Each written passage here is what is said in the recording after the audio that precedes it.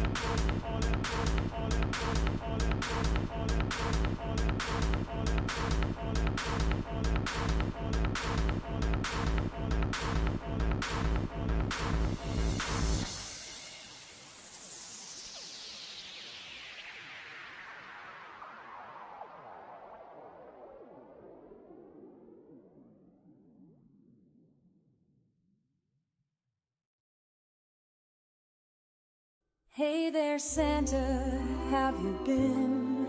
I've been good, just creeping again. I've got a wish, it's just for you, but I gotta know if Mrs. Claus comes through. Does she fist your hole under the mistletoe, blasting mad queefs on your North Pole? Does she whisper your name through her dusty gash? She'll tell me, Santa, does Mrs. Claus do that? 'Cause I'm down and clown, turn you upside down. Snow and white cubes all over the ground. Just call our name and we'll have a blast. Don't tell me, Santa, does Mrs. Claus do that? Oh, yeah. I wanna be degraded like a piece of shit. You need a freak bitch on the naughty list. Candy canes in your crazy ain't. The elves can watch our reindeer game.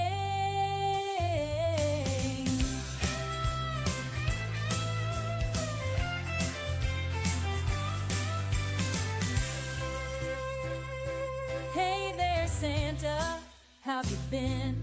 I've been good, just queefing again. I've got a wish, it's just for you. But I gotta know if Mrs. Claus comes through. Does she fist your hole under the mistletoe, blasting mad queefs on your North Pole? Does she whisper your name through her dusty gash? She'll tell me, Santa, does Mrs. Claus do that? 'Cause I'm down to clown, turn you upside down. Snow and white cubes all over the ground. Just call my name and we'll have a blast. They'll tell me, Santa, does Mrs. Claus do that? Ooh, that. Tell me, Santa, does Mrs. Claus do that? I wanna be degraded like a piece of shit.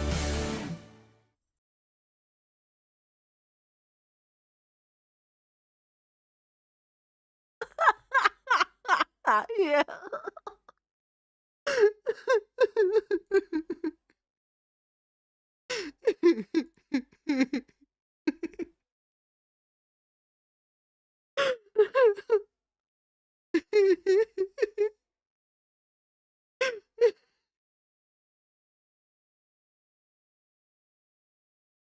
Worth it.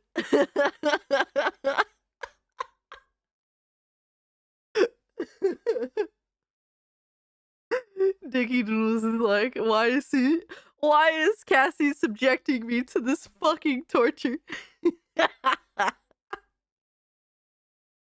Oh man.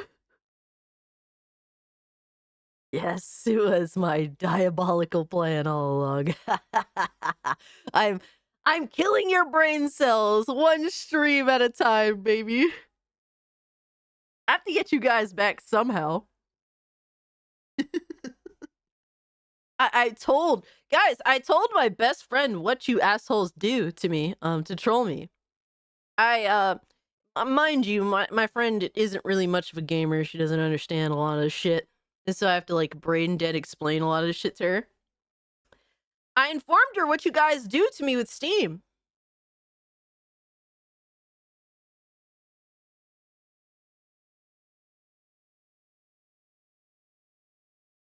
Yo, Hypno, what's up? Yeah. Oh, we did nothing yet? Uh-huh, right. I told her the types of games you guys choose to gift me on Steam.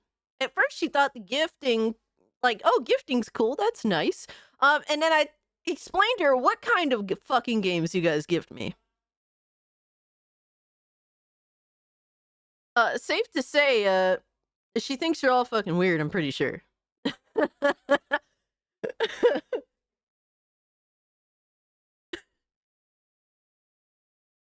What? Yo, Joker, how am I not beating the allegations? No, you guys aren't beating the allegations, all right? You guys aren't beating it. Don't blame us, you built this community. No, I built a genuine community and you guys decided to goon off, damn it. It's all your fault. All your fault. Yo, what's good, everyone? It's good to see y'all. My man Dicky Doodles pulling up. Damn, it's crazy. Shouldn't you be sleeping, dog? Midi, what's good? Censor 2. Lilith, always good to see you, Lilith. Red Eye Dragon, my guy. Philip. Nagol, appreciate you pulling up. Elliot. Mr. Gamer. And first off, you know what? We have to acknowledge all the ladies in the house tonight. Shout out to Tongue Biter and Epic Treasure for becoming channel members. I appreciate that. Thank you guys so much.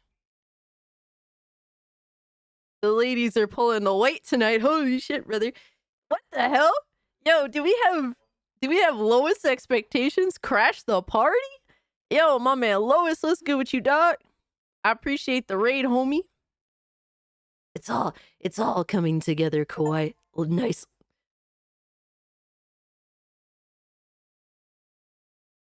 Not again. Please, God, no, not again. I'm scared. Quit vodka? I don't really like vodka.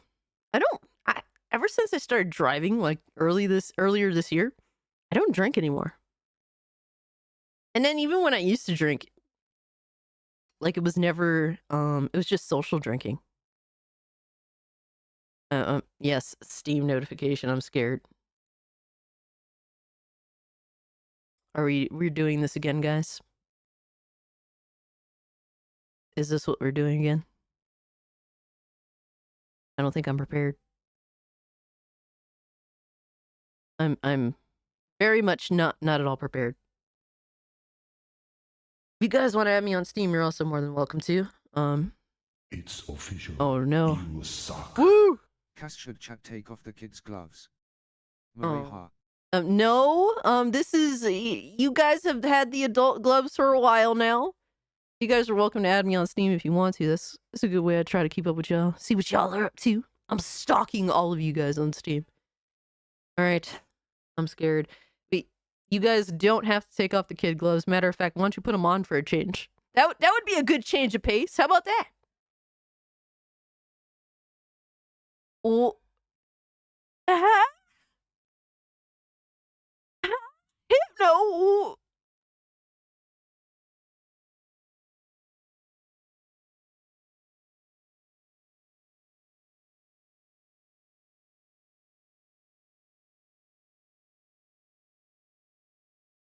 How is it my fault? What? The bro, I get gifted this and I'm immediately called an anti-Semite? Come on, dog. What are these characters? Nazi furry? Hypno, why would you do this to me? He said, welcome to Goonergate. Protect your booty hole.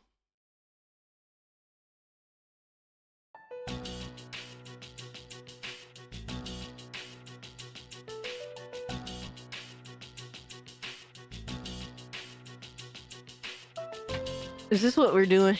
Is this how we doing? Anti-Cassite? Y'all hating on me now? You starting this whole new term just to hate me? Yo, I don't appreciate that, Hypnotic. I really don't appreciate that shit. What the fuck? Yo, that's crazy.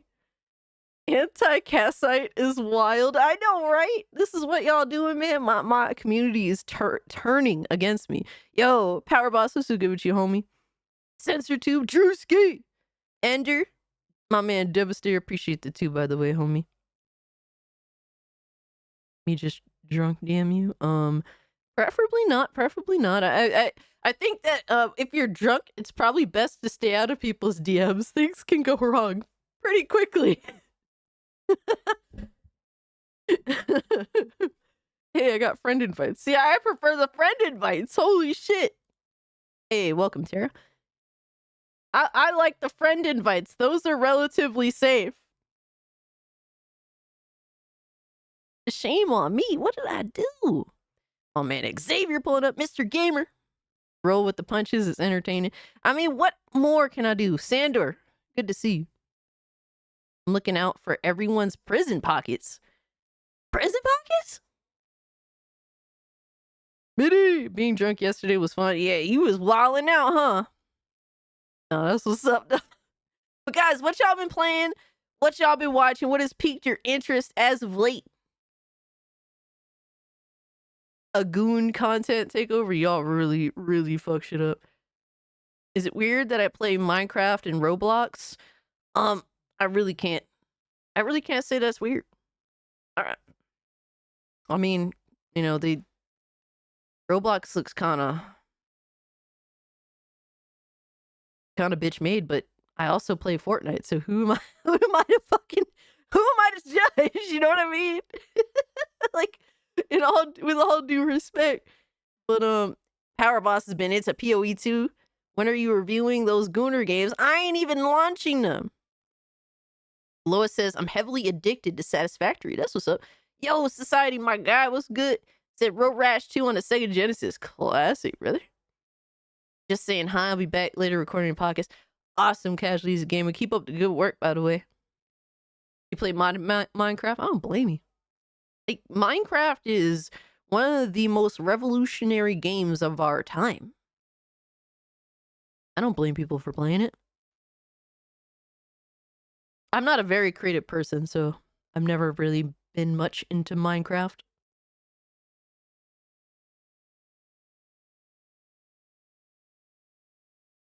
Been playing Soul Reaver and Path of Exile. Yeah, I've been playing Soul Reaver too. Yo, Soul Reaver. That game is nice on Steam Deck, yo. I'm just saying. And the visuals are a nice improvement. They retain what makes Legacy of Kain, you know, they retain what makes it look like Legacy of Kain, but the visual upgrades are very, very nice and very much welcome. I enjoy it. I think it's very cool. I've been impaling the fuck out of enemies and absorbing their souls. It's just it's a crazy return, man. Been playing Baldur's Gate 3 again, PoE 2 and Darktide. Yes, Western games, such farts. Ended up getting a good amount of phone numbers from the MILFs at work from different departments. Yo, my man, he scored, bro. He scored some numeros. Let's go. Hell yeah, brother. I'm happy for you, dog. Definitely, just make sure not to McDonald's. Silent Joker said, Mass Effect, got you. Techie Nate. I got platinum on Stellar Blade yesterday. Good shit, Kevin Williams. Shout out to you, bro. How is Gooned by a Femboy? That sounds crazy, bro. That sounds insane. Soul Reaver, damn, that's a classic. Absolutely. Yo, my man. Oh, man. What's good, homie? Been playing Girls Frontline 2? What are these games? Girls Frontline 2. See, I said playing Arkham Asylum on my Switch. Nice. Yeah, I beat Arkham Asylum earlier this year. Besides the final boss fight, I love the game. I still think Arkham Asylum is a wonderful game. Just the last boss sucks. Like, it's just a shit boss fight. And I think we're at it again. I'm scared. Aw, shit. Here we go again.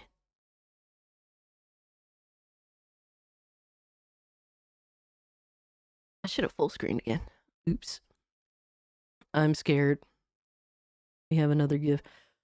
Ooh, Cat Quest. Yo, son. Xavius with the fucking banger, brother. Holy shit.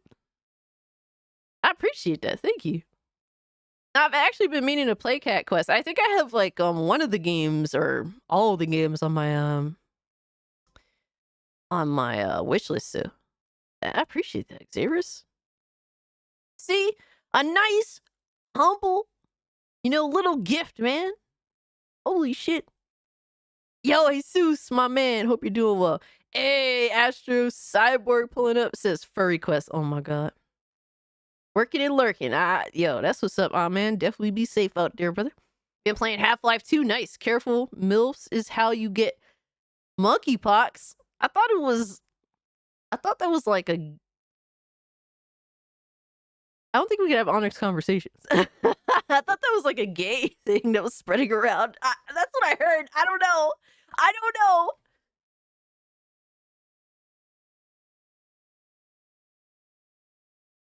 I played and beat OG Soul Reaver games. Nice. What about Marvel Rivals? We don't have Cyclops, but we have Magic. I'm not a big Magic fan, I'm not gonna lie. I tried playing Marvel Rivals, and all the characters I wanted to play, I do not jive with at all. I tried Magneto, I tried Storm. Storm was interesting, but I wasn't jiving with her either. And when I don't jive... Dude, Magneto and Storm are like two of my all-time favorite X-Men. If I can't play as X-Men I actually love, because I don't like the way that they played, like, that's a huge disappointment for me. I tried Wolverine, don't like him. Tried Punisher, don't like him. Who else did I try? I tried a lot of people and I was disappointed by everything. Thoughts on the AI cat game? I heard it's fake, Cam. I heard the devs behind that aren't to be trusted. So what's good with you, Cam? Hope you're doing well, brother. What about the retarded shark? Everyone plays the retarded shark, though. Like, there's always the retarded shark. It's official. Yo, You Phantom! suck. Translation: Cassie sucked at it, I have to carry her. Oh my god. Well, you probably would have to carry me because I can't find a character to actually feel like...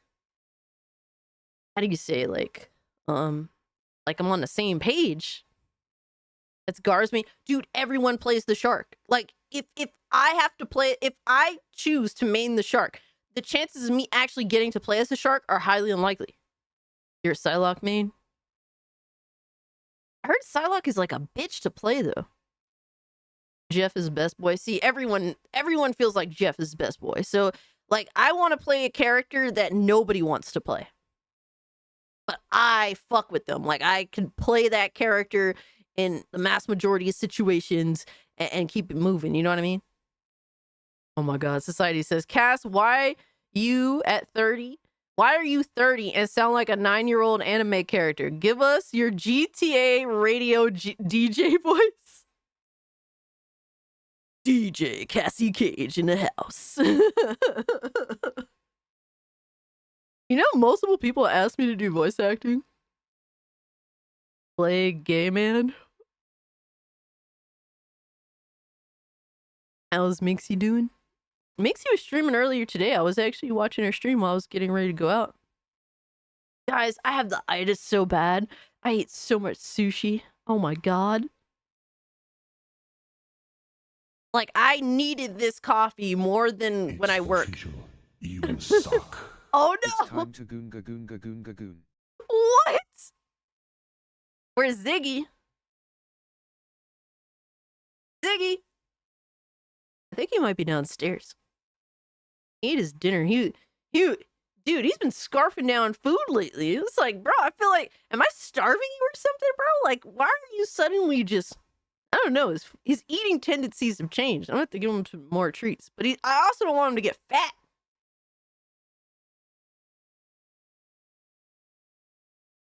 Oh, we're gonna talk about Mafia the Old Country.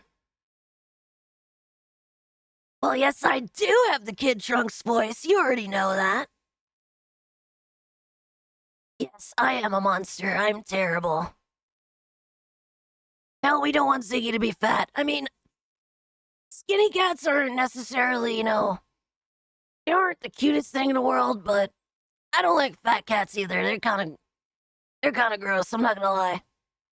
They need that right amount of poofiness to them. Dicky Doodle spat his drink out. Put up the Scooby poster and do that voice. Oh my god. Scooby Goon is here, baby. Yeah, and I just murdered Michael Myers because I'm a fucking beast. Yeah, I'm a Super Saiyan fucking Scooby-Doo. Let's go. It's official. You suck. So who farted on the Game Awards stage? Oh man. Fucking Hideo Kojima, fucking bro, he busted ass on that stage and they look back like, oh shit. Road aids. Yo. Yo, thanks for the 2 charts. I almost forgot about that. I'm not gonna lie. Bank on that voice for pro acting. I mean, I could definitely pull it off. It comes natural to me. You know, I used to be on I used to be playing like some of these games. If it be in like regular party chats or in-game chat, and I would be trolling people with that voice. I would literally pretend to be Kid Trunks and just troll the shit out of the people. It would get them super pissed because they were kind of unsure if I was a child or not. Shit, it used to be so. Yo, I am by nature such an insane fucking, like, I'm not a good troll. I'm just a consistent troll. And the thing is, I do it selfishly for me. It's not like I do it to impress anybody. No, I just love trolling people. I've always been like this. This is nothing new. Oh yes, I'm a gremlin.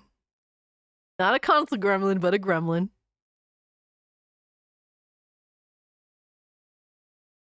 Watched a few videos on series new manja. I mean, I guess we could talk about it a little bit. I don't like looking at the trailer again. Like, there's some points where Siri looks a little weird, but then there's other points where she doesn't look bad at all. So it's like I'm kind of just a mixed bag on that. I mean, she just looks like, like a 35-year-old woman that happens to have a scar on her face and happens to be all super serious and shit.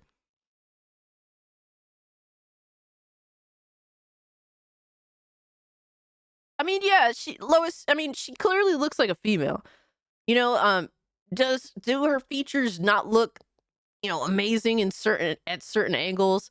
Yeah, I mean, there's some angles where it's like, but I think that in a lot of angles she didn't look bad either. But dude, she got that thing though, yo. The issue really, more than anything else, isn't even necessarily how Siri looks. It's official. You Hey, suck. chart for the two. Most of that show was fart sniffing anyway. That's what it is, man. That's what these award shows are. That's why I never take any of them seriously.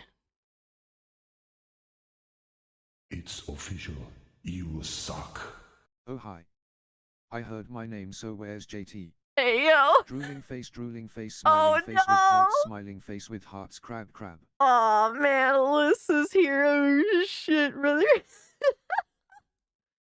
Oh, thank you so much for the two. Alyssa M sucks. JT's living his best life, fam. But we have, oh my god, yet another game. I'm scared. Hey Vex, happy Friday. I hope you're doing well. Appreciate you pulling up. Oh man, Mitty, was that you? Don't tell me that was you. Check the DM group. I left you a surprise. Oh man, I don't know about these surprises, but they're not the best. Besides Cat Quest, I love Cat Quest, but these surprises, not my bag. What the fuck is this? What the fuck is this? Are you good, brother? What the fuck?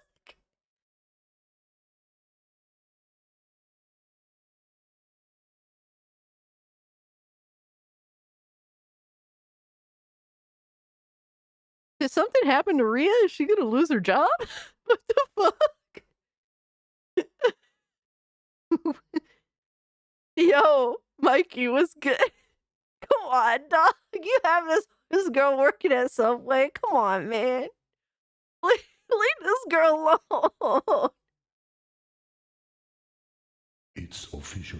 You suck.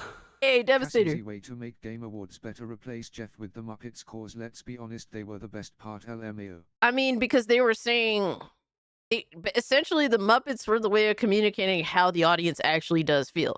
They know how the audience feels, but instead of actually making the show better or not as long and retarded, they choose to turn our voice into a bunch of Muppets talking shit. So yeah, I mean, take that how you want it, but in a way it is to kind of just, I don't know if it's necessarily trolling us, but it definitely isn't genuine though. It's like, hey, we're acknowledging them, but we're acknowledging their voice as Muppets. Okay, brother. I'm scared. Mitty did something. What? No, Mitty. Come on, bro. Come on, bro. I can't with that, bro. Holy shit. No. You ain't gotta do all that, Mitty. Holy fuck, dude. Nah, son. Nah, that's too much, dog. No, Mitty. I appreciate that. You don't have to do all that though. For real. No, that is Mitty gets the W because he's a good person, but yeah, bro, you ain't gotta do all that, man. Take the gift or oh my god. I be feeling bad when y'all really be spending like a whole crazy amount of money. Like throwing someone $5 here, $5 there, like that kind of stuff. Like that's oh god. Like that's not gonna make or break anyone, you know what I mean? But when someone spends like a lot of money on me, I definitely don't know how to accept that. Like, no, it's like, it was on sale, so you're good. It was on a sale. I mean, oh my god. Unforgiven said, "Stop gifting Cassie slot."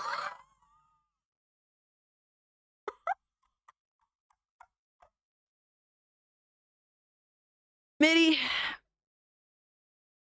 accept partial sugar baby status, Cass. It's okay. Oh my god. Well, Mitty, you are far too kind. And I definitely gotta hook you up with something for Christmas, bro. But I appreciate that. I'm gonna get your ass back. I'm tired of this shit going down. I'm getting your ass back. Thank you so much, Mitty. And Mitty says Merry Christmas. I appreciate that. Oh god. This is from the worst person too.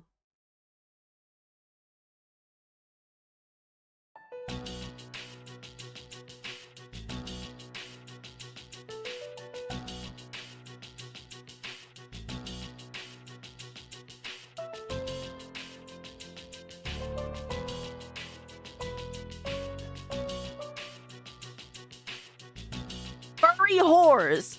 Furry whores. Is that what we're doing here? Because I don't want no part of the furry whores.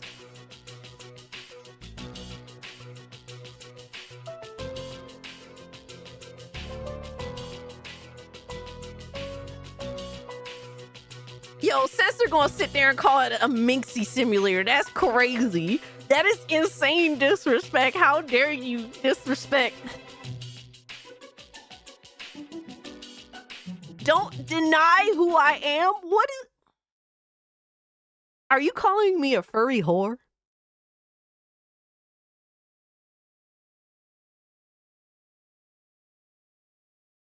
Are you good, brother?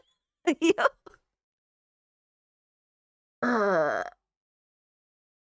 Lobo, stop sending me these fucking games.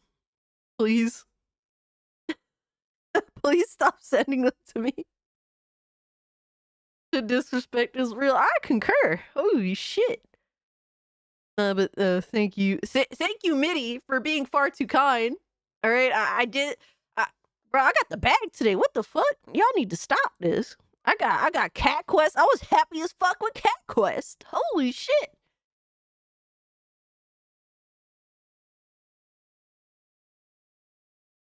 I'm still confused by this Rhea Ripley thing. Apparently, Rhea Ripley is getting fired from WWE or something, and she's gonna work at Subway. That's crazy. Shout out to Rhea Ripley. The booty hole? What about the booty hole? What the hell? Alright, so I've been playing shit. What have I been playing? I've been playing Legacy of Kain remasters, which, like I said, is actually pretty cool. They did their thing with that shit. I was enjoying it. Been playing Fortnite, Call of Duty. What else have I been playing? I started playing. I've been playing Karate Survivor. I finally finished all the levels. That last level was hard.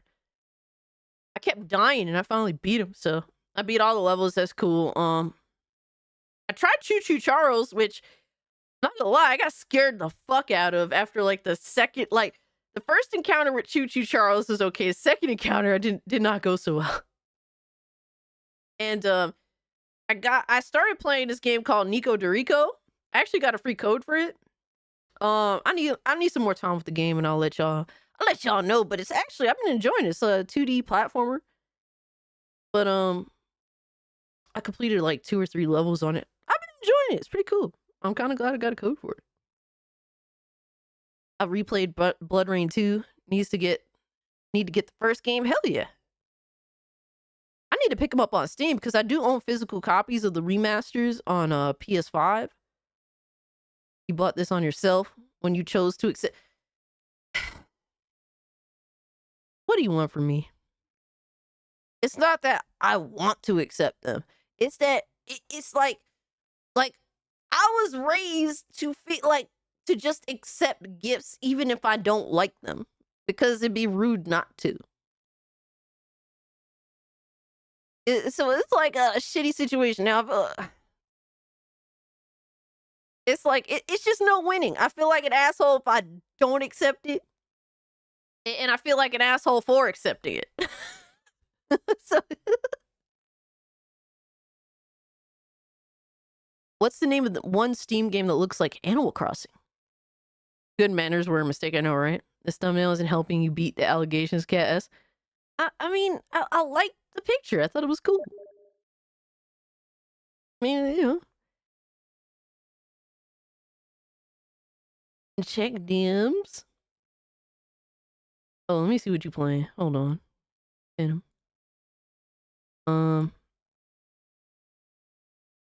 Oh, you're playing web fishing? Is web fishing, bro?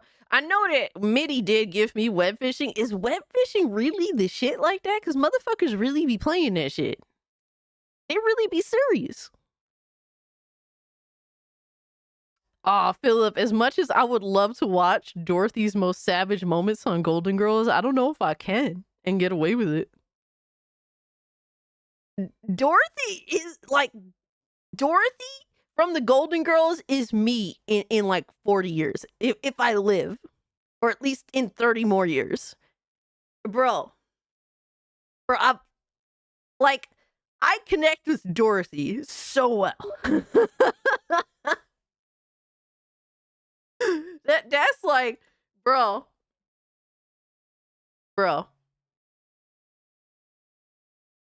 40, try 20. Oh my god. That's crazy. Goddamn, son. Let me live. All right, so to just talk about the whole Siri thing, to address it. Do I think she looks terrible? No. Do I think at times she, you know, do I think that there's times where she looks a little weird from that angle? Yeah. Yeah. But really I just don't necessarily think that Siri, like the way her face looks, is the problem with The Witcher 4. That's not the problem. The problem is that she no longer has her own identity. She has no real identity. Like, the thing that made Ciri a cool character in The Witcher 3 is that she's specifically different from Geralt. She's her own character. She has her own moveset. She has her own... She's her own person. And Geralt is his own person. And with The Witcher 4, they're clearly just like, well, let's just get rid of Geralt and just put Ciri in his boots. That's the problem. There's nothing unique about Ciri anymore.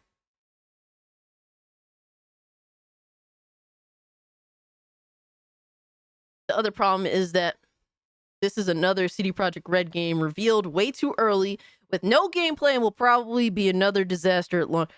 Absolutely. I wouldn't be surprised. I mean, look, they do this shit on purpose. And Naughty Dog did the same thing too. They know what people are going to talk about because they don't show no fucking gameplay. They know what people are going to talk about, and they do it on purpose. I think Naughty Dog is more infamous for this shit than anyone else. Are they going to kill Geralt with an Abby-looking character and with a golf club? Oh my god! And they're saying that there's going to be some like there's going to be some story behind this shit.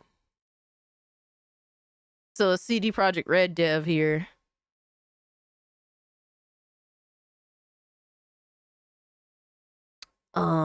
He said, "Dear, if you're wondering how Ciri may be on the path as a Witcher, well, there's a story of the Witcher 4 to tell that tale. A huge thanks for the respect and love for the lore created by the creator. I can't even pronounce it. I'm not going to begin. Here's the problem with this statement. It's bullshit. That's the problem with this statement. And look, man, I'm not I'm not a Witcher knowledgeable lore fucking beast. All right, I'm not. Check Discord. I got you, brother. But there are a lot of people out here who are.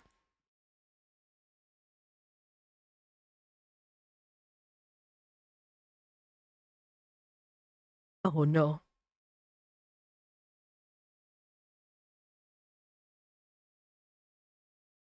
Oh shit. Here we go again. Sweet baby ink defender who says every lever must be pulled to push LGBTQ plus agenda announces she's joined CD Projekt Red. Oh no, it's John F. Trent. Ugh. It wouldn't surprise me though. I'm not gonna sit here and pretend like, no, this is not the case. The problem with this statement is that there is no love of the lore or respect of the lore here, apparently. Because if you actually read, you actually hear people that know the lore, that read the books, that are super fucking nerds of this shit, that actually discuss Witcher lore, they express that this shit can't happen. So, Aiden Paladin here says, ignoring the uglification of Ciri, which is just par for the course now, nothing about this makes sense. Women cannot drink Witcher potions because females cannot survive the trial of the grasses. Barely any males can. Ciri was trained briefly in combat by the Witchers at Kaer Morhen. Morhen, oh my god. I can't even pronounce that, I forget. Kaer Morhen, I forget. But mostly because they had no idea how else to raise a child. They gave her herbs and to enhance her strength, but they never gave her the mutagens. I say she was trained briefly because when she reached puberty, the guys similarly had no idea what to do with a teenage girl.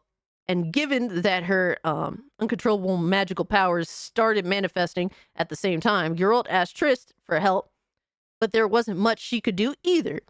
She was then briefly taken in by Yen and trained in magic, largely unsuccessful. No more Witcher training. Ciri is skilled in swordsmanship, as evidenced by her time surviving in the rats, but she's neither a Witcher nor a witch.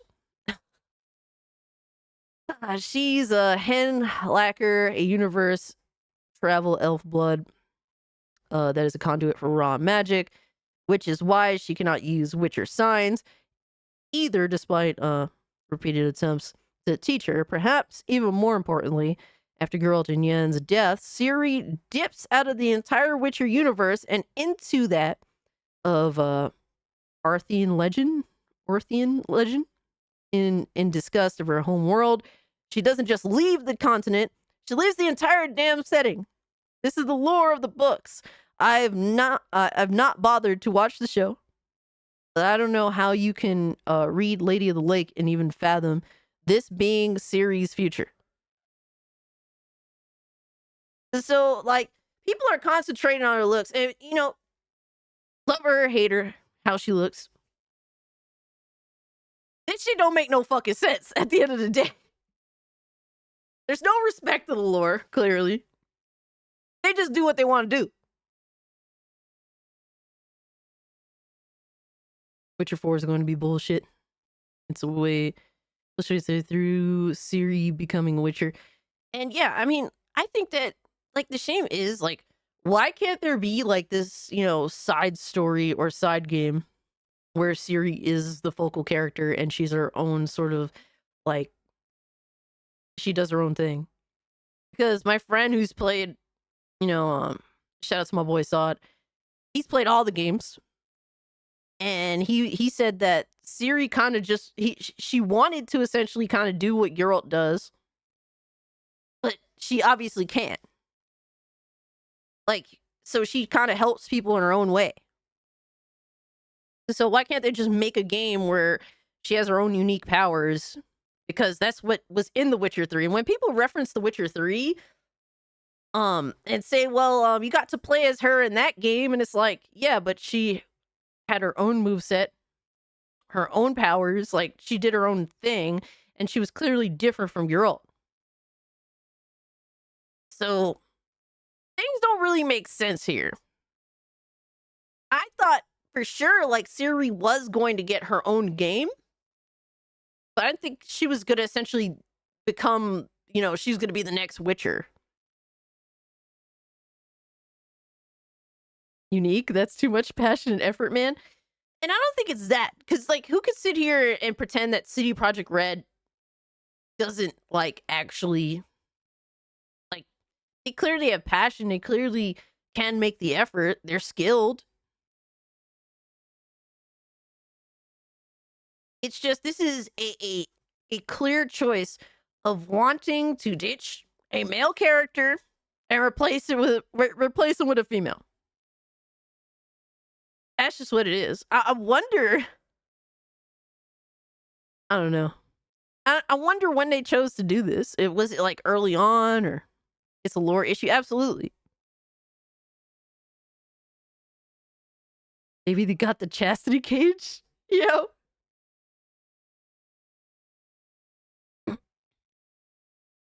Witcher 4 will be a buggy, broken mess because they're using the Epic engine. It's a horrible engine. There's had many issues with PC games, really.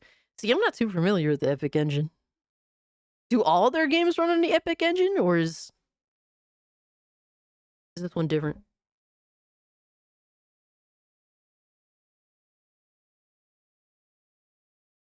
Oh, Unreal Engine 5. Oops.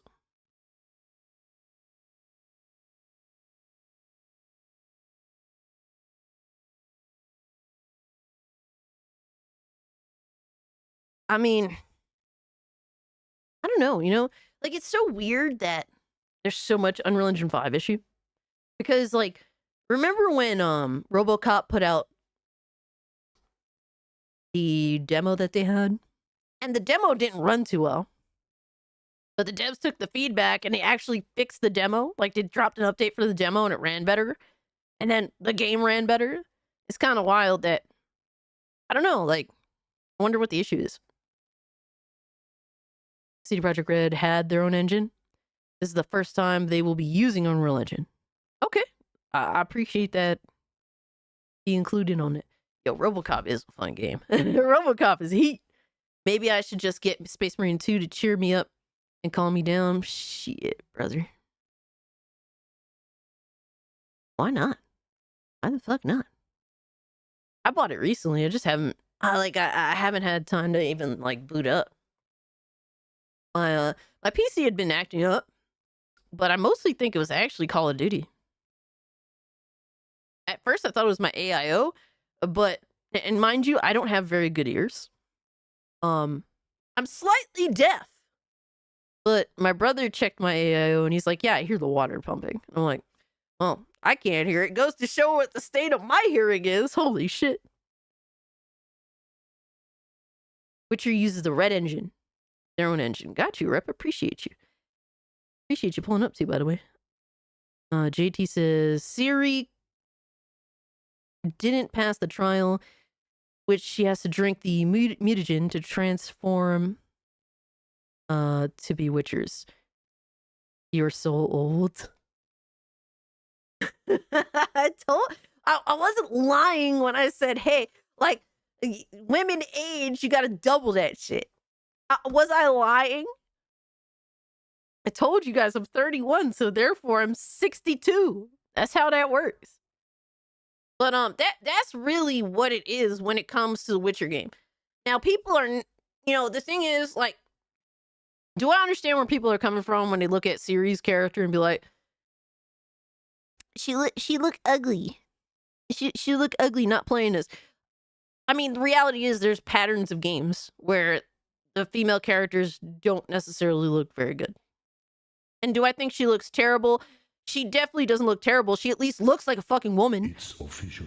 You suck.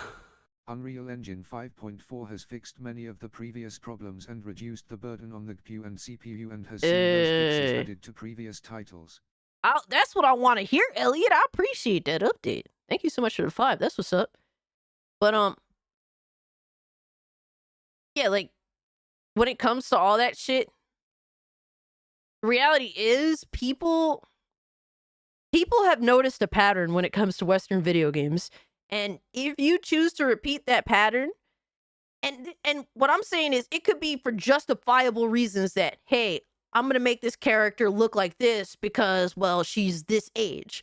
Like, it could be completely justifiable what you're doing, but because that pattern has been established, when people see these characters and they don't look youthful and, like, you know, pretty, or like they choose to make the female characters look like men outright, yeah, like, this is a pattern that's been repeated in Western video games over and over and over again. Western video games have developers that fucking hate you. So, yeah, people are going to have this reaction now. And do I think that it's always justifiable? No.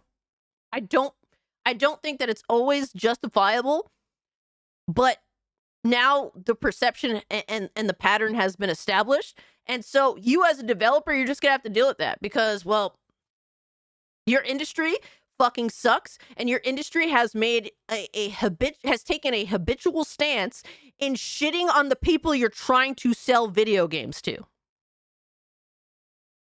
So I'm not surprised that a lot of people are now they don't know anything about Witcher lore. They don't know anything about anything when it comes to Witcher lore and shit. And to be honest with you, I appreciate having the knowledge bestowed upon me. But if all they see is that Ciri's ugly in their mind or doesn't look pretty, you know, or just looks generally mid, like, I think Ciri looks kind of mid. Like, she's not ugly, but she's not like bombshell either. Do I think a character like that is going to look like that? Yes. Like, Ciri's always had kind of a scar on her face. She's supposed to be a little older than in The Witcher 3, so I get it. Like, I'm not mad at it. She looks like a woman, which is more than a lot of these female characters out here be looking like from Western video game developers. So that's a start. She actually has the figure of a female. We're step one complete. Good job, guys. But the reality is that people are just gonna have this reaction now, even if they don't know what's wrong. They're like, people are on their fucking guard when it comes to Western video games now. They're on their guard. Any pattern from these games that people notice, they're immediately on guard. Or worse, they're not buying it. Or worse, they're just immediately shitting on it.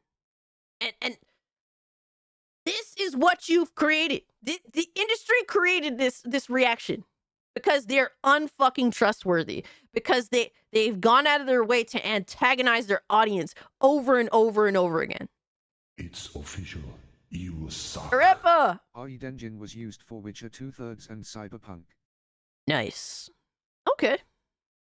Okay, that's interesting. It's interesting that they're choosing to deviate to Unreal Engine. Yo, my man, Oz pulling up. Appreciate you, brother. Hope you're doing well, Oz. So that's how I feel personally. Do I think that people are being extra about how Ciri looks? Yes. But is she the most visually appealing character? No, not at all. But do I understand, like, at least why she looks the way that she does? Yes. I don't understand why she's Witcher, though. And to be like, well, you have to wait for the game to come out to understand that.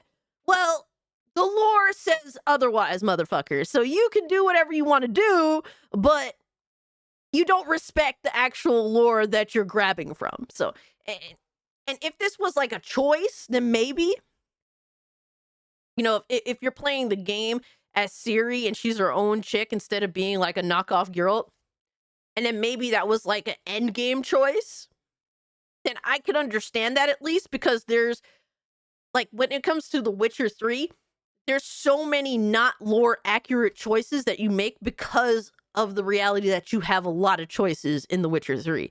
And I like that you have a lot of those choices. So I'm not surprised that there's a lot of choices that aren't lore accurate. Like, you could be with Triss in The Witcher 3, which is not lore accurate. Like, you could choose her over Yennefer. You suck.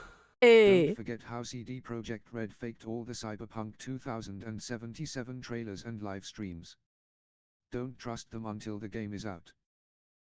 Bro, I don't trust any of these companies until the game is out. Absolutely. And until after the game has been in a lot of people's hands. But Muggs, I appreciate that. Thank you so much for the 5. Yeah, you can't trust these companies anymore, man. You really just can't. Not that you ever could, but you know, we were young and dumb back in the day. Nowadays, you really can't trust them. That intergalactic game looks right up your street. I'll pass. This is I got hair, homie. I got.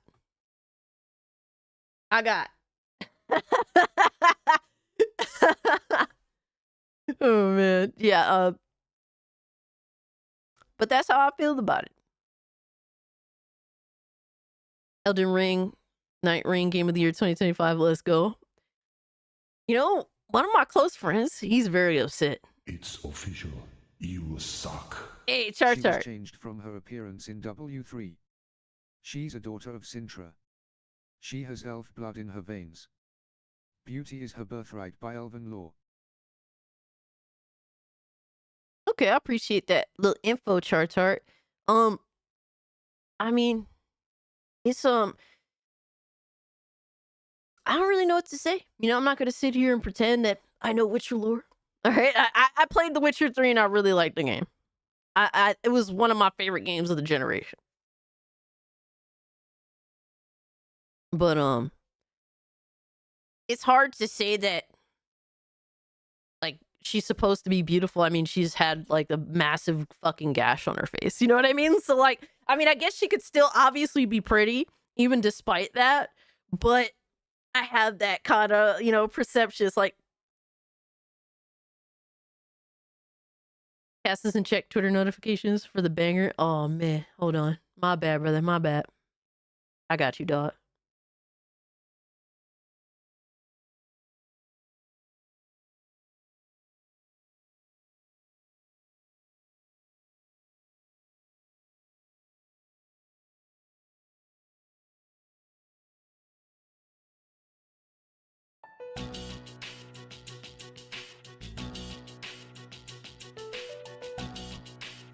The fuckery never ends, huh? I mean, that's what he's into. That's what he likes. Except, here's the part where Fritanga fucked up. She should be behind him. That's where he fucked up because we know who got the big dick in this relationship.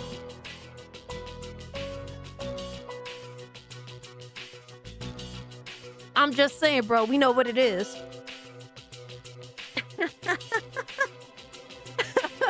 Yo, shout to Protanga. Oh shit. Take it off the screen, damn.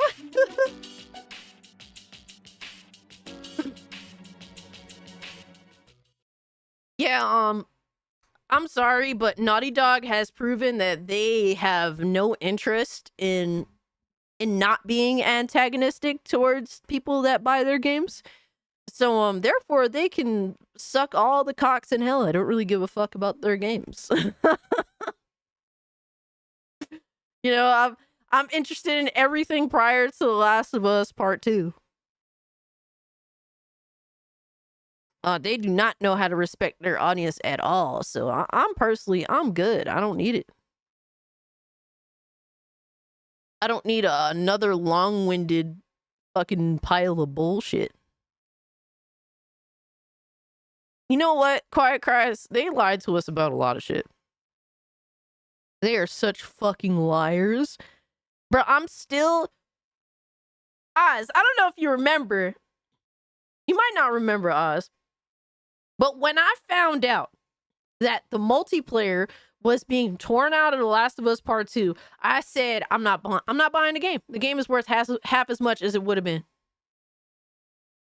Because they fucking told us the multiplayer was going to be in the fucking game.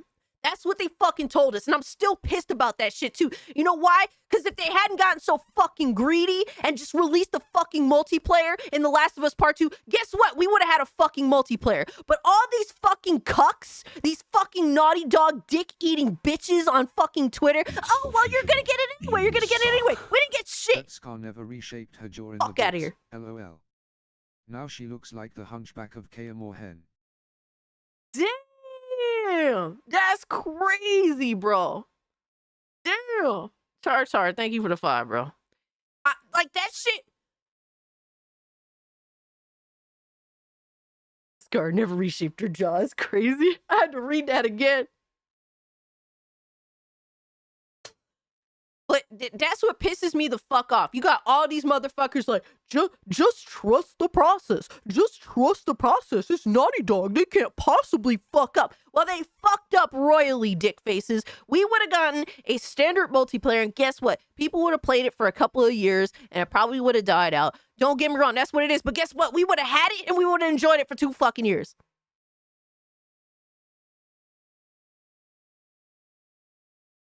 Now we don't get shit. Yeah, that was the thing. Dude, if they would have released The Last of Us part 2 day 1 with multiplayer, I would have bought it day 1. Even knowing that the story was ass since it got leaked out. Because at least then, bro, like the multiplayer in The Last of Us part 2 multiplied my playtime by like 3 times. 3 or 4 times. So the time and the fun factor of that alone would have been worth it. I could have absolutely hated the single player in The Last of Us Part 2, which I do. The game is long-winded as fuck, and the story is fucking annoying.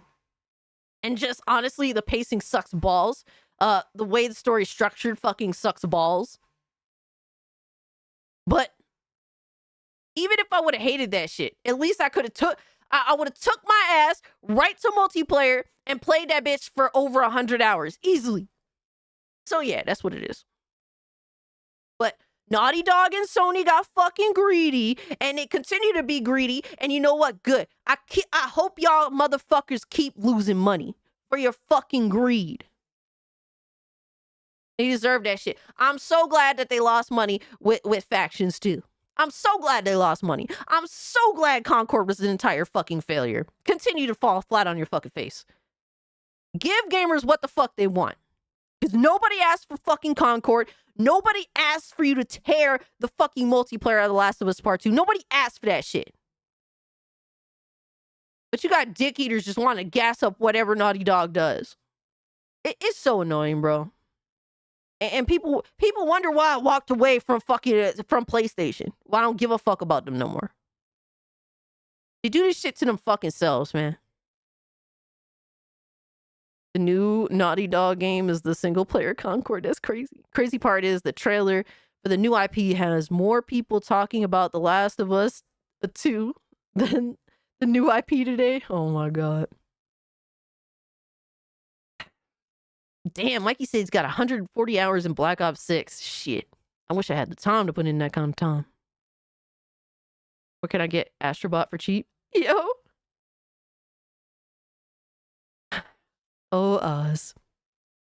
Hey, Lindo, what's good, homie? Appreciate you pulling up, bro. Hope you're doing well. But, you ain't missed much, bro. You ain't missed much.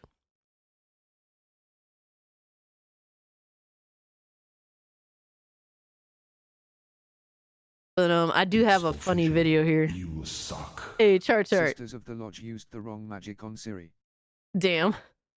Oh, man, Chart. Appreciate the 2 dot. Hey, my man, Eastern Conference Gaming. Hell yeah. What's good with you, dog? I hope you're doing well. It can't be that much, honestly. Maybe it's me struggling in the weight screen. Oh, man. But this video had me dying. So I have to play it for y'all. I was fucking crying. Bruh, how did this make it to Stephen A. Smith is beyond me. How the fuck did this get to Stephen A. Smith? At Chaozu DB. He tried to say Chaozu. What a DB? What? CHAOZUDB. Stephen A. Smith. Who would be a better draft pick? Tensionon? What is it? Tensionon? Or Yamcha? I'm just reading it. Tenshinhan won the 22nd Tenkaichi Budokai, held down Cell and Buu, fought in the Tournament of Power. Yamcha defeated Ozaru Goku with Poor master of the Wolf Fang Fist became an elite baseball player. I don't understand any of this shit you wrote. Yo. Oh my god. Oh my god. This poor motherfucker, bro. Yo, the way he said Tian Shinhan had me dead.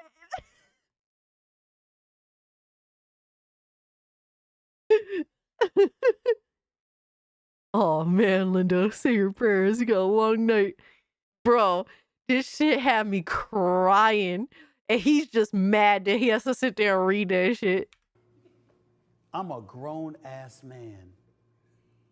Okay? I don't mind some of these questions, but how dare you send me this shit thinking I can pronounce all of these names? Oh my god. Do I look like I speak Mandarin? Huh?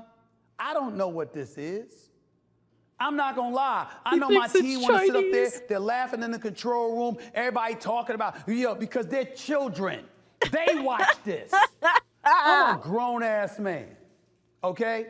When you're sending me stuff like this, I don't even know. I don't know if Tenshihan is pronounced right. Yamcha, I don't know if that's pronounced right. You got Yamcha. I don't know if Tenkachi Budokai is pronounced right.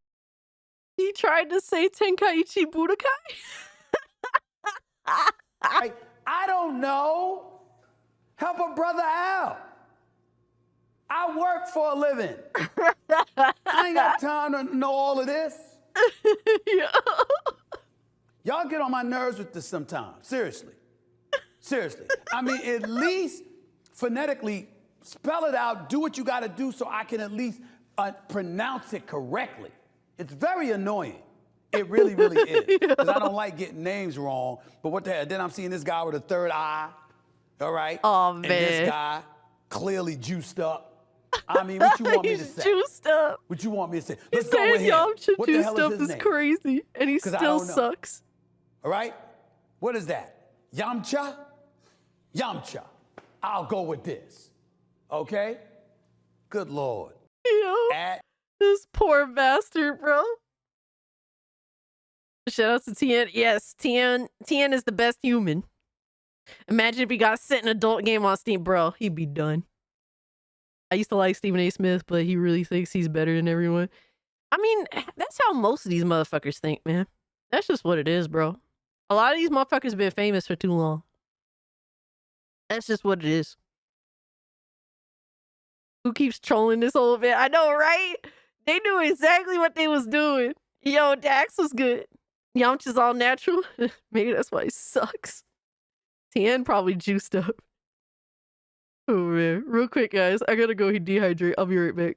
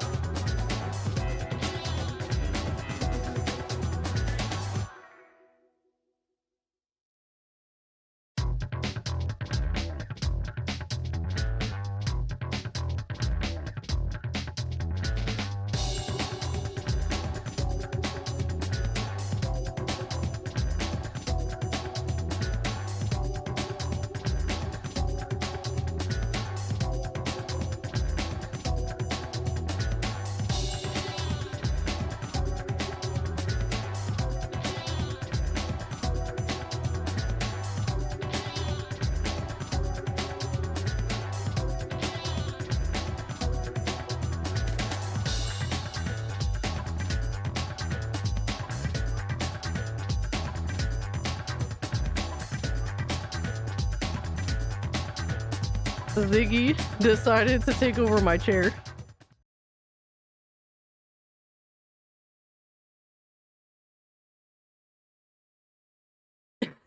He, my chair is Ziggy's favorite spot to sleep.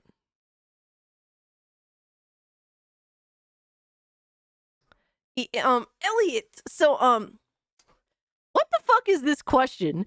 This goon question. Like, are you good, bro? And whoever said Yajirobe is the best human, how fucking dare you? I don't care what he did. We do not talk about what Yajirobe did to Vegeta. We don't talk about that here. That's a big no. If you want to get along with me, you don't talk about Vegeta's L's. Especially the really bad ones. That's a really bad L. Take a L to Yajirobe is crazy. Yajirobe? Yo. Oh my god. Y'all be fucking wildin'. But yeah, that shit had me dying, bro. At first I thought it was fake. Alright, we gotta talk about Mafia. We do gotta talk about Mafia. Because it's interesting.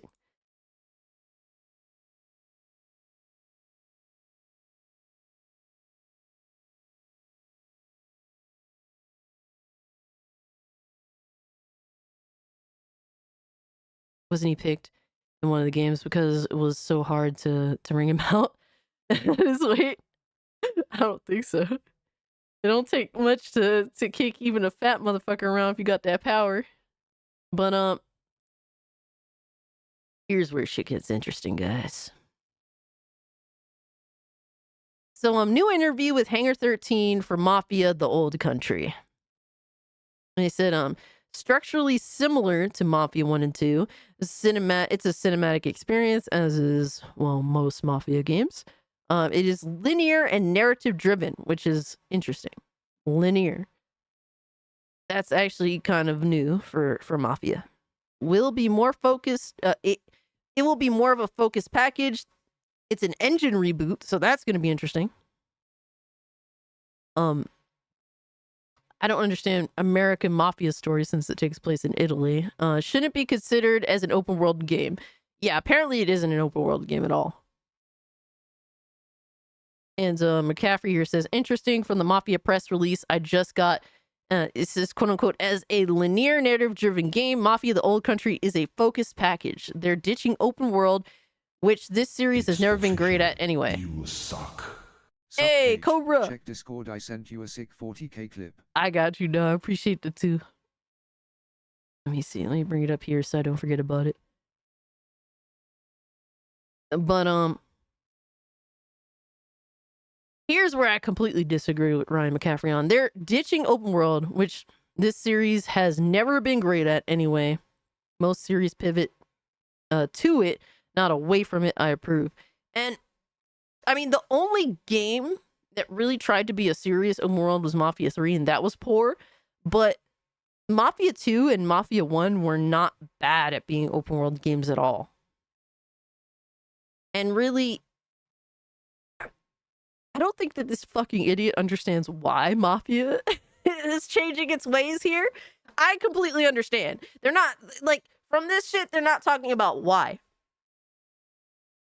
The reality is that you're seeing motherfuckers gallivanting on horses in really, really early, like, cars with this new Mafia game. And that is new and unheard of. And we're not in America anymore. It's not an American setting anymore. So, like, in terms of, like, Mafia and the rules of like, being on the road like it always has been, like, in Mafia, if you skip a red, if you go through a red light, you'll get ticketed. You have the police chasing you for that shit, for a ticket. You hit somebody, yeah, the police will chase you. So, like, there's stuff, like, the world feels real in that sense that there is kind of like there is like, how do you say, like you really feel like you're living in that world, and that's what I like about Mafia 1 and 2 specifically. Like, it was open world but not over the top, and you could pull over Mafia unlike every other game. Yeah, like, Like, I actually enjoyed Mafia 1 and 2's open world because it felt real. It felt genuine. Now, could it be a little annoying at times? Yeah, doing like the whole speed limit shit. I get that. But like, once you're in the game and just doing your thing and vibing with the game, that's never really been an issue for me. And the reality is, like, we're in Italy now. We're in like, what, 1915 Italy? So all the shit that we knew in terms of like open world engagement with Mafia, that would have to essentially change. Like, you're not going to have police pulling you over from your fucking donkey that you're riding on. Like, that's not going to happen. So I guess instead of trying to figure out how to deal with that open world and make it feel real, I guess they just thought it would be better to just cut all that shit out. And I get it. It kind of sucks that it's not going to have its own little open world, but I understand why. I don't think it'd be very fun.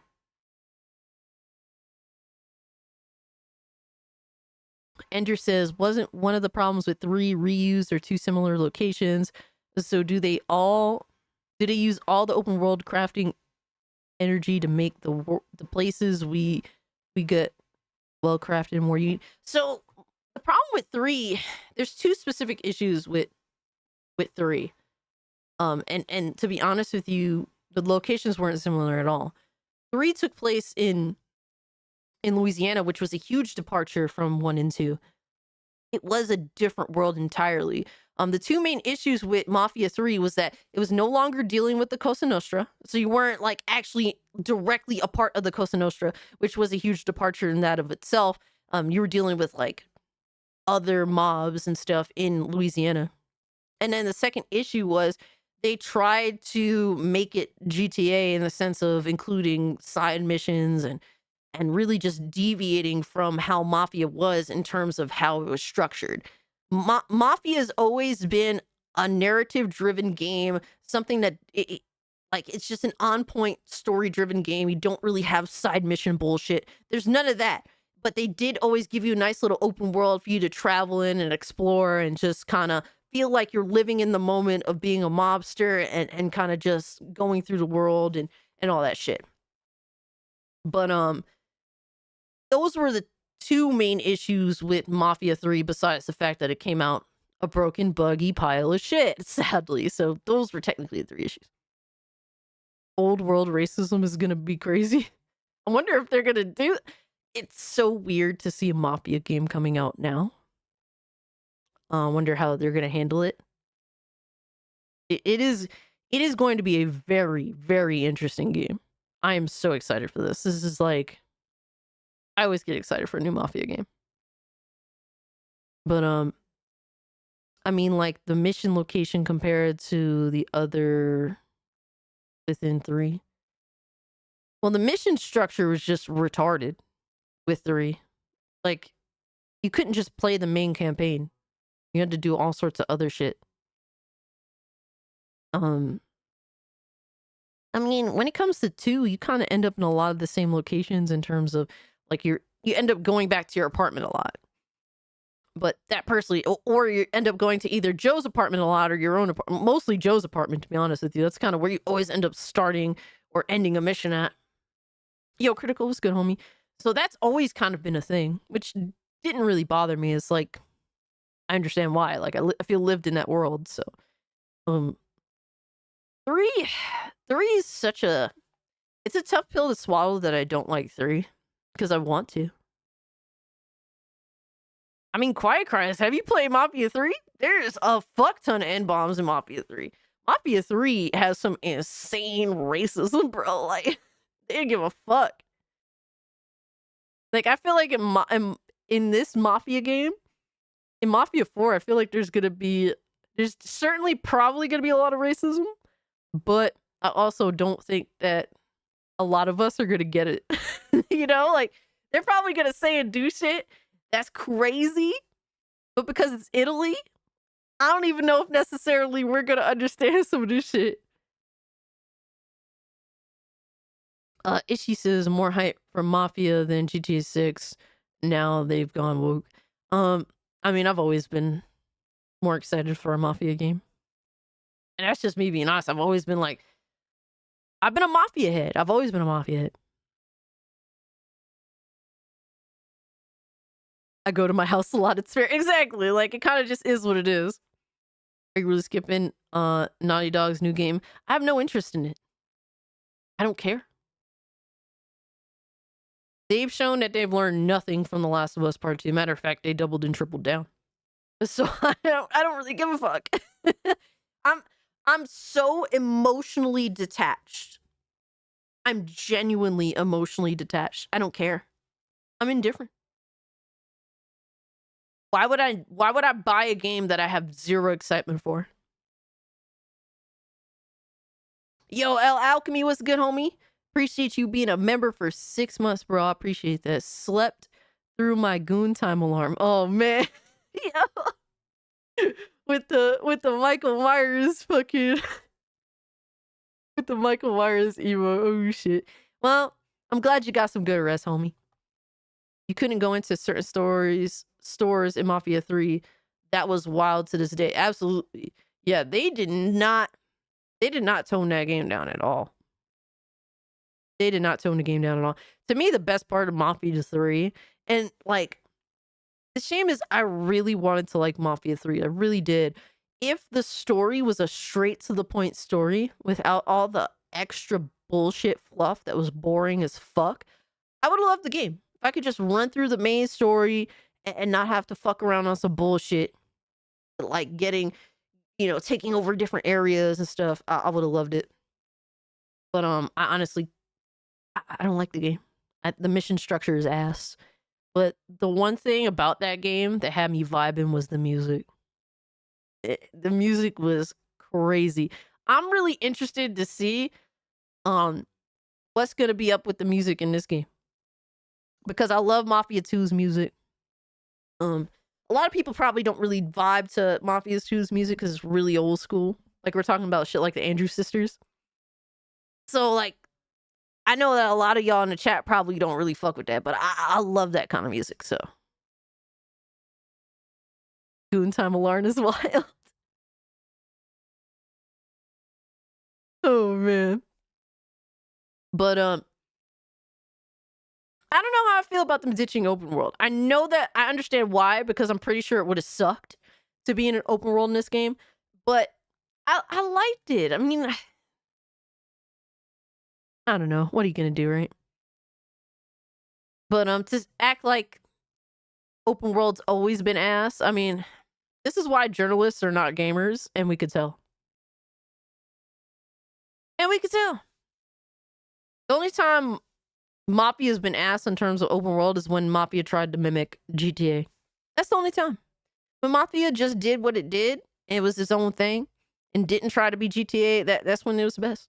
Producer for the Persona series said, they have male main characters because there's not as mentally mature as females of the same age, and they need the character to be able to grow up during the story. Are they not familiar with how women are now? Women are more immature than ever before.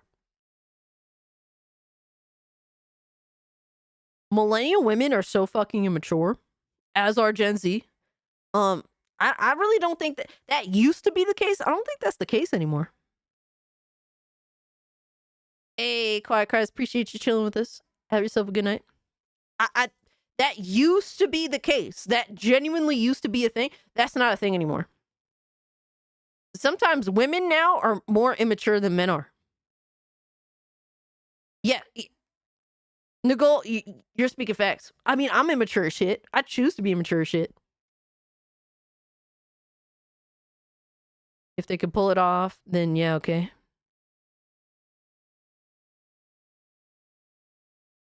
He's definitely not with the times. Yeah. Women are immature as fuck, bro. It is bad. It is super bad. But yeah, other than the open world, we lose in the open world. It's like, I get it, but it's sad. But everything else, I'm loving. Engine reboot. I hope that the engine is fire. I love the visuals. It looks sexy as fuck. I always loved the cinematic experience of Mafia. I always loved when it was straight to the point and told a good story that representative of mob movies that I really enjoy, or inspired by mob movies that I really enjoy. Structurally, like Mafia 1 and 2, perfect.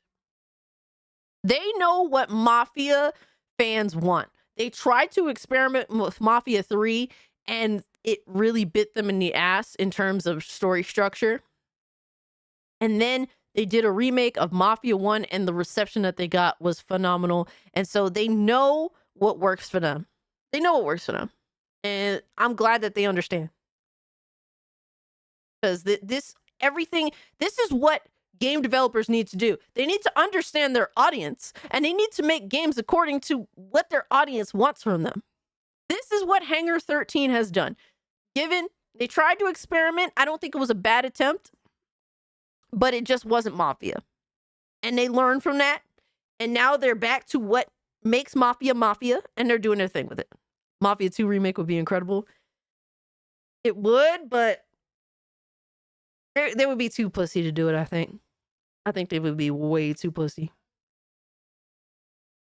So, bro, some of the things that the NPC characters say in that game, or like particularly like you say to enemies or enemies say to you, they can't put that in games nowadays. that and the Playboy magazines, I don't think they put Playboy magazines in games anymore. Bro, you know, these motherfuckers would have a field day with Mafia 2. And if you censored Mafia 2, if you change it because you're too pussy to do it, don't remake it. Don't waste my fucking time. Don't do it. I have no problem playing Mafia 2 again and again and again. I've done it for years. I played the bitch on fucking 360. I played it on PS3. I played it on PC. I played it on PS4 Pro. I play it wherever the fuck. I'll play the remaster. I don't care. I played that motherfucker everywhere. I don't need a remake if it's gonna be bitch made. And I don't think that they can pull that off in modern day. I just don't think they have the balls to. Yo, Jordan, what's good? And speaking of a Mafia fan, shout out to Jordan who's been playing through Mafia. But just leave it alone. As nice as it would be to see like Vito Scaletta like done up real nice, looking even somehow better than he already does. Shit, I'm good. You leave it alone, cause bro, you fuck up. That's one of my all-time favorite games. That's a top 10, easily a top 10, probably top 5. Shout out to Noir here, who said one of the main takeaways from the Game Awards is that a lot of Western AAA devs are clearly still focused on releasing more cringy slop. However, I want to give a shout out to the few Western studios that really want to deliver for their gamers. They're rock stars. And yeah, wrong, man. Space Marine, that's a banger. I'm looking forward to Expedition 33 and Dune Dark Ages. Them shits look heat. And Kingdom Come Deliverance, I still haven't played the first one, but shout out to the homies that was looking forward to that game. All right, Mitty, have yourself a good nap, homie. Appreciate you. God, you need Doom now? Shit.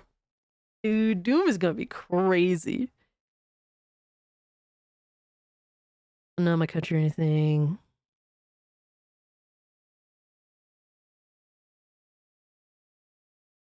No salary, no ESRPs, full of Karens. And Kevin says, yeah, you're not lying, Censorship. Yeah, I don't. That's another thing, too. Can it get past ESRB? I don't know. I don't know. But yeah, there was. As much as there was a lot of good games. So here's the thing. Do I think that the Game Awards was good? In terms of structure, it sucked because it was just fucking too long. But despite all that, we got a decent amount of good games to look forward to. So that was a W. That was a W. I was going to be happy just getting Mafia. So there's that. But I got a whole lot of other shit too on top of it all. The SRB forced a company to censor box art recently. Jesus. of a game that already released 3 years ago. Of course, what a fucking surprise. Yo, the ESRB is fucking cooked, bro. Not enough people are talking about it. Not enough. We're at 58 likes. Let's fucking go. Keep it going, guys. I appreciate y'all. Project Century and the .emu Ninja Gaiden look good too. Ender, facts. Absolute facts. Those are games that I'm definitely keeping tabs on. Project Century looks insane. It looks so fucking good. My excitement is like through the fucking roof for that. But I think we need to get into some. We need to get into some post Game Awards salt, man. Oh man. Here we fucking go, brother.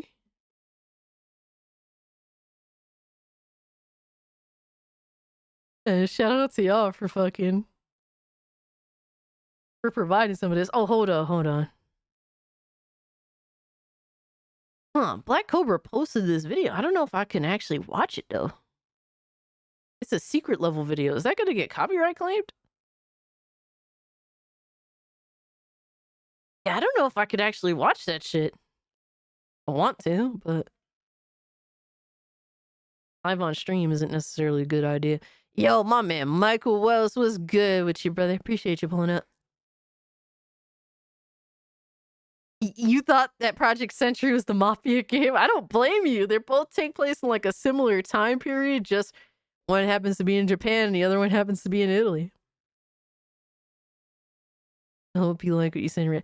Here's the thing, Philip. I don't know if I can react to that either. I might have to just watch that on my own time. Because I don't want it to get like claimed and then taken down in certain countries. So that's kind of the struggle. Oh man, maybe your leg cramped up. Oh, that's the worst. Yo, Droz is good, homie. Yeah, the Onimusha reveal got me hyped as fuck too. Right, bro. Right when I saw the thing on his wrist, I knew exactly what that shit was. You could go watch the video, my reaction.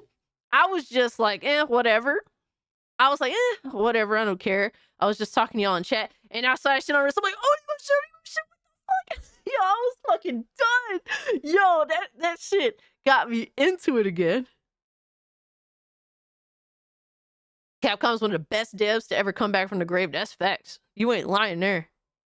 It's crazy to think that the beginning of last gen, they were almost like done.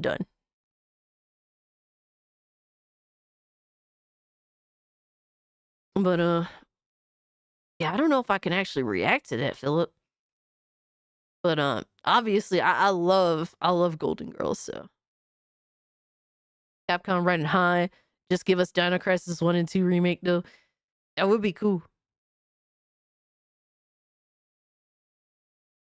I hope that Turok game does good. Maybe they'll be like, well, dinosaurs is becoming a trend again. Cass, games like BMX, XXX, Leisure Suit Larry, Bully can't come out today. Yeah, I don't know. I hope that you're wrong, but it's looking like that's the case. Woke up to Home Alone playing. Hey, W. Fucking W. So we got Salt, man. We got post. We got post Game Awards Fallout Salt.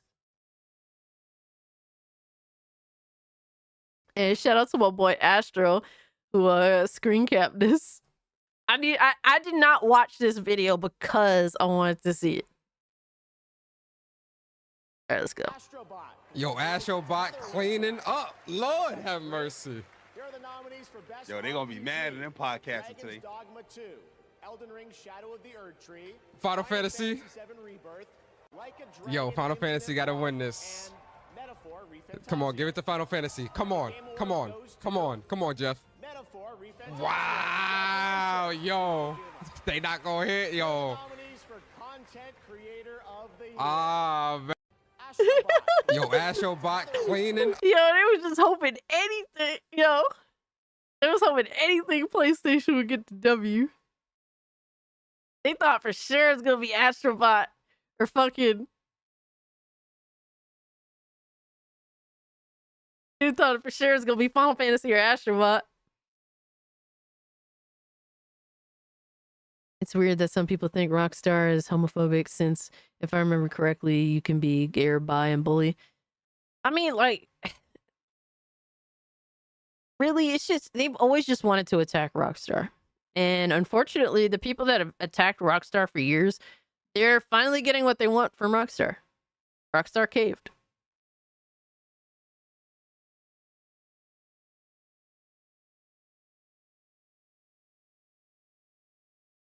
Astrobot won because it was fun. You can't really speak negative about the game, unlike everything else that was nominated.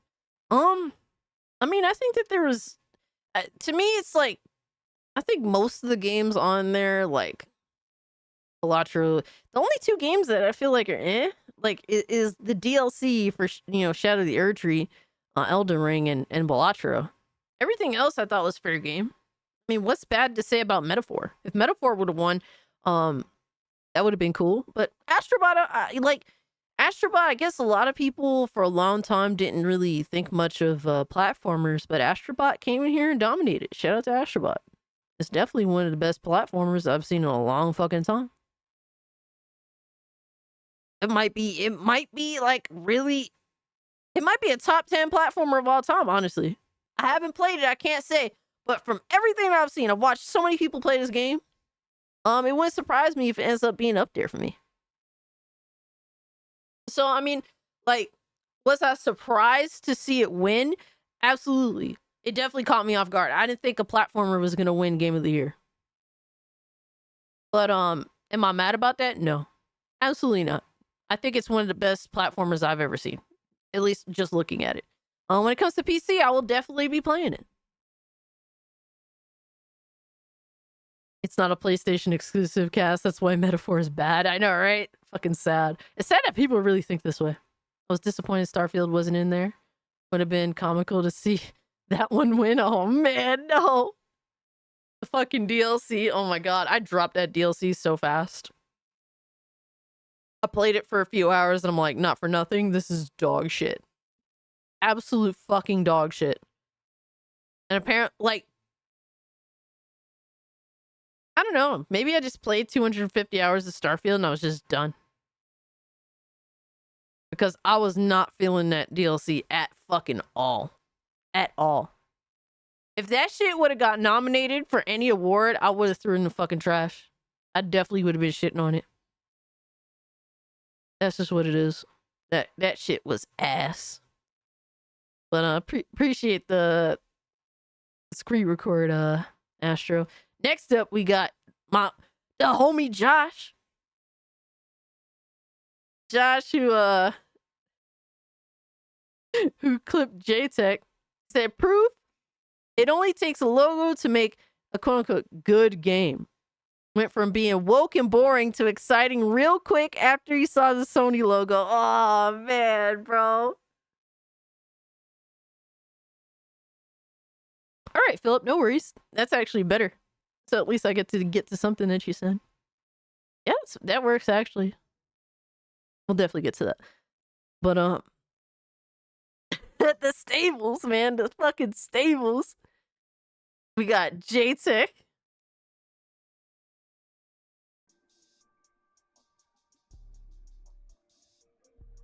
Please don't be another modern audience game because right now I'm bored as shit. Uh-oh. Uh-oh. Oh, man.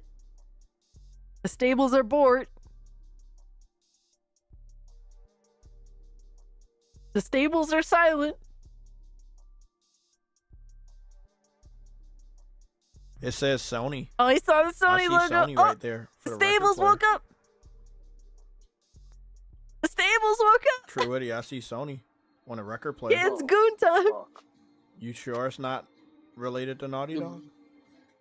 It's not, because they didn't show. Are you sure?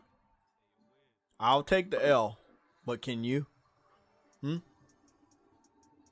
Nigga, they didn't show. Listen, there was no PlayStation logo at the I beginning. There was no Oh, it is. Naughty Dog. okay, True Eddie. I said I would take the My L, God, but can holy you? Shit. Why would I take an L? I don't. It's by Naughty Dog. They just said it. We knew that they was making this game, the space game that everybody heard about. God. Oh wow. This is the new Naughty Dog game. Oh my God, bro. That's crazy. Yes, sir. Okay, They yeah. got the classic PlayStation logo. Yeah. Not a big fan of the main character. A little W, a little woke for me. Oh, now But- they show the Naughty Dog logo and the PlayStation. Bro, when I saw so Oh my God, bro. He wasn't feeling it at first, but then he saw that logo and it changed everything. It gave him so much hope. Nothing like the P and the S to give a motherfucker hope when there is none. Oh my God. When a game can't stand on its own merits, just depend on a fucking logo. Crazy, man. That is why. Oh, we got caught in 4K. Holy shit. Bro, just because I'm PC, it don't mean I'm gonna fucking hype up Counter-Strike. I don't really care for Counter-Strike. I'm not gonna hype up Counter-Strike. I don't give a fuck about that. That's like the McDonald's symbol for me. I know the food is shit, but the culture indoctrination. That's true too. I ain't gonna lie. Sometimes you just gotta have a little bit of McDonald's, bro. His programming kicked in is crazy. Oh, we got caught in 4K.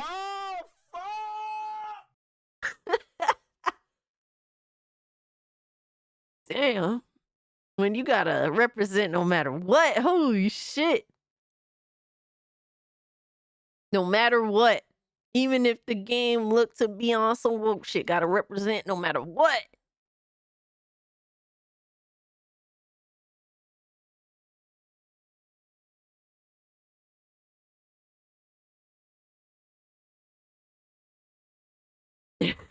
I mean, oh man. Which DLC?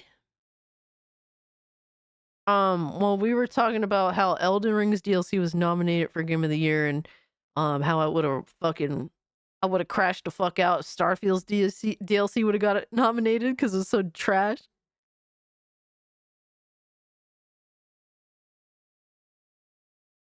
Oh man, so now we just got some regular usual suspect salt at this point.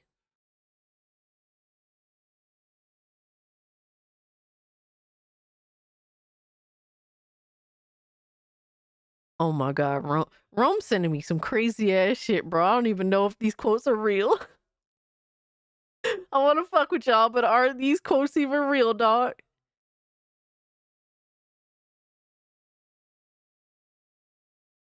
All right.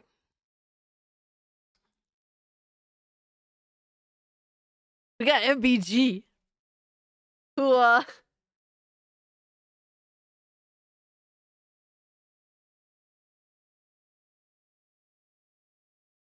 Starfield's DLC is still better than half the games that were up there nominated, though. I mean, I ain't play half of those games, so I can't really say. All the games that got nominated either didn't come to PC yet, or I just ain't get to them, or just don't appeal to me. But I just don't think Starfield's DLC was good. I didn't really feel like anything changed in terms of getting better. The dialogue was still horrendous. And I was able to deal with it for 250 hours, but then coming back to it to try again, I wasn't having it that second time around. I don't know what it was. I thought I would have gotten into it, fucked around, but it just didn't work out for me. Watching Vera play, it was so damn funny. And she was a psycho Terminator. Only cult I'm proud to be is Colt. What? Hold on, Repa. You're proud to be a part of Classic Cage's goon oil cult? Oh, man. The fumes from the oil keep you guys indoctrinated. Yo. Esau was good, homie. Yeah, MBG, he would have his little moments where he would try to appeal to the, throwing his hat in the whole woke discussion, but for a while he's been trying to run away from that shit. So shout out to Astro, who says MBG is once again realizing the consequences of attempting to do the anti-woke grift this year. I don't feel bad for him. He created the community he has now. Yeah, it's crazy how he's been trying to run away. I think he realized that actually talking about some shit honestly and trying to manage a community that discusses that kind of stuff, it's not easy. It's not easy. It's impossible for him to be completely honest because, I mean, just look at him as a PlayStation fanboy. He has to co-sign a lot of bullshit. So it is what it is. I'm interested to see how he kind of engages with his audience because he did have these discussions before, but now for a while he's been kind of like standoffish about it. Yo, Ranty Greek Gamer, what's good with you, homie? Hope you're doing well. Appreciate you pulling up. So I'm interested. I'm curious. Saying your chat was toxic yesterday. That happens every stream I do where we stream an event. Oh no, just call everything toxic. I'm scared. I try my best to keep it under control, but it's very difficult to do so because it's like I can't ban everybody, I can't mute everybody. And to be honest, it's also very hard for me to even pay as much attention to the chat when I'm trying to watch the stuff that's on screen, That's crazy. He's like, I can't ban everybody. What the hell? Yo. Y'all often not ban someone? I know for a fact right now, there's people here in this chat. They don't like me at all. They don't agree with the damn thing I say. And they still here.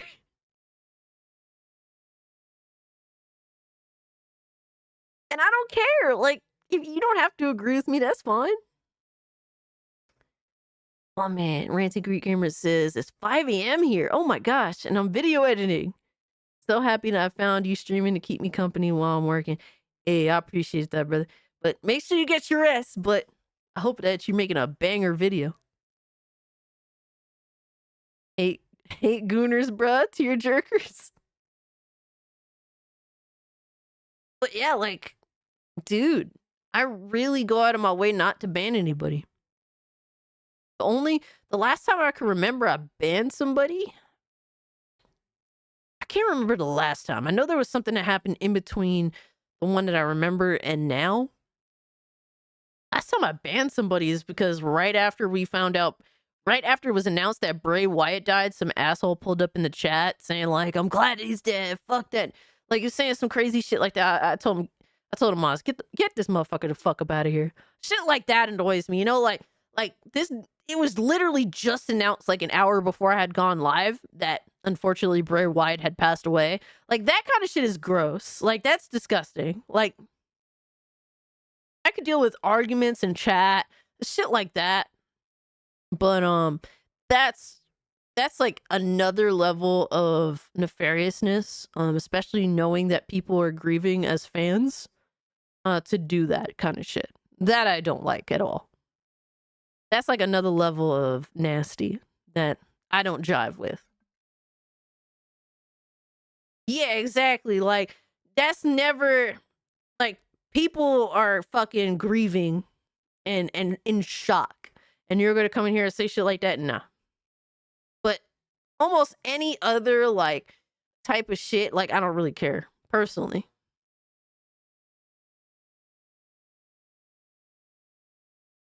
My favorite thing from the Game Awards?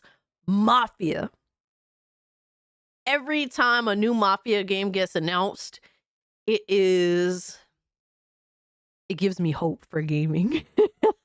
No, like, not even that. It's just, whenever a new Mafia game gets announced, the excitement is just through the roof for me. I grew up with that franchise, and I was saying, ranting Greek gamer, when yesterday's stream, every time a new Mafia game would come out, it'd be like a different point in my life where I was in a different situation. Like the first game came out, I was like a little kid.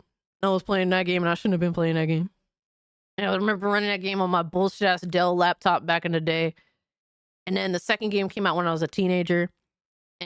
And the third game came out when I was a young adult, and I had just like, that was around the time I had gotten my first job. And now I'm like in another different point in my life. So like Mafia is just a franchise that I've always connected to. And it's a special moment because they don't come out every fucking year.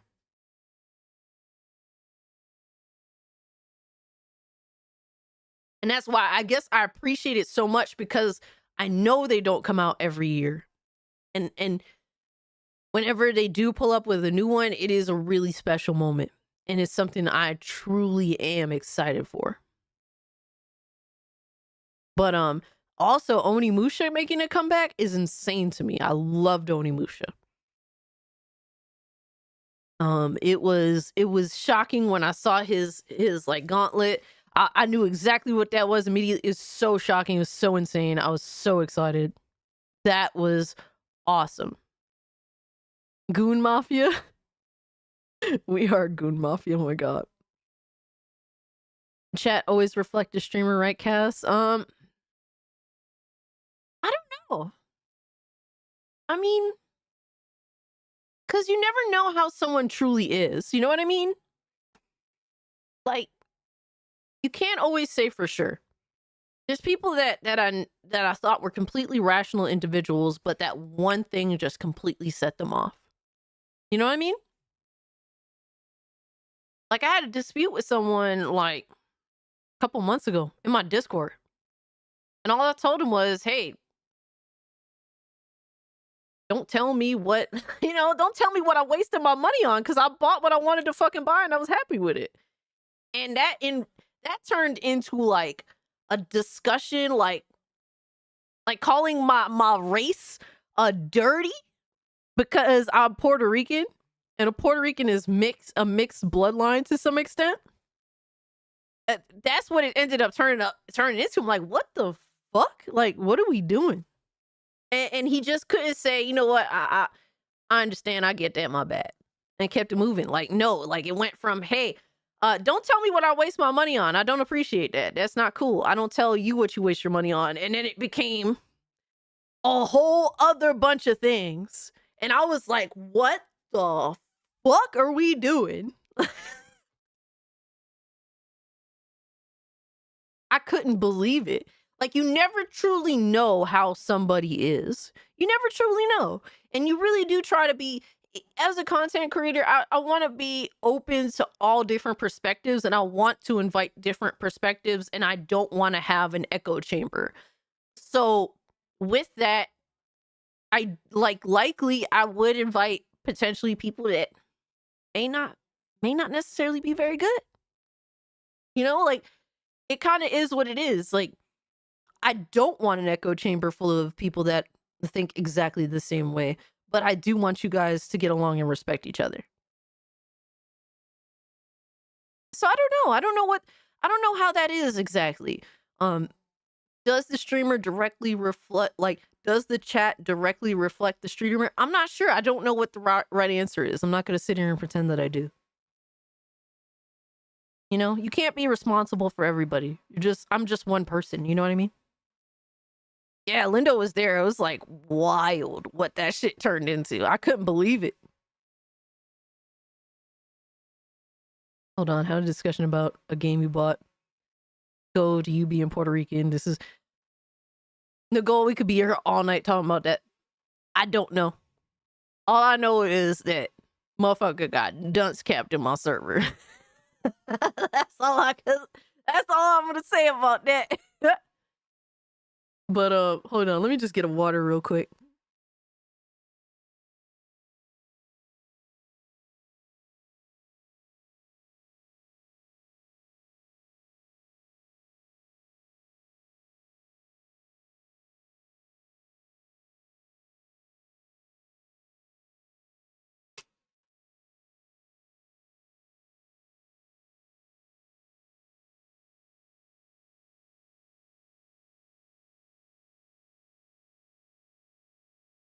Yeah, Lindo pretty much summed it up.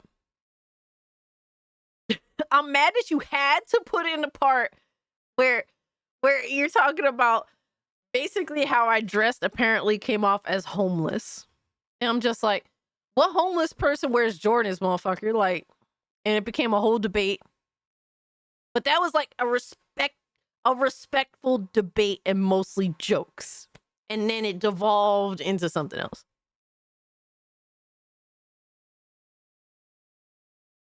We do nothing but make fun of other Europeans, but always in good humor, except for the Belgians. They aren't even real. That's crazy. I can't even, bro. Here's the thing. When it comes to Hispanics, like Latin Americans, I should say, racism is just normal. It's a part of the culture. It just is. It's just a part, bro. You can't tell me shit. There's a lot of cultures out here where racism is part of the culture. Like, at least in America, we'll acknowledge that racism is bad.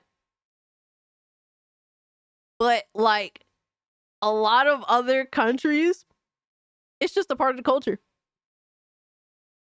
It's no joke when fucking Puerto Ricans, Cubans, Colombians, Dominicans, they all hate each other.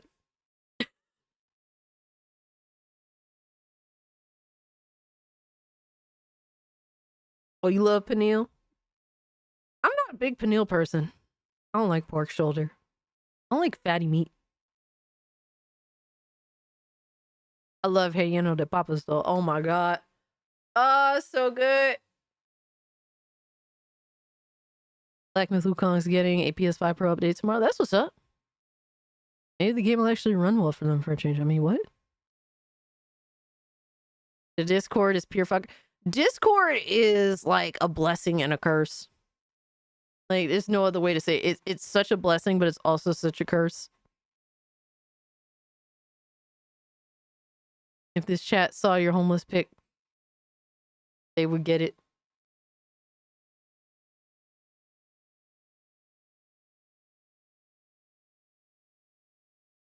Fuck you. But I did see some of it, and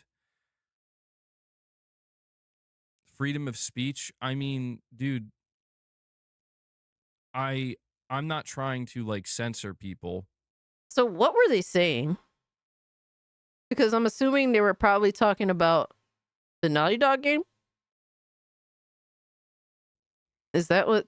If it's just not necessary. I do think that some people get a little bit overreactionary, and some people get a little bit too upset over things that are not worth getting that upset over.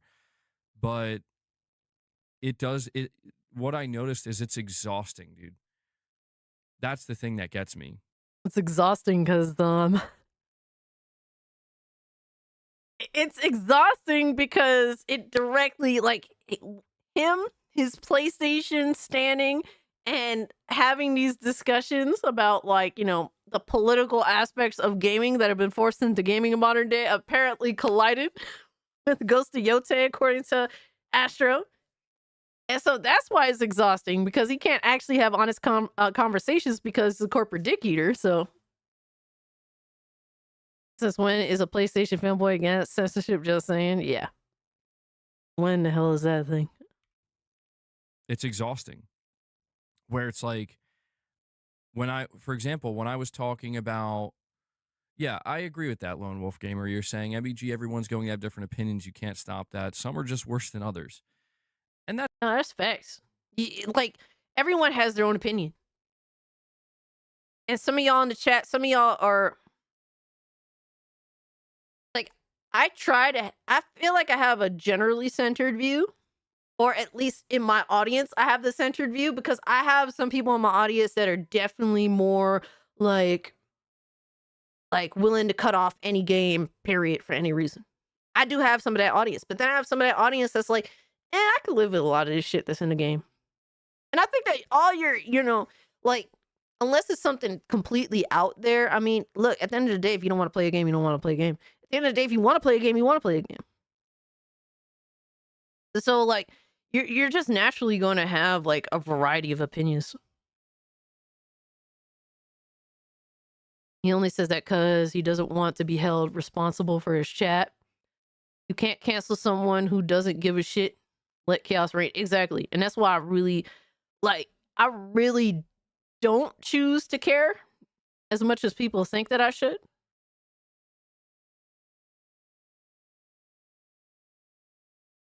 Because I'm not going to be controlled by what people deem people think that I should police. You know, that's crazy. Because once you're into like once you adhere to cancel culture bullshit, or just not even cancel culture bullshit, but like making all these arbitrary rules and whatever, like motherfuckers will try and make you continue like going and going until you end up banning like your audience, you know? I don't know, I just don't care. I do not care to be the police of my chat. I don't care to be the police of the internet or Discord. Like, you know, if you just get on my fucking nerves, I'll just dunce cap you and be done with it. Never had that purist mentality. I never could understand denying yourself over something so superficial. That's the thing. I'm trying not to dissuade people from having an opinion and expressing their opinion. I want people to be able to express their opinions on my channel and in the chat. It seems to me something that's becoming clear, at least with PlayStation and conversations surrounding PlayStation, but maybe gaming as a whole these days, is that it's becoming more and more difficult for people to just have conversations, because it's becoming more and more like, which side are you on? Are you the side that believes Western game development is full woke, or are you the side that is pro woke? And it's like, I think it's more complex than that. And I think we have to look at things a little bit deeper. I think we have to stop approaching everything from a surface level.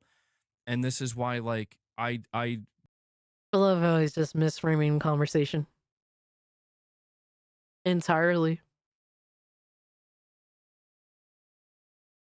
It always comes down to PlayStation games being accused of the woke stuff that gets MBG like this, apparently.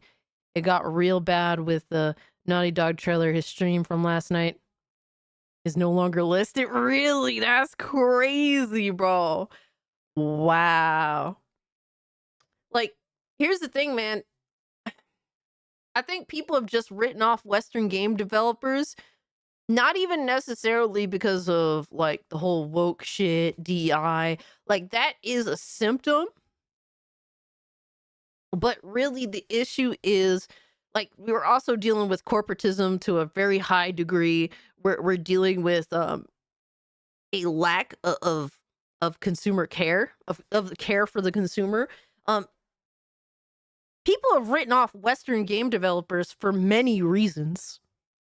A lot of them kind of end up being conjoining together. Because at the end of the day, the developers from Western game studios aren't listening to their audience. They're not listening. I mean, if you look at The Last of Us franchise, Naughty Dog sold a lot less copies of The Last of Us Part 2 than Part 1. Well, The Last of Us 1, I should say. I wonder, why is that? A lot of people said a lot of things on what they didn't like about it. And to me, the two biggest things are they don't fuck with Abby Zilla in the game, and there was no fucking multiplayer. Did Naughty Dog end up addressing any of these fucking issues at any point whatsoever? No. No, they didn't. So they learned nothing. If anything, they doubled down. They re-released The Last of Us Part 1. No fucking multiplayer attached to it. They took it out. They chose not to put the multiplayer in there. The Last of Us Part 2 remaster still has no multiplayer. Still has the same old bullshit. You know, same issues with Abby Zilla. Now is being put into the new game, except instead of the chick being like super fucking buff, apparently now she's fucking bald.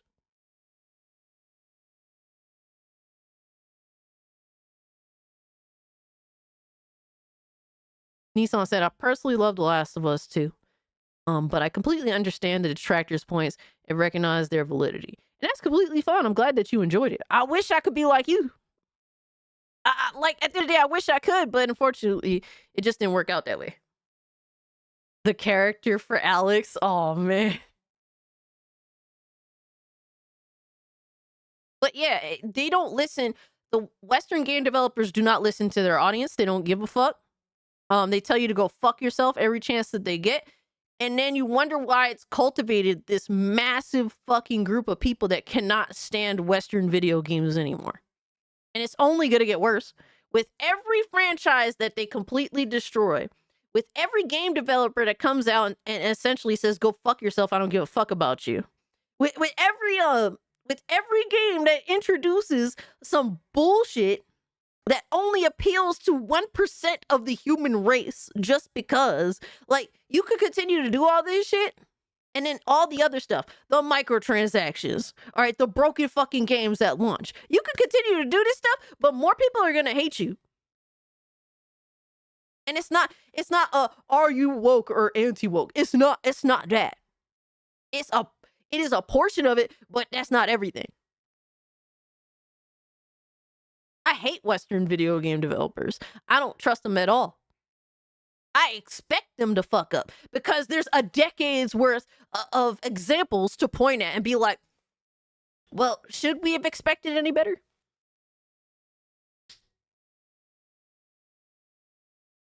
Mr. Hardcore Mode says, hate them. It'll be worse. I will forget them. Yeah, at this point, like, bro, I spent a while hating Naughty Dog. Now I'm just indifferent. Like, I don't think there's anything you could do to get me to buy your game. I don't trust you anymore. You've clearly spat in my face as a consumer, as a fan of your games. And so I don't even have hate for your game, bro. I feel nothing. I feel dead when I hear the name Naughty Dog now. And it's their own doing. It's simple business practices. Make something that you could sell and make more than you spent making. Yeah, it's really, it is simple, but now there's so many suit and tie issues introduced into gaming. And that directly conflicts with what gamers want. And they've clearly chosen the suits, the ties, the ESG money, whatever it is, all that other shit over what gamers want. Ranty Greek Gamer says, Neil Druckmann really doesn't learn from his mistakes. Plus, he's arrogant as fuck. Absolutely. Cass is dead on the inside. When it comes to certain game developers, absolutely. We'll be honest, guys. Like, I completely tune out when we see something like Intergalactic. I'm just going to call it Intergalactic. I'm going to be honest. I don't like saying the whole title over and over again. When I see something like Intergalactic, when I see people saying, man, it's another female or it's a bald female or whatever, like, I'm not interested in those opinions. Because, and I'm not saying there's anything wrong with deciding you don't want to play a game because it features a... Did he ban people for saying that? Because that's crazy. Yo, Brandon, what's up, my guy? Brandon says he's pissed. No. Did he really ban people for saying shit like that? Because that would be some funny shit, I ain't gonna lie.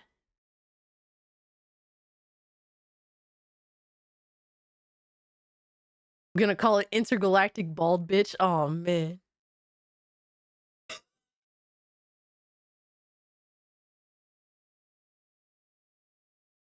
Reforged is banning people for not liking the trailer. Bro, you could tell them they're more than welcome to come over here. Yo, it's crazy how... I don't know. I don't know if it should just say privileged, but I guess, yeah, they're so fucking privileged, bro. I want to see attractive women in games. You're banned. That would be wild. He's bald. He took it personally, Cass. That's true. Maybe so. Maybe so. A female or a strong female lead or a bald female lead, whatever. Intergalactic goon. I don't have a problem with a person that has that opinion. I'm just saying I simply do not give a shit about that opinion because that is so surface level that it's not relevant to what I'm interested in. That opinion's fine, but you're stupid for it. That's essentially what he's saying. You know how many comments y'all drop in here is some of that shit I just don't fuck with? But hey, you keep doing you. You keep doing you, man. Some of y'all directly say you don't agree with me at all. That's completely fine too. Just as long as you're not deliberately trying to be antagonistic to not me, but to the chat. I don't care if you try to be antagonistic towards me. Don't take that as an invitation. But if you're deliberately trying to go out of your way to just cause trouble with everyone in the chat, I'll let most of it slide up until it becomes disrespectful. If it becomes disrespectful, it's different. But absolutely, it's 100% okay not to agree. Bro, there's things that I may agree with y'all on 90% of everything you believe in, but there's still gonna be that 10%. That's fine. I feel invited to go gremlin mode all of a sudden. Oh shit. No, Lois, don't do it. What I'm interested in is what is the depth of this game beyond. Oh my god, you was about to type some heinous shit? Damn. Or appearance. That's what I'm interested in. Guess what? They didn't present any of that there. See, this is what Naughty Dog does. Naughty Dog purposely does antagonistic shit. What did they say before The Last of Us Part 2 even came out? They said we're kind of concerned on how gamers are going to perceive The Last of Us Part 2 because we chose to deliberately make a game that will be divisive. That is exactly what they said. Not word for word, but they said they purposely made a divisive game. And then they were mad at people's response for it. It's crazy. But Naughty Dog is a developer that seems to me to be purposely antagonistic. When you make a character like that, knowing from all the Abby history, the reaction to Abbyzilla, and you make a character like that, there's no gameplay. There's no actual depth to the character. It's just, let's put him in this little segment of the game that's a side, that's a cutscene or an in-game cutscene, whatever have you, and let's rock. They knew exactly what they was doing. How is that gamers' fault that they're gonna sit in chat and talk about how this bitch looks? Because there's nothing else to go on. It's the same thing with The Witcher 4. I was like, bro, of course people are gonna concentrate on how Ciri looks. She's the focal point of the fucking trailer, and there's no gameplay. You can't talk about anything else. So he's just like, well, I want to talk about things that don't actually exist yet, instead of actually talking about what's been presented to us. But yet, his audience that wants to call out that the main character's bald and not nice looking to them, apparently that's a problem. And they're stupid for it.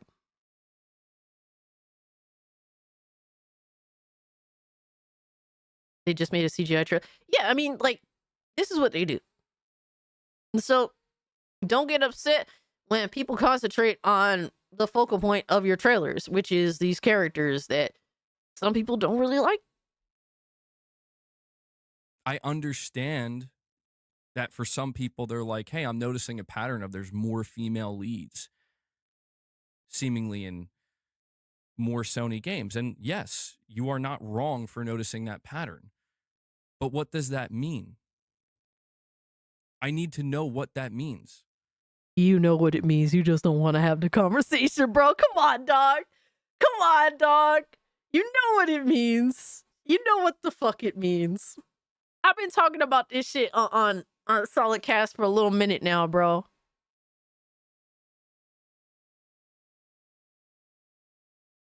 But is it a word that he used to describe The Last of Us 2, Neil said, by the way, absolutely. And it's not fun. It's not a fun game. The mechanics are really good. A lot of the mechanics are actually really awesome. They gave you Ripley from Alien 3 without Alien or Alien's Arc. Yeah, Censorship, that's a good point. But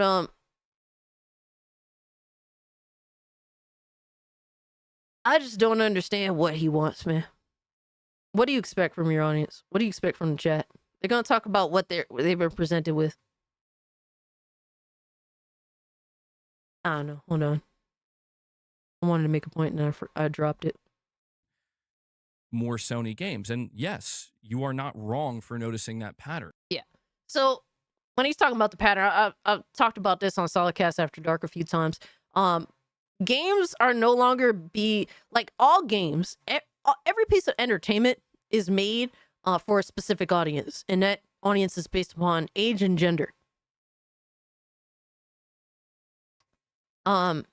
Usually, video games were made. A lot of video games, like obvious one is God of War. God of War was made with the intention of teenage men to play. Like that's pretty fucking obvious. Jack and Dexter was made with the intention of young boys to play. That was the intention. Every piece of entertainment is made with a specific target audience. To pretend otherwise is pure ignorance.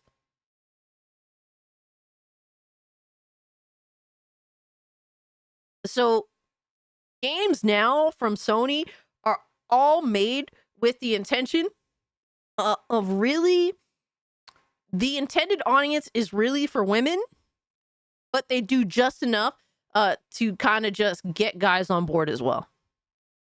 That is where most of their games are. Last games that were made for men from Sony, specifically going out of their way to be made for men, is Ghost of Tsushima and Days Gone. Everything else is trying to invite a female audience because they want to grow their audience at the end of the day.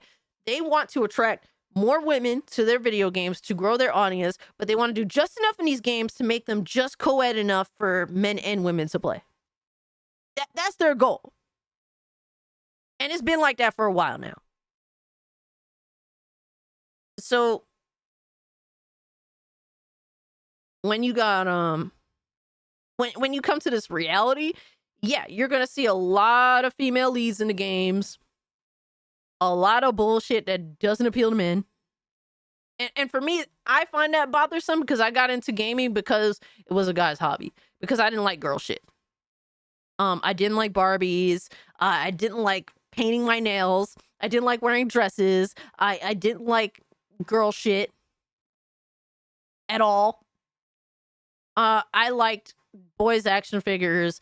I liked video games. Like I liked guy stuff because it was just more entertaining to me. And now video games being made for women, I could tell because they're not for me. I was into video games when they're mostly aimed at young boys when we were growing up. And so I didn't buy your fucking Barbie doll video games. I didn't like any of that shit. You were the opposite, Philip.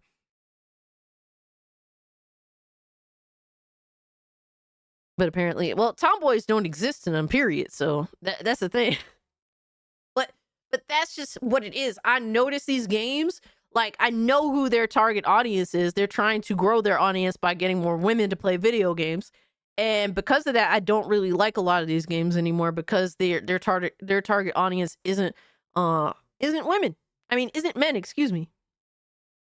Yeah, tomboy is apparently non-binary now.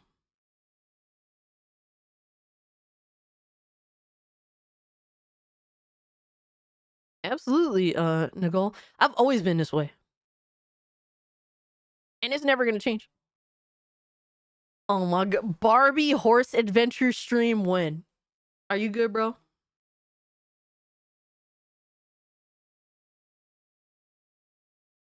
Put him in the fucking bedroom. Get him out of here. Come on. Lois, you're terrible, bro. But what does that mean? I need to know what that means. Because I see people say this and they fail to explain what that means. And what they will do is they will just say, well, it's because woke. And I'm like, yeah, but what are you saying? What does that mean? And this is an issue where there are a lot of people that don't really know how to express themselves. But at the same time, too, a lot of time you're dealing with an audience that just wants to be entertained. That doesn't necessarily, like, bro, even I at times have a hard time expressing myself. And I live stream and I do all this shit and I do the same shit that MBG does. Like, even I have a hard time expressing myself sometimes. But I definitely like to articulate myself on these subjects well, because it's important that I do articulate myself. But you're going to have an audience that just wants to be entertained, but they have issues in gaming and they're expressing their issues in your chat. I mean, if you just ban them from your chat, that's not going to help.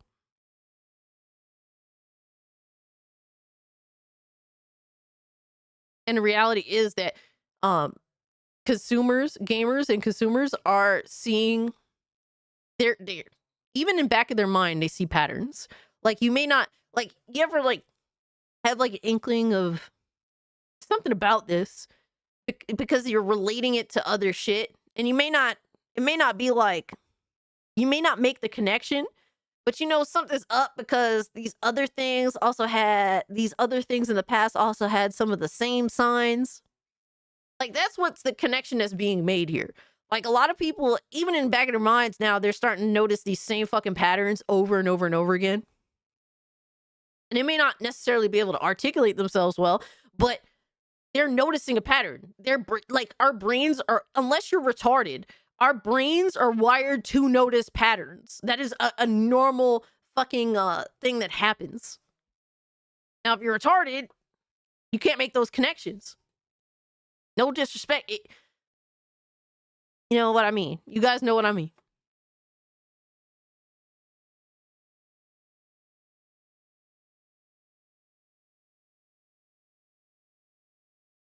Elliot says, not gonna lie, when most people complain about woke, when asked what do they mean, it's usually a woman or a person of color. There was people claiming the upcoming Wonder Woman game is woke. That's crazy. No, and definitely there's a lot of people that cannot articulate themselves, or they actually do just, sadly, they just happen to be racist or sexist. That's completely a thing too.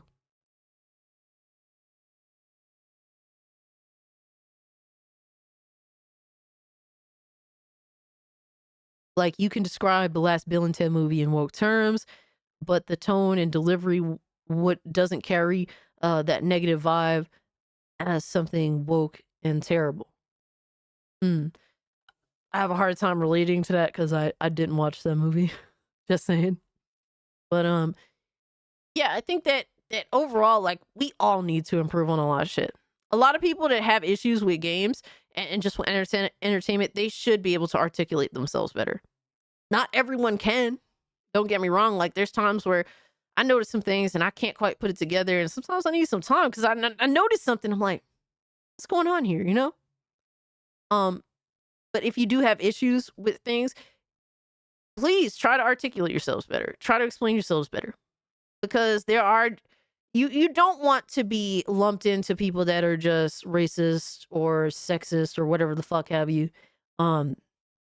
Like, you should be able to distinguish yourself and distinguish your opinions and try to rationalize your opinions if they're rational.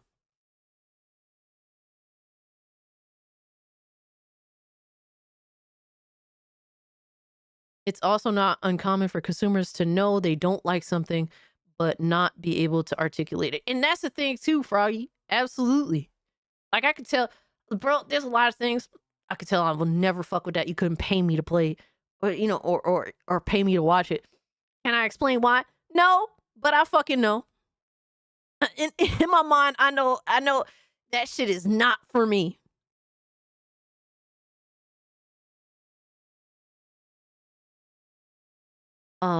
Nuggle says, the guy is just trying to be slick, trying to get people who feel the pattern to call it by its name when it's instinctually wrong. I feel that. Yeah, I mean, he's not really being honest about the conversation. He just wants to avoid the conversation. Woke is where you tokenize characters, story, etc. in exchange to deliver a message instead of a product /service. Yeah, yeah, it's it's so ridiculous that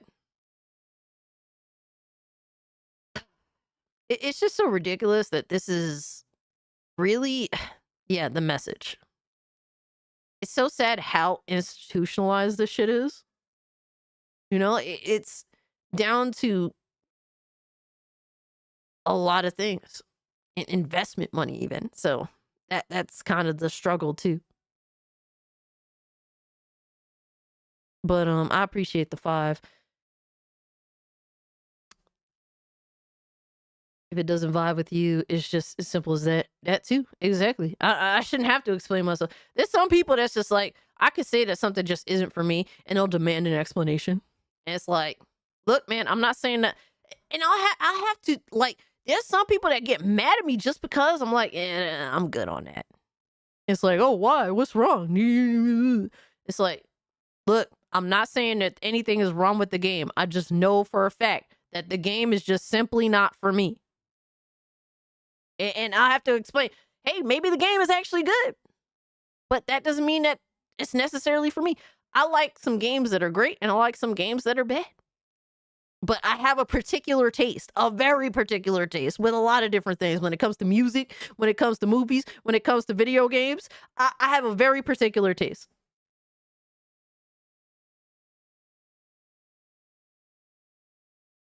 And the taste isn't necessary. It doesn't necessarily mean I have good taste, but I have a taste. At least not for me at full price. That too. Some games in my eyes, based on my likes and dislikes, some games that could be phenomenal are just not worth full price, but maybe I'll pick them up on a sale.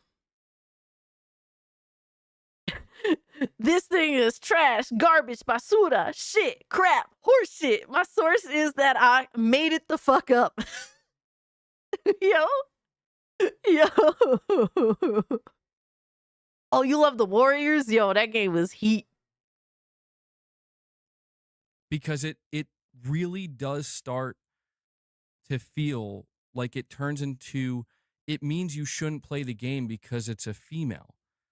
And if it goes deeper than that, an explanation can go a long way. But I don't see enough people explaining. I see people making statements and walking away. I see people repeating the same statements and failing to elaborate further. My thing is, if someone doesn't want to play as a female, that's their prerogative. Even if that's just the reason. I mean, I would appreciate if you were at least honest about it. But, like, if you just don't want to play as a woman, I'm not even going to be mad at that. Because there's people that feel the exact same way about guy characters. But if you don't want to play as a guy character, if you refuse to play as a guy character, nobody bats an eye. That's not sexist. Like, but if you don't want to play as a female, that's sexist. Like,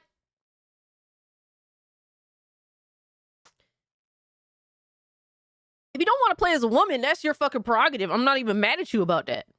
Most women, I couldn't fuck with them at all in terms of wanting to play as them. I like to pick female characters in third-person games because I'd rather look at a woman than a man for 10 or hundreds of hours. I used to look forward to hot female main characters. Nowadays, I go, ugh, anytime a new female led, aka 9% of new games are female led. Yeah, I mean, if you don't want to play as a female character, I'm not mad at someone for that. You want to play the game and you want to play the shit that you want to play. And it's particularly ridiculous when a game or a franchise that's been led by male characters or a male character suddenly gets changed up I mean, I'm sure there's a lot of dudes that aren't gonna buy Ghost of Yoche just because they have to play as a female character. And I ain't mad at them. You know, like the game could, and it probably will sell less. I don't know, I could be wrong on that. But it probably will sell less just because of that. But they wanted to make that choice, so if that happens, it is what it is. I prefer playing as female characters, but there are some characters I love to play as a male character, like Destroy All Humans. Hell yeah, bro. Yo, with Destroy All Humans, it isn't necessarily the fact that Crypto is an alien. It's just the shit that he says that's like, oh my god. The commentary makes the game. Like, that's like the icing. So yeah, I totally get that.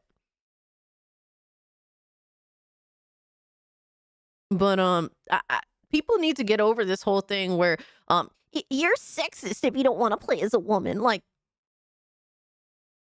the audience is the audience.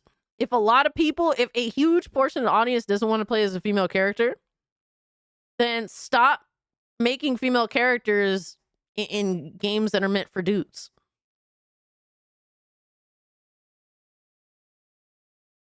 Make games that are made for women, and then make the female main character. Or you could take a chance to see what happens. But you gotta stop. You gotta stop telling people that they're evil human beings just because they don't want to do something. They don't want to give you fucking money for a game that nobody asked for. Like, that shit has got to fucking stop, because this is what's killing your fucking companies. You chose to make a fucking game nobody fucking wants, and then you're upset when nobody buys it. What a fucking shocker. And you're shocked. Pikachu face. It's gotta fucking stop. People still play more indie games the past 4 years than AAA because it doesn't have woke ideology in it. I won't say that. I will not say that. There's definitely AAA games that don't have woke ideology in it. And there's definitely some indie games that do have woke ideology in it. But I get you. I think that a lot more indie games are free reign. Like, there's a lot more indie games that they kind of just, it's about the art. And I get that.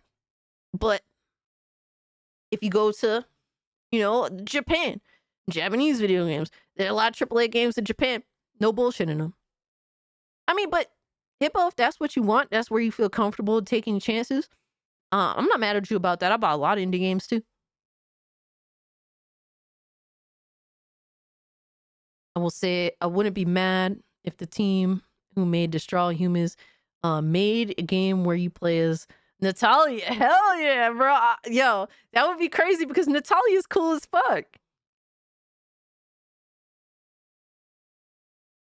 But Natalia's already been in a game that she is liked.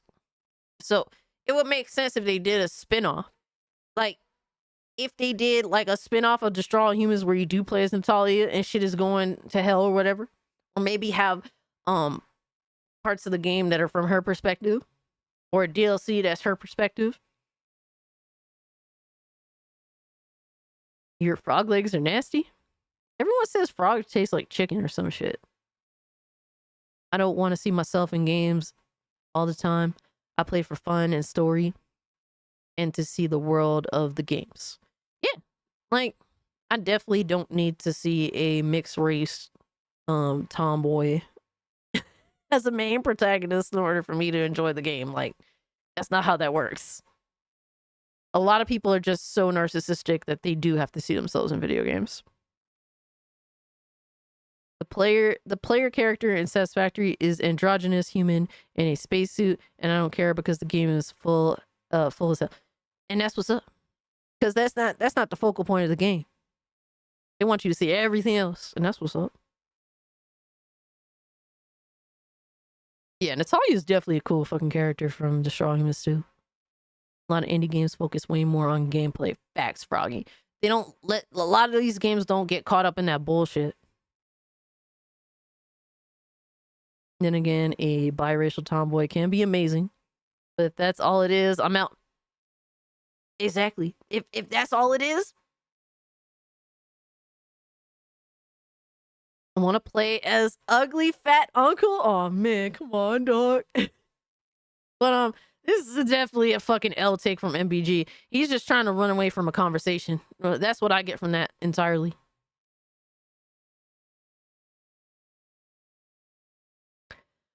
Oh shit, here we go again. We went from one PlayStation fanboy to another one. Oh my god, here we go. We got Poindexter over here. Especially a biracial tomboy with cool big hair. No time, had to get to work, check DMs. Oh shit. You good, bro.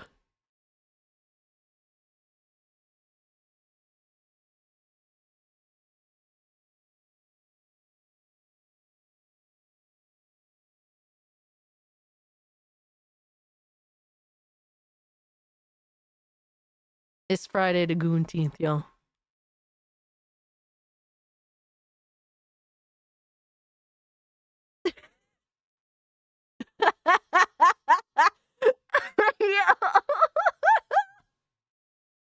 Yo, that's totally good enough.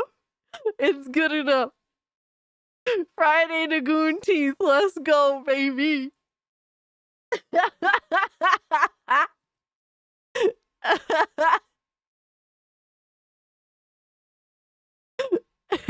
Yeah. Oh my god, dude. Hold up.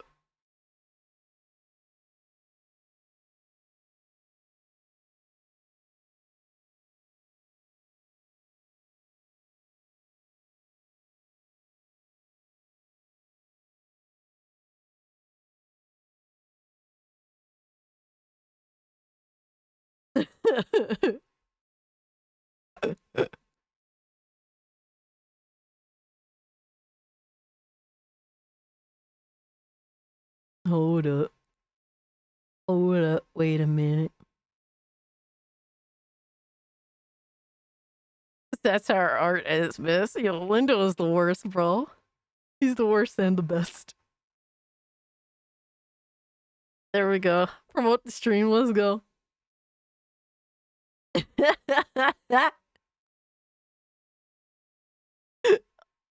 Oh man, I didn't tag Alex. Fuck.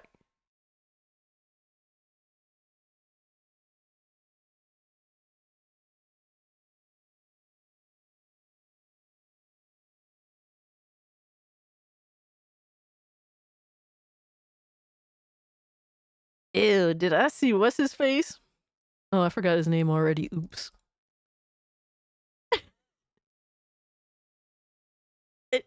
Diddy Voorhees? Are you good, bro? Lindo, thank you. I appreciate that. Diddy Voorhees is wild. Wild ass behavior. Alex is the cherry on top. I don't know how Alex became Shaggy, but here we fucking are. This happened.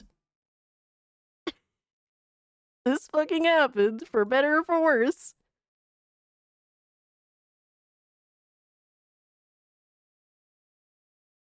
I have an idea. A Nightmare on Goon Street. Oh man. Now we can't do that because Atreus and Kata already have like their second like live stream of the week that's called Nightmare on Black Street. Unrealistic. Why isn't Alex bald? Oh man. The Goonteenth. Yep. All right, so we got Reforged Gaming. Yeah. There's no valid criticism, just wrong think. You cannot have valid criticism of a teaser trailer like that, Compo Smurf. No. No. And I don't have respect for these people because they take what does bad... that mean? You know what I'm going to do? You know what I'm going to do? Oh, no. I'm not even going to do this with you. I'm not. Oh, no. Oh, no. He don't even want to hear criticism of anything. Naughty Dog. Damn. Yo, these dudes is so dead set on Naughty Dog is gonna kill it on the first day of Goon, miss. My fucked up chat gave to me another furry porn game.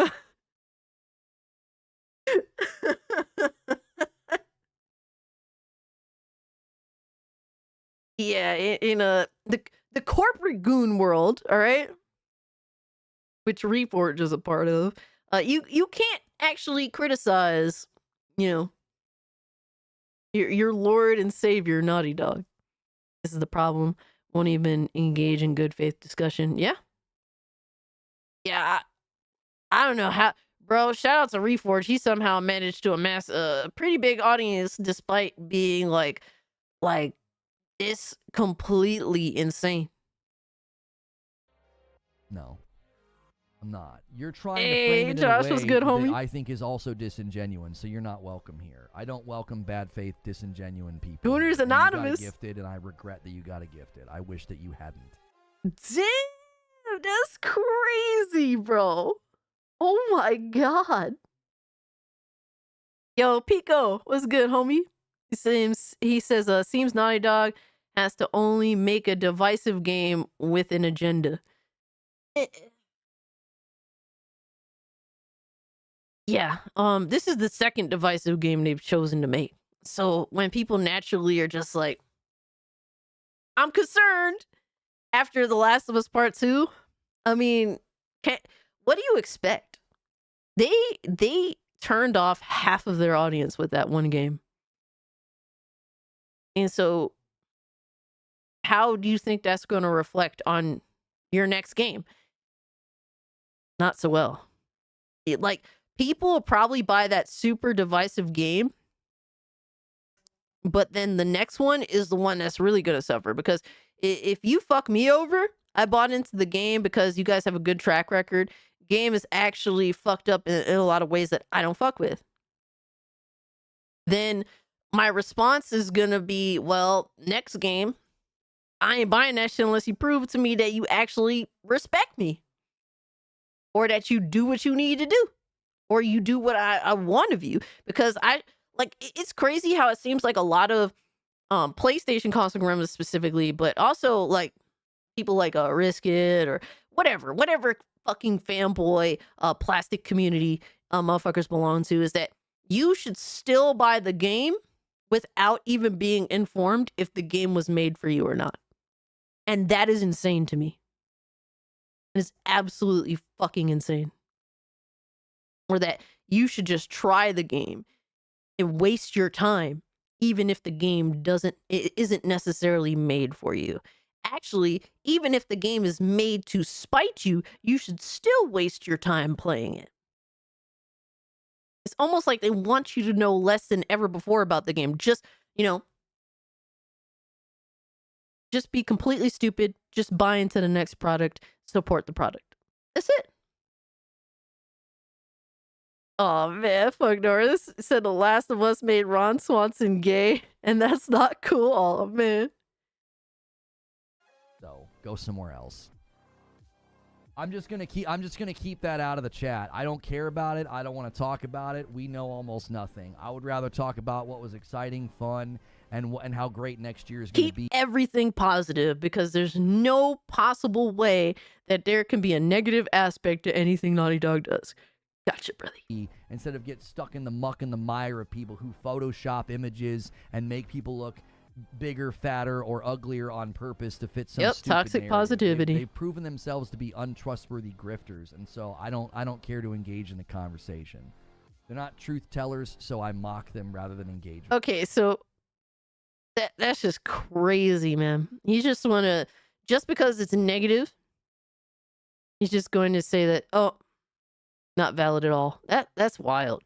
Yo, your JTech tweet was that shit hit, bro. We were just watching it earlier, actually, Josh. That was a good clip, because it shows exactly how these fanboys are, man. Yep. Don't ask questions. Just consume product and then get excited for next product. Me, how about no? Exactly. I need to be as informed as possible. Thank you so much. Intergalactic's going to blow people away. I thank you, man, for that renewed membership, moving that membership along. Yo, I bet.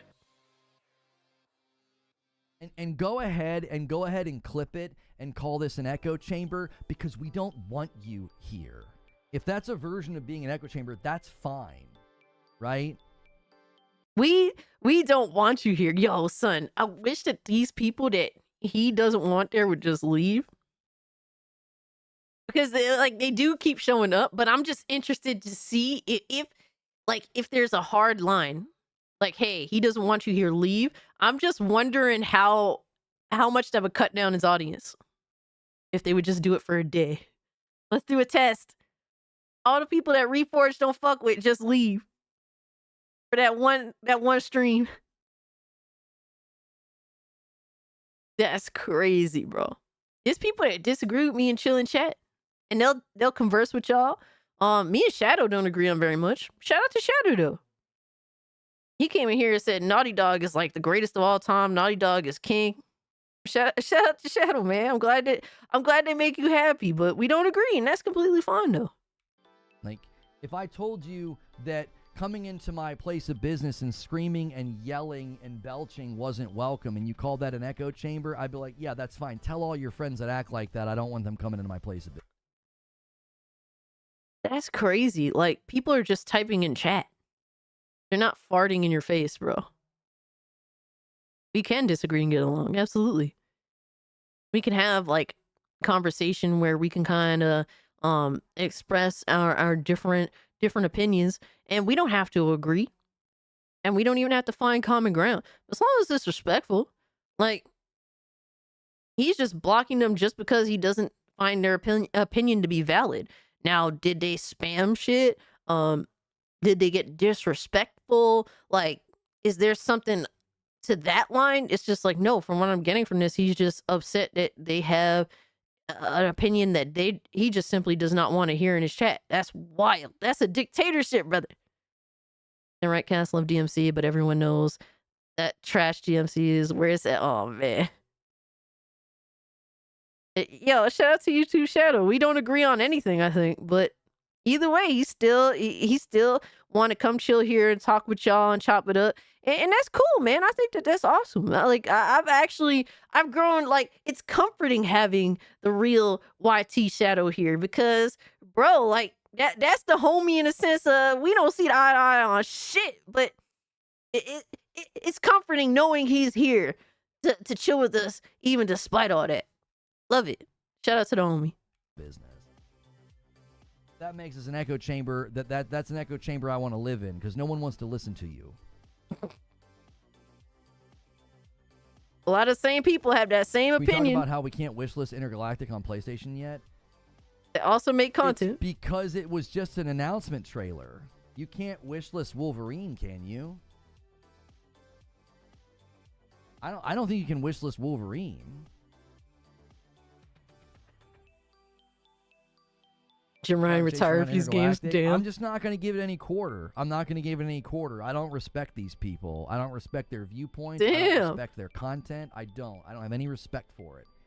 And I'm just not going to give it any quarter. That's crazy. There's a proverb that says, do not engage a fool according to their folly, lest you become a fool yourself. Now, there are times where it says, engage a fool according to their folly, lest they be wise in their own eyes. I'm not engaging with fools according to their folly. I'm just not going to do it. I'm not going to. How are they fool. fools, it's such though? a waste of time. It's an unfalsifiable position. Hey, so I don't. Hey, people that were blocked by Reforged, that were yeeted by Reforged, you're more than welcome to spend time in my chat. More than welcome. Cult Classic Cage here. You're more than welcome to come and say what you want to say. Voice your opinion in the chat. And guess what? Some of the chatters won't agree with you, and neither will I, but you are still welcome here. Because that's what we like. We don't want an echo chamber here. We definitely want civil discourse, absolutely. And we want to have conversations. I want to understand what makes you tick and what makes you love something about, modern gaming or this avenue of the gaming space, and what makes you dislike it. Like, I like to understand what makes people tick and where they're coming from. Don't engage with them anymore. Dismiss and mock. That's my new mode of operation. He's gonna try and mock people, and then he gets upset when people mock him. That's hilarious. We're a cult, not an echo chamber. Absolutely. Yo, that's crazy. He wants to sit here and be like, I'm just gonna mock you. You mock him, it's over. You're the most evil person in the world. Yeah, I don't understand that at all. He is wild for that. He's Reforged been getting reckless lately. Have you guys noticed that? Homeboy been getting reckless, and we're documenting it all. Cause like Reforged been on a very slow crash out. Yeah, he's on a very, very slow crash out. He's he thinks he can't be touched. That's crazy, because it's not like, I mean, he has a pretty reasonably sized channel. Let me see. I'm curious at this point. Let me see where Reforged at here.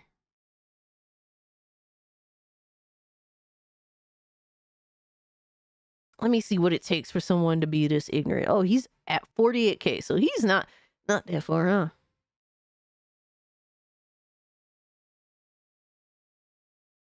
Damn, it takes 48,000 people to get this cocky.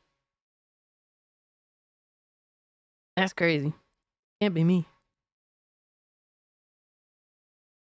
Damn, he makes a lot of content. What the fuck? Holy shit. Is this what it takes to not have to work a real job?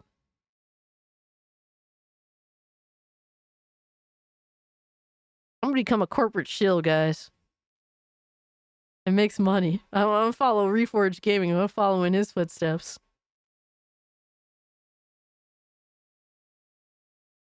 Beg for memberships, yeah. Let's go, let's go. We're gonna get our beggar on, bro. Holy shit, I'm gonna become a fucking Oblivion beggar. Except I'm gonna be bougie with my begging. Holy shit. That's crazy. This dude makes a lot of content, bro. He has over 3,000 videos. What the fuck? Wow. He's been at it for 3 years? Wow. He got it like that, I guess. Holy shit. That is pretty wild, though.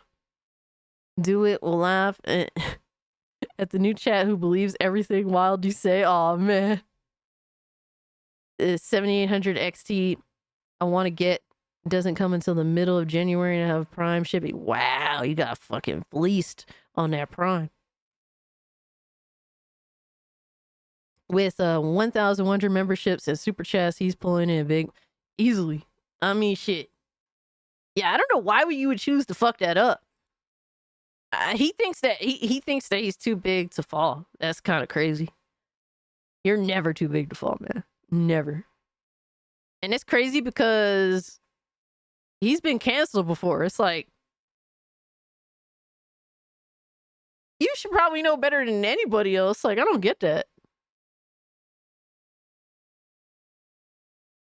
Have sub goals and move them to be like Reforged. Oh my god. Oh my god.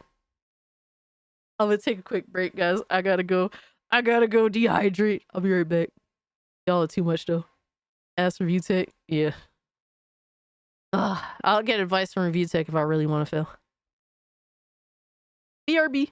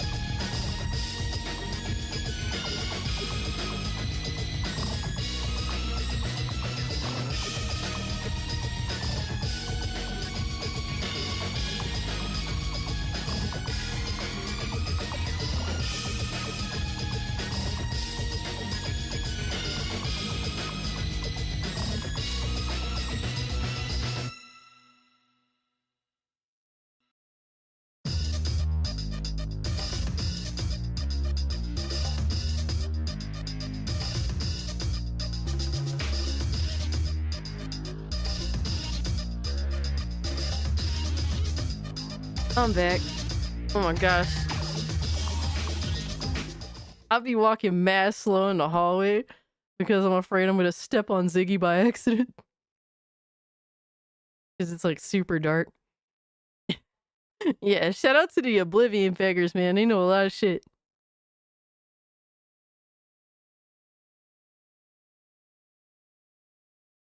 I don't know, man. I don't know how people think they're too big to fail. It's just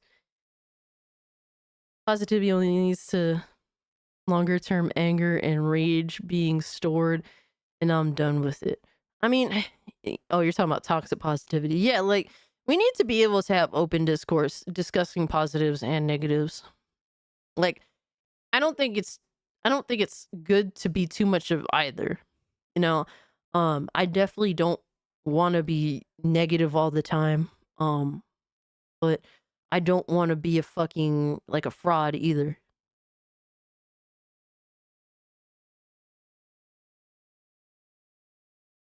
You know, like I don't want to be a fraud in terms of I'm just gonna like everything because that's safe. Like no, like I want to have free, open conversation that is fair, that isn't afraid to dive into both sides of positive and negative honestly. I prefer honesty whether someone is negative or positive so long as it is real. Absolutely. Yeah, like there's some hard truths about shit, no doubt.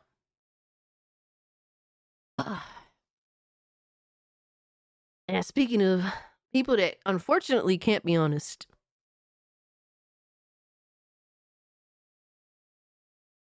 we have Melanie Mack, who is gaslighting like a motherfucker. Oh my god, it is crazy the gaslighting in the suite. So Melanie Mack, she's always been in a very overtly religious person. Yeah, you guys posted this, and we got to talk about it. An overtly religious person, she has went about defending a lot of Coomer games, as she would call them. Now all of a sudden, she flips. She flips, and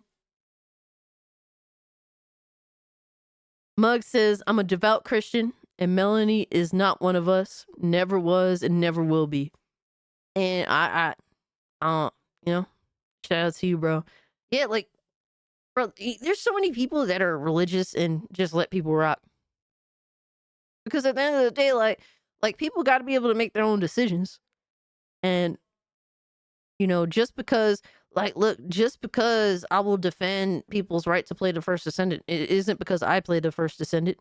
Like, I'm defending the characters because people like the game and the game has an audience and they like the game. And don't censor it. Just let that shit be what it is. That's really what I don't play the first descendant, but guess what? I'm gonna have to defend it. I'm gonna have to fucking defend it. It's crazy how normal she was in her 20s. Her 30s hit her hard. God damn.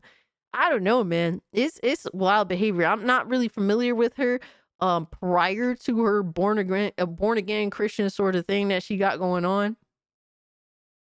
But yeah. She says gamer coomers are the same as gamer alphabet people. Most of them aren't actually gamers. They just want video games as a medium to incorporate their perversion. The gaslighting is insane. The people it's so weird because like she was full on defending.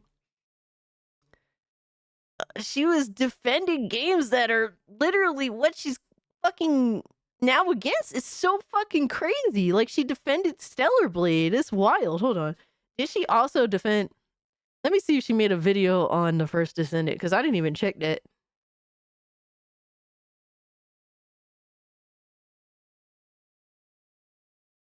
Let me see. Videos. The first Descendant.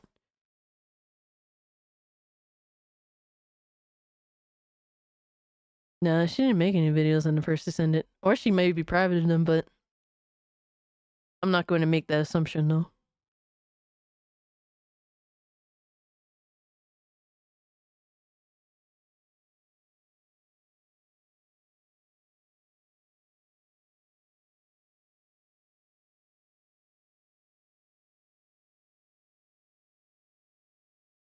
Yeah, I'm not really gonna make that the assumption, but she didn't make any videos in the first Descendant from what I'm seeing here.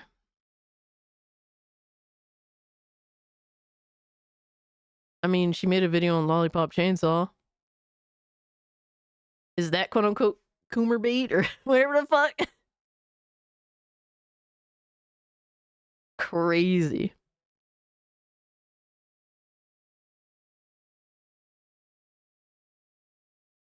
Tomato Frog's name? First Descendant is very tame compared to any fan service game I've ever played, and I own most fan service games on console like Senran Kagura. Yeah, Senran Kagura is insane. Like, I have a couple of buddies like that, they always would get the newest one. So fan service is now porn, and these people now want it. It's like, bro, I don't understand. It's like the ESR. Like, here's the thing, society. The ESRB is more bitch made than ever before, and you could tell this.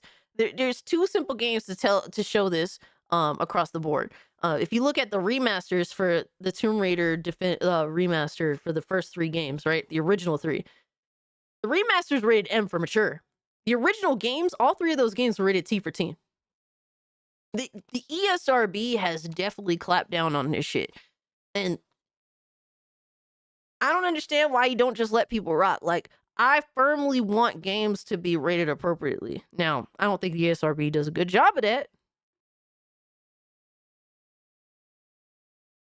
But I think it's important to rate games appropriately. But the game is not it's not adults only. Adults only games are not allowed on PlayStation or on Xbox. Like, that doesn't happen. The only place where AO games are allowed on, from what I know, is Steam.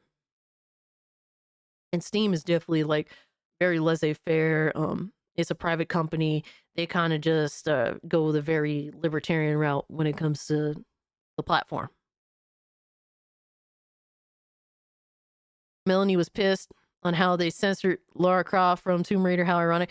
Yeah, and what they censored before they repatched it and fixed it was a very it was a Coomer bait photo.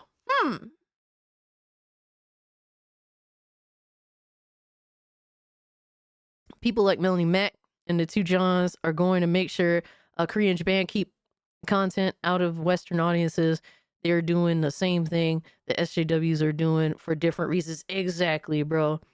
Exactly. And Society Reviews, he's a very Christian guy. He's very open about his beliefs, and he's just like, man, just let people rock.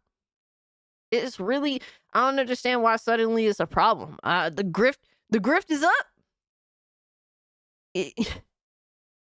I guess they realize it, and they're just like, well, we need a new grift.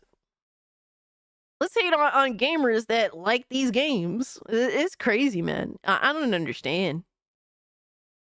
And it's hilarious because John De La Rose has made Coomer bait. Coomer bait. Fucking ridiculous. Hold on, let me see if his Kickstarter is still up there.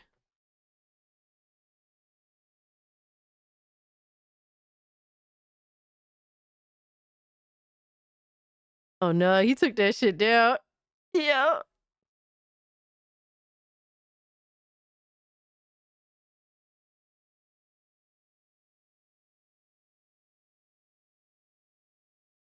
Fucking hilarious. But I remember in the 2000s it was a war against fan service in games, and in the 90s it was violence in games, and even movies, TV, music, all these people go against them. Yeah. I stand with Christ alone is such a cope in her case. Yeah, like at this point you're just using your religion. I don't know. At this point, I'd have to say like you're using Christ to grift. That's what it sounds like. You're using Christ to make more money because you don't have real beliefs that you adhere to at all costs. Like for me, it's like, dude, I believe in just trying to defend artistic freedom. Now, obviously, there's some extremes that I won't side with, but for the most part, this game is made for the M-rated audience, which is 17 and up. So the game, that's what it is. It's rated appropriately, and you know, people like the game. The game deserves to exist because it has an audience.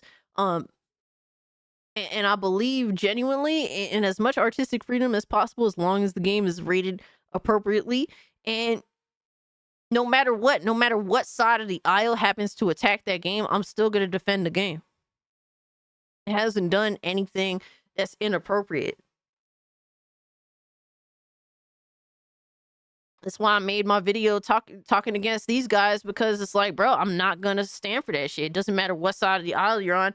If you're pro censorship, I don't care. The crazy part is Melanie and both Johns reject the gospel of Jesus Christ in their salvation. They are, by biblical definition, false Christians. Damn. Yeah, well. You know what? I'm going to leave that alone, man. I'm going to leave it alone, but she goes on to say, actual gamers just want good video games with good gameplay and art without being infested with perversion, regardless of where that comes from. Nobody's stopping game developers from doing that. You suck. You can watch the 40K clip, just don't show it. Oh, I got you. I'll let you know what I thought of it after the stream. Black Cobra, I appreciate the tube, dog. Yeah, I was kind of, I didn't want to play it on stream. I'm like, I don't know what's gonna happen with that, but I appreciate you, man. Like, just because the first Descendant exists doesn't mean that hundreds of other games can be out there that doesn't have like characters in swimsuit like outfits. It doesn't mean that shit can exist just because the first Descendant exists. Oh my god, I'm fucking up English, but like all these games can exist. There is clearly an audience for the first Descendant. Why are you trying to sabotage what they want? Is it just because you don't want to play it? There's plenty of games out there that I don't want to play no matter what. It doesn't mean I want to fuck it up for everyone else just because I don't want to play it. Like, this is a very immature way to think about things.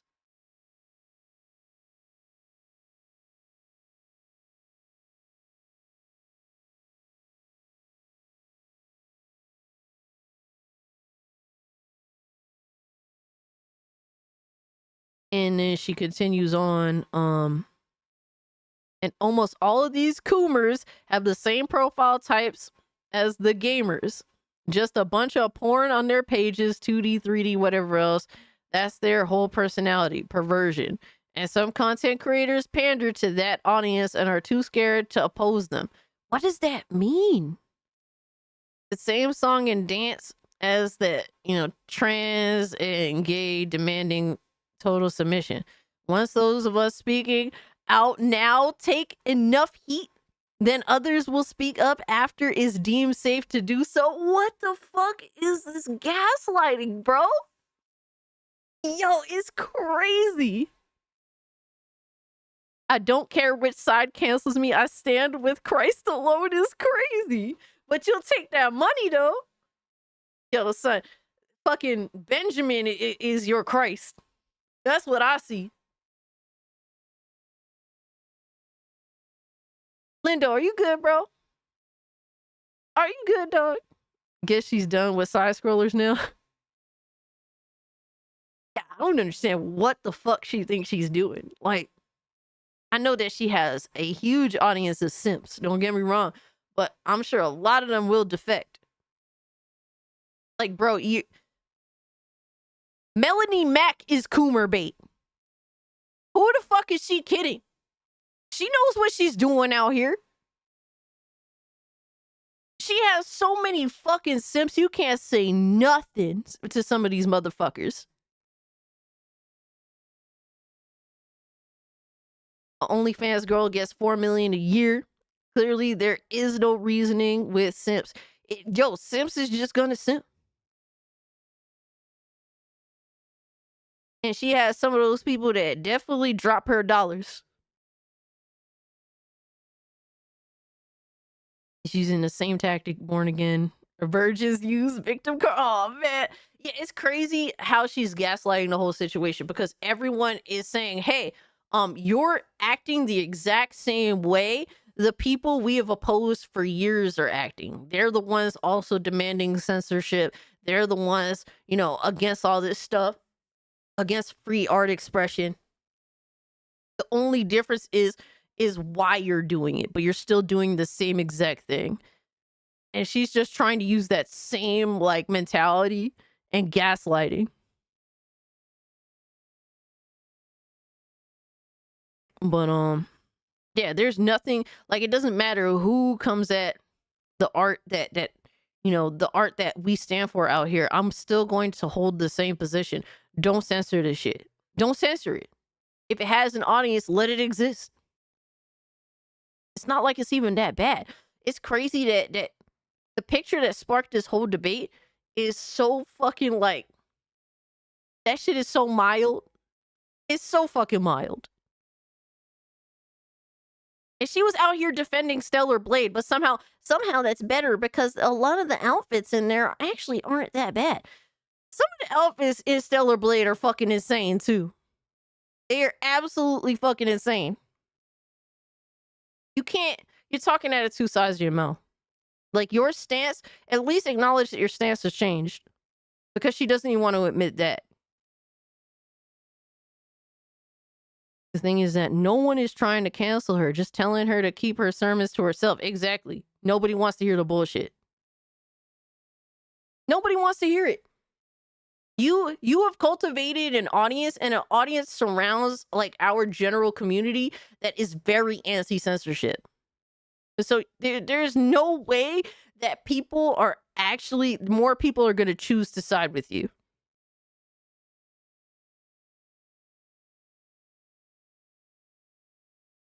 The ratio is similar to the First Amendment, let's be honest.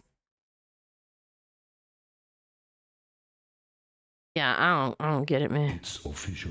You suck. Hey, Ripple. Remember Girls Gone Wild ads on TV as a kid rolling on the floor laughing? Bro, the fucking ads that would show up on TV, the commercials that would show up on TV, for call girls or whatever. Oh man.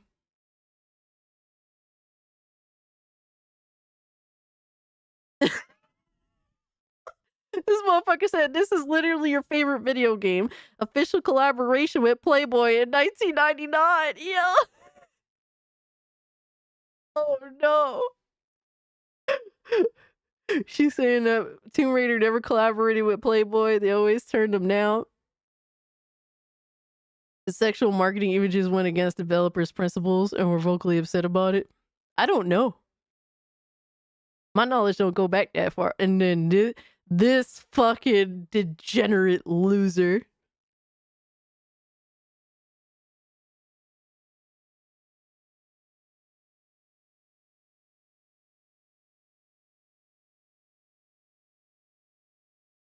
I highly doubt Christ has your back, Mel.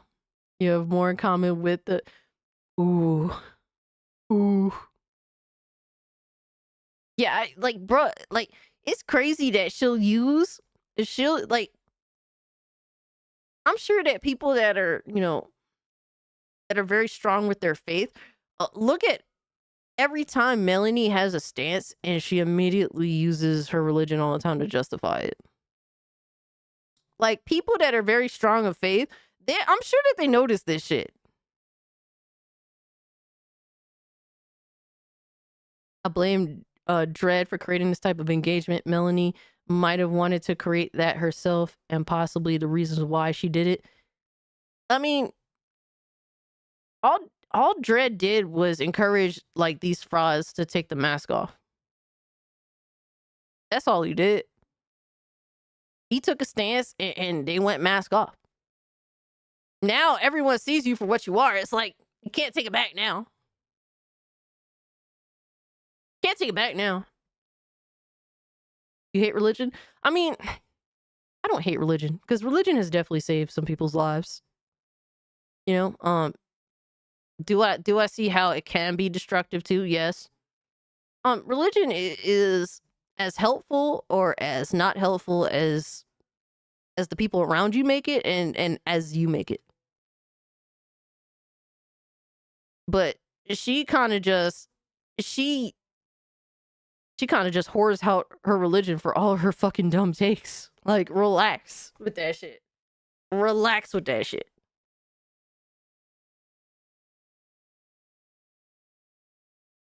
Using religion as a crutch or excuse is why I fell out of it. You know, I really don't like to tell people what to do in regards to that kind of stuff, especially because that's something, you know, your faith is very, you have to be willing to chase your faith or whatever have you. You can't force people to be religious. And especially now more than ever, people just don't want to be fucking bothered. If they're inspired to do that, they're inspired to do it. You can have a heart to heart if they want to engage in that, but people got to find their way or find what helps them stay on their path or clean up some of their bad habits. True, at times I find myself thinking about getting back to religion, but don't want to deal with the two extremely extreme religious ones. Yeah, there's definitely some that kind of just, they make it a turn off. They don't realize that what they're like, they are the way they act gets them the exact opposite results of what they want.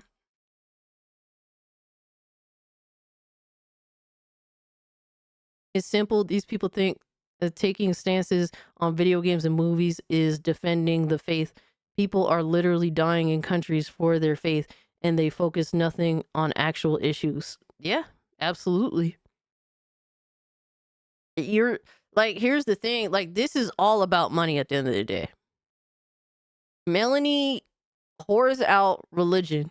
It's official. Not to be disrespectful, but she disrespects religion. Hey, Bio T Whoop, what's good with you, homie? What's good, Big and Army? Appreciate y'all pulling up. What's good? Bio T Wolf, Lord Shadow, Inferno, David Chan, appreciate you. Dark Exile. What's good, y'all? Gal Pal Val, good to see you, fam. Leonard. Hey, 1980. Triple J. Appreciate you guys, man.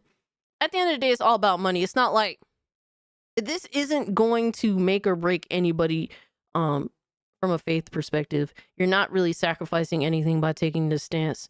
Really, it's for attention, it's for exposure, it's for money. And I just think it's silly, man. Like, you're not really doing anything to spread faith. You're just a terrible example, and you're a terrible example of people who are of faith. And if anything, you kind of turn people off from wanting to engage in your own religion. So just let people rock, man.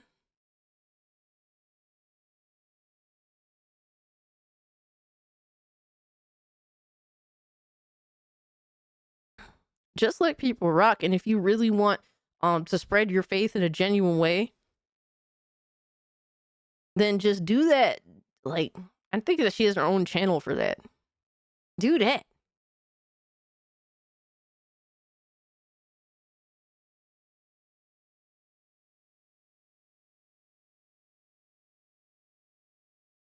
Yeah, it's crazy that they made you feel bad for being a sinner. Like, we're all sinners. We're born with original sin. So, like, you start off that way. So that's kind of like, it's crazy that they made you feel bad for that. Like, it's about taking accountability that should be the lesson. But I appreciate y'all pulling up, man. Thanks so much for being here. Shout out to my man Hypnotic. Appreciate you, bro.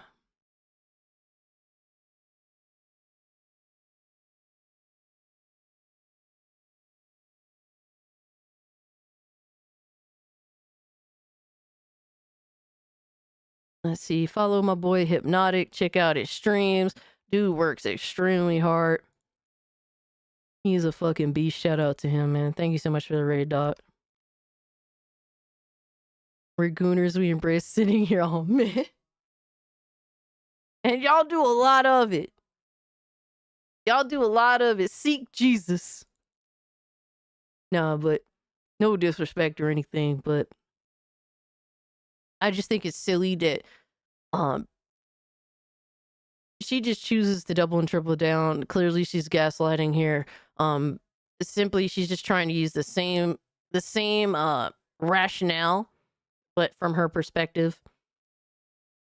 Because people are telling her like, hey, you're becoming the thing that we've been fighting against for over a decade now. And she's like, no, you actually are. And it's such a dumb fucking perspective to have. It's so disingenuous. Especially when people seen your history, bro. I hope she delisted all her Stellar Blade videos. Because she should. At least she wants to look reasonable. People definitely need to forget some of the stances that she took in order to justify the one that she's taking now. That's crazy. Guys, if you can't hit the like button, we're like, what, 8 away from hitting 100? That's the usual stream goal. But yeah, I just think she needs to chill. Near the end of his sermon on the Mount, Jesus issued this stark warning to his listeners. Beware of the false prophets who come to you in sheep's clothing, but inwardly are ravenous wolves. Life lessons, man, from Jesus. It's true. You see them all the time. That's kind of the shame of it. But, yeah, I think that Melanie needs to fucking relax. People are not going to agree with you on this. Nobody, Friday the 13th Raiders, nobody's going to change their sides or their stances. There are people that are of faith or that are going to side with her because they believe that she's genuine.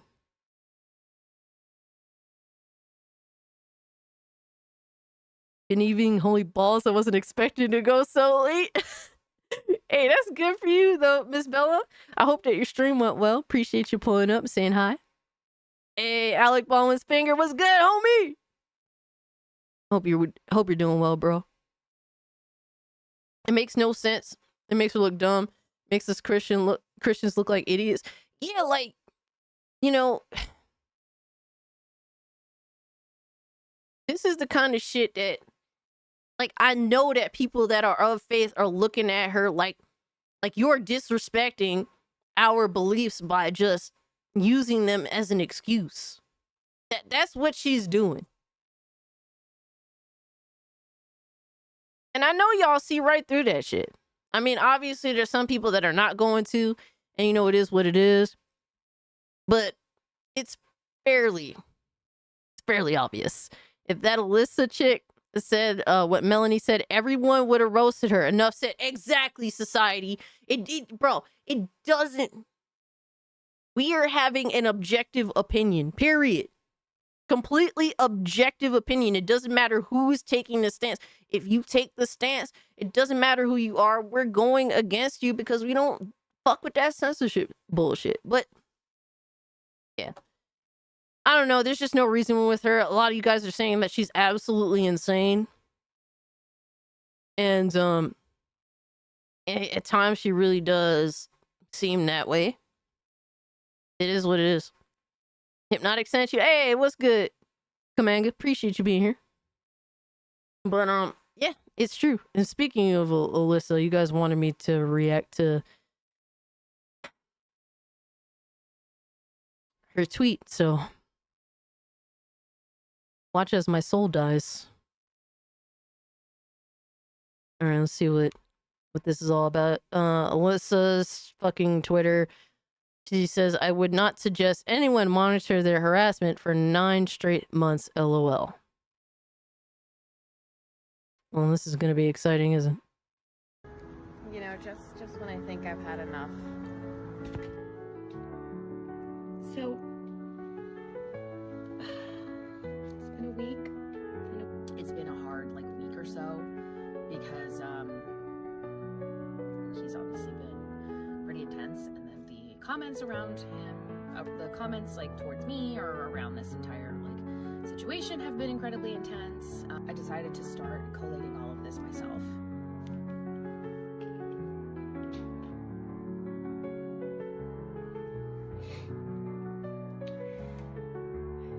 Oh, I might have another fight with my job on my hands. I don't even know what to do. I really don't. And it's bullshit because they are once again trying to ruin my life. I mean, I feel that a lot, and then I just break sometimes.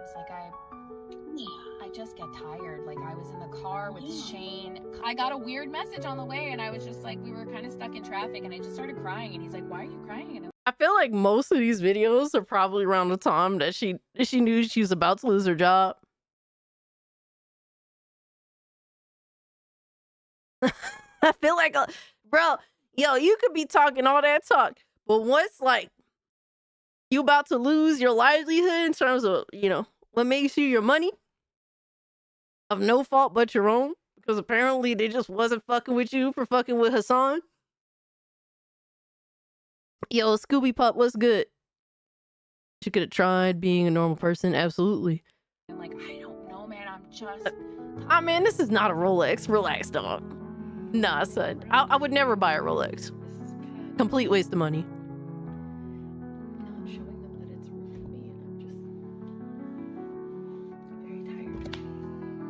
Now I'm back. She's tired of being fake. Oh god. Oh god. Ugh.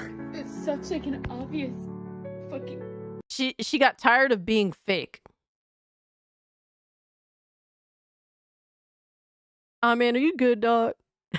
I wish I had it like that. Holy shit. Emotionally manipulative, stock piano music.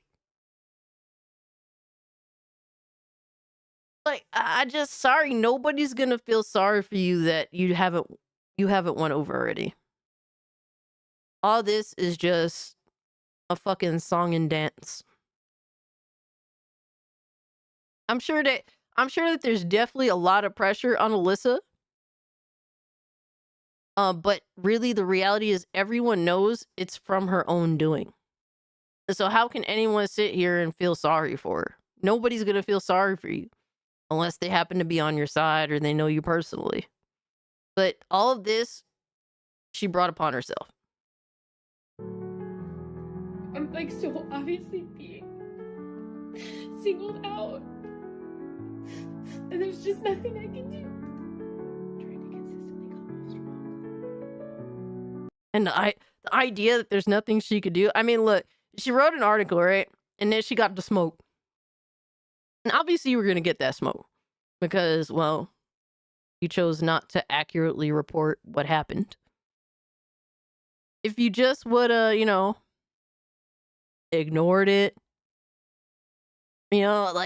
just go about your life, and then eventually the shit would have died out, and that's it. So look at the comments. I got you, dog. You bro, all you had to do, man, bro. All we had to do was follow the damn train, CJ. Yo, all you had to do was just shut the fuck up and let that shit subside. Of course, people were going to criticize your bad journalism because it was bad. But then you chose to take it to other levels. You chose to continue to antagonize the community that clearly disagrees with you, clearly called you out for your garbage journalism, your garbage attempt at journalism. And for months, you continued to antagonize them. And then I guess you thought that was going to help you in the long term by getting you attention. But I guess she figured out that it don't work that way necessarily. I don't deserve this. It's all fucked up. I'm really tired. Yeah, this fucking blows. All of this blows. And look, I'm not gonna sit here and say that everything that she's gotten thrown her way she deserves, because I mean, getting doxxed and shit, I don't condone any of that shit, you know what I mean? But you definitely deserve the criticism that you get. Now, other shit that goes beyond criticism, I can't speak for and won't speak for. But you definitely deserve the criticism. You definitely deserve to be called out. Nobody feels sorry for you. She did dox Smash JT, absolutely. And having an eye for an eye mentality, that doesn't win anybody over. Smash JT did not dox her, but she did get doxed apparently from what we know, or at least what... Yeah, many months ago apparently, like closer towards the Gamergate 2 shit. Remix her video is already hard to get through at one time, Lindo. And I'm trying to be completely fair here. Because I don't want to be driven by hatred or malice. But the reality is no one's going to feel sorry for you. Yeah, I'm sure that there's definitely outliers. Like the minority of people that chose to be, you know, malicious. Because there's always going to be that one of any group, that one or two people of any group that are going to take it to another level that's unacceptable. That always happens as a part of any community. You don't have a perfect community. Oh no, I sent you a song in a DM. But that doesn't account for the entire community that's an issue with you.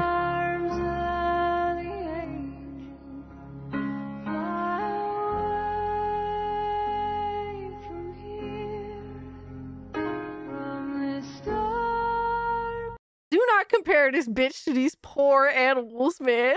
Fucking hell.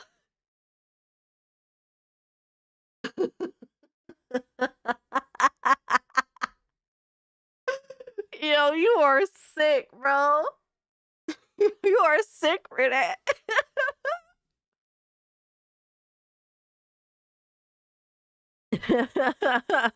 that dude from the award show, she can go to him for help. He'd be wildin'. She acts like she's on that level. Yeah. Yeah. And like, the thing is, you've exposed how you are as a person, Alyssa, and nobody actually believes that you're that tough, but that's the persona that you put online. Everyone knows that it's fake, but everyone knows that your personas that you create are specifically out of malice. This is just another one of your personas, the woe is me persona, in order to get, in order to be perceived as a victim.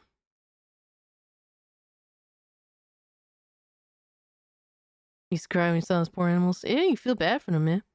Like, this is actual, genuine, like, bro. This is genuine right here. Alyssa, you're fucking fake, and we know it.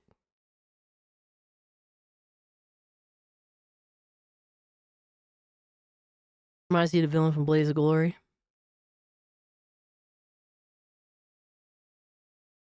She can work for Tencent. Oh, man. But yeah, like, nobody is going to believe anything that she says. Nor should they. She's a fucking liar. All right, everything that she does is a coordinated effort for malice. Only person victimizing Alyssa is Alyssa. Absolutely. She's a victim of her own doing. She put herself in this situation. Like, I can understand you know, if she would have put out an article and the article was bad, she chose to be on some bullshit, and she got the smoke, and she's like, you know what, let me just walk away from this shit and let it, let it roll over and then continue on with her life. But she didn't do that.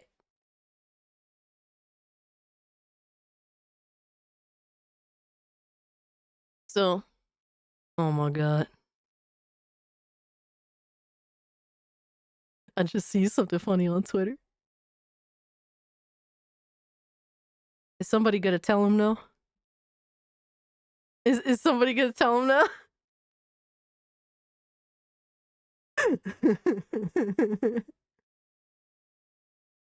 I can't believe this guy is talking about someone's appearance, LOL.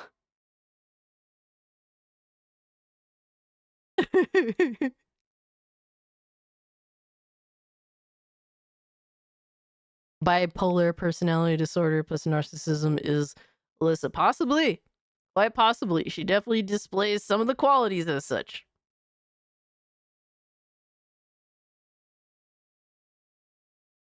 But really, at this point, she's just trying to fool the system more than anything else. Tencent would pay her 10 cents for employment. Damn. Oh my god. Y'all be wildin' out here, dog. Holy shit. So, I guess we got some other shit we gotta get to, guys. Might as well continue on with the Smash JT, the situation. And I haven't watched this video. I really wanna. I'm interested to see what this is about. Oh man. Shout out to Sungrand Studios, man. Dude's channel has been on fire this year. And he says, games activist falls in love with YouTuber, then sues for his attention at Smash JT. Hey, Rayo, thank you so much. I appreciate that. Much love to you, fam. All right, let's see what he has to say. Hey, thanks for stopping by. It's good to see you. I'm Jarrell, and today I wanted to discuss a topic that has come up that's, I think, a little bit interesting. So, Alyssa Mercante is a gaming activist who writes articles and shares her opinions and thoughts on the internet with other people. And Smash JT is a content creator who focuses on games, and he tends to point out issues that are in the industry to help the industry move in a better direction than it has been moving in the past few years. So what's happened is that Alyssa Mercante has filed a lawsuit against Smash JT, against Jeff. As a result... Oh, shit. He's on Smash JT's website and everything. Oh, shit. That's a classic mug, a sign of supreme class. Hell yeah. I hope the case between Alyssa and Smash JT gets dropped in court. Alyssa can't handle the fact people have things to say about her and her behavior. Yeah, I mean, it just seems ridiculous in nature, the details of the lawsuit. It's really a waste of time.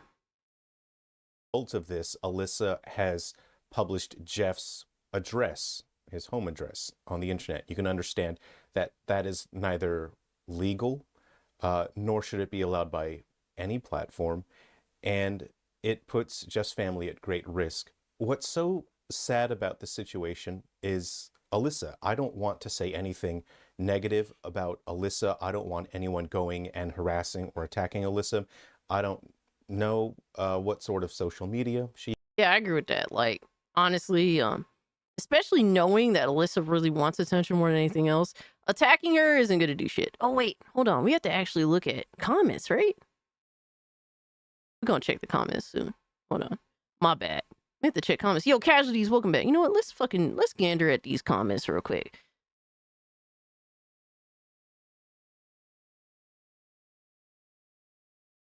Alec Baldwin's finger hit.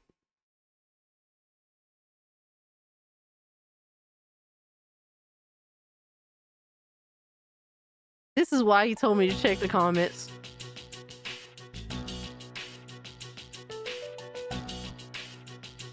I see you, Alec Baldwin's finger.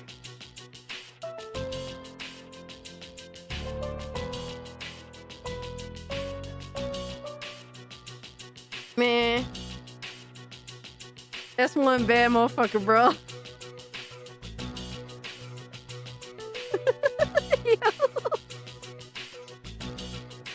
Hey, little buddy, have you considered crying about it? Aw, man, dog. This fucking guy, bro. Jesus. Look at this dude. Yo. Our #1 fam. Hey, my boy Ish commented. He said, damn, if this is the result of Twitter and social engagement, I would just uninstall this shit. Exactly. If she would have just walked the fuck away, she wouldn't have dealt with a fucking 1,000th of the responses and engagement that she's had. All you had to do was walk the fuck away after you made that article. Oh man, look at the dick eaters. Damn. Classic. A go-to in the community. But so you're retarded now? What? Oh man.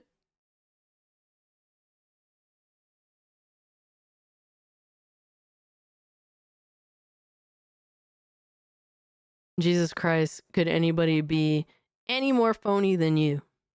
This is all an act. I mean, bro, when presenting, she's gone on to delete tweets, try and hide evidence. Honestly, I think an important thing to do is if you have any old tweets that you have on your phone of Alyssa crashing out, or videos of her crashing out that maybe she deleted, it'd be a good idea to send them a smash. Because I'm sure that she's definitely deleted some of the shit that motherfuckers that screen cap like months ago, or try to pretend it never happened. So that could definitely be helpful. Oh my god, this fucking loser. Repent and accept Jesus Christ as your Lord and Savior. He loves you. Ah, says the endorser of the Roman Catholic Church. I mean, what, brother?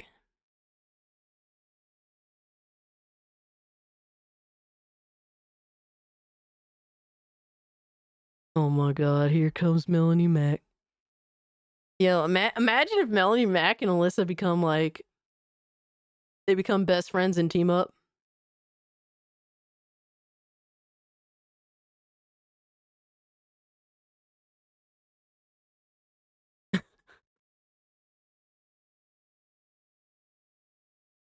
Oh man. Damn. Oh man, no. Gay.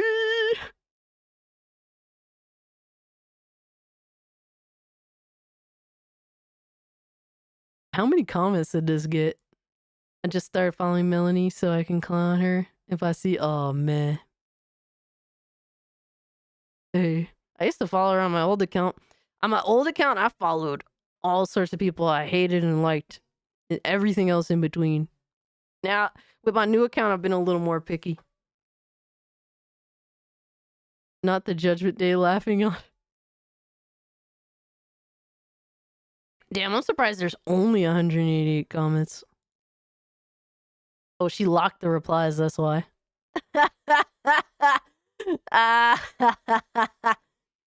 That's funny. Oh, no, wait. No, I'm wrong. It's because I'm blocked. Yeah, I'm blocked. Oh, Lord. Yeah, they are two sides of the same coin. It's kind of wild when you think about it, right? But anyway, back to somebody that actually is an interesting person that does come off as very genuine. Uses I don't use it. I don't want anyone going in and bothering and harassing Jeff. But what I do see here, we've been seeing this develop for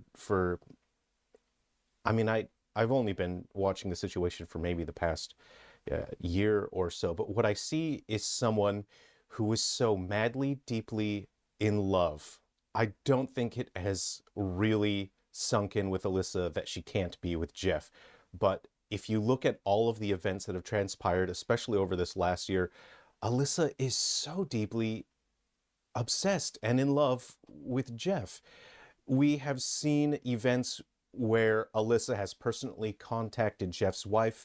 She has tried to get Jeff's wife to divorce Jeff, obviously to open up the relationship situation so that Alyssa can step in and she can be with Jeff.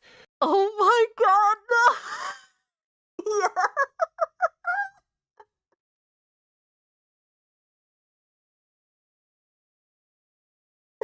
Yo, that's crazy. Yeah, he definitely has a very unique online persona. Yeah, he definitely does. And she is obsessed. No, he's not wrong at all. He has very valid points here.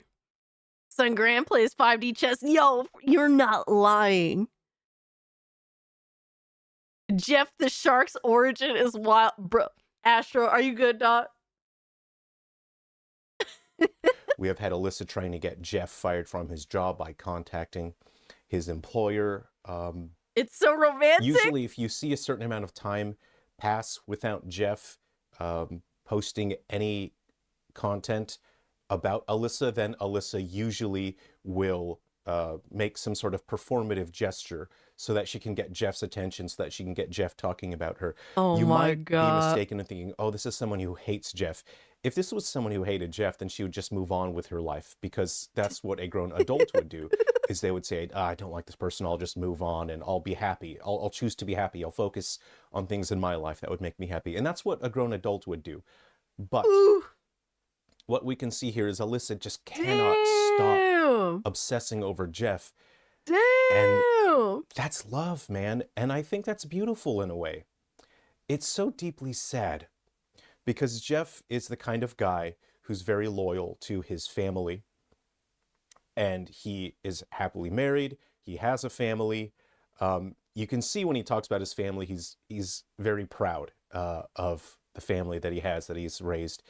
And I think, in a way, I think that may upset Alyssa. I think that seems like it. She's jealous of that, and it's very obvious to see that she wishes that she could be the one to be with Jeff. And that's very sad. And as a result, she has sued Jeff. And again, please don't.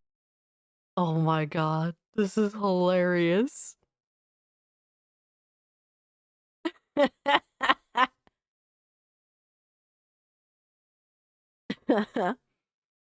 Casualties, we talked about it earlier. It's not really a problem. It's not a problem. I know why it's happening. Like, the way Mafia open world sort of shit goes, it's like, it's not going to translate well to 1915 Italy, or whatever time period it is. I know it's really like early 1900s. It's not going to translate well. So, it being linear, I can understand. It's not like a police officer is going to pull you over on your fucking horse and give you a ticket. Like, it don't work it don't work out that way like that. So it's a little different. Don't go and attack Alyssa. This is a lady who is so madly, deeply in love that she isn't thinking straight. She's just crazy for Jeff. She's obsessed. I would not be surprised if she has one of those shrines in her house that's got the pictures and the candles. I mean, I'm not judging, you know, it's 2024, man, you know, and if that's, it's cool to have a worship shrine. It's not a big deal. I'm not attacking Alyssa Mercante for that. I don't know her personally. I've never interacted with her. I'm confident she's been using an alt account to leave me harassment messages. But that's look, I'm sorry. I'm not interested. And look, the Hey Arnold shrine is crazy.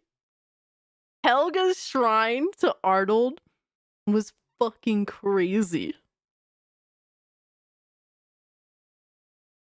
This guy needs to stop. She's already dead. No. Oh man. So that's who ordered the custom Jeff body pillow? Damn. Already in love with Jeff, you know, and you can't be in love with two guys, I think. So look, it sounded like he was legit gonna vomit in his mouth saying that. I think it's just, it's so sweet. I don't have anything negative to say about this situation, and I don't want to dogpile on this lady who clearly is so in love. And it's so sad because, I mean, if I could sit down with Alyssa and have a coffee and maybe like an avocado toast that cost $14, then I would say, find someone who loves you, find someone who cares about you, and focus on that. Find someone who can got a mental image for Jeff's dude, taken yo, for Alyssa, real. and I don't want to see your heart break any further, you know. But I've never had, you know, personal contact with Alyssa, and I'm not someone that's important, so I don't think that it's my place to sort of reach out to her. But unfortunately, these sort of legal fees are quite expensive. So if you guys do want to support Jeff, I'll put the link in the description, because this is the second, or I don't know, it's not the first. Yo, no wonder why Smash got like 40K. No wonder why. I was like, damn, the support is out for him. Like, I was happy to see it. But it's cool that he actually shared that out. Usually a lot of creators wouldn't do that, especially creators that have really big followings like Sun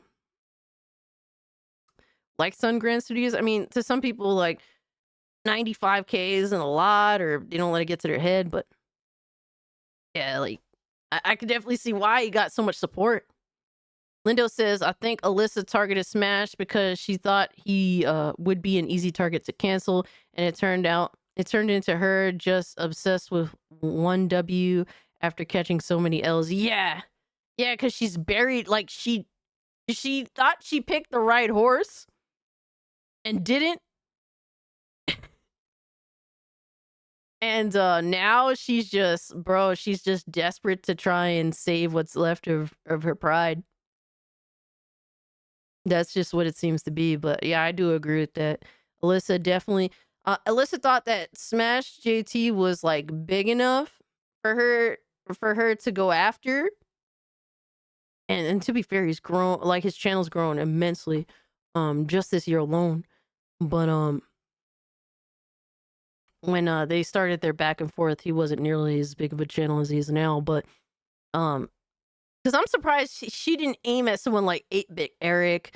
Like, you know, just saying, he's a little more out there in terms of like, he definitely doesn't pick his words as wisely. In my personal opinion, shout out to 8-Bit Eric, as Smash JT does. In my personal opinion, I'm surprised she didn't go after 8-Bit Eric.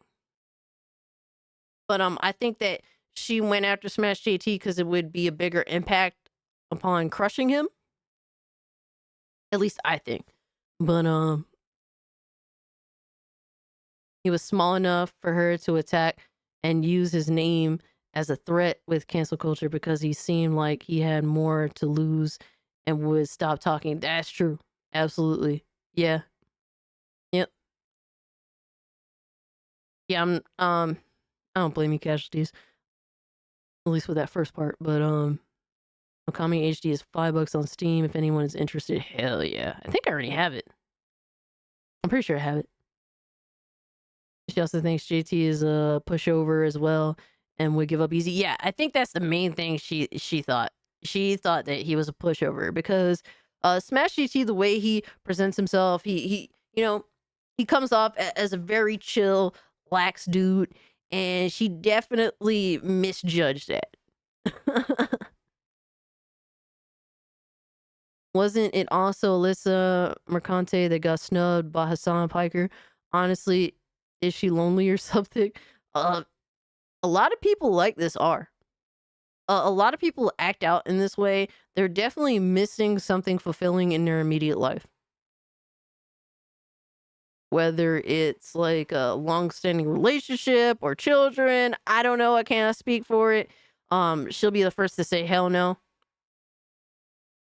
But yeah, DM'd his wife, called his job, threatened lawsuit, actual lawsuit. Yeah, she continued to persist in trying to force him to stop, like force him to just shut the fuck up.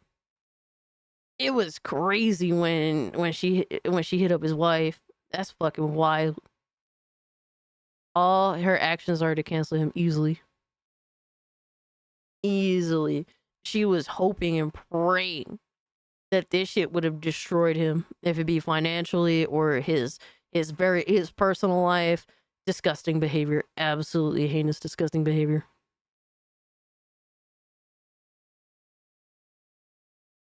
El Alchemy says he has dignity. Shout out to you, man. Always have some dignity. But yeah, she definitely fucked around and she's finding out. Now she Now she's willing to potentially destroy herself in pursuit to try and destroy Smash JT. And it goes to show that it's entirely her fucking pride involved in this. Or who knows? Maybe she's being used by the law firm that she's a part of. Maybe they reached out to her because there's a discussion of potentially trying to impose legislation in New York around this sort of stuff. And if that's the case, maybe funny enough, maybe she's a pawn in all this too, in some way. It wouldn't surprise me. She has very, very fucking poor judgment. It wouldn't surprise me at all if she's being used. She's just that type of person. Yo, we hit 101 likes. Yo, shout out to y'all in the chat for being so supportive, man. Thank you. 100 likes is the goal, and you guys have smashed it out the park. Shout out to y'all. Thank you. You guys are far too kind, and I appreciate y'all for real, for real.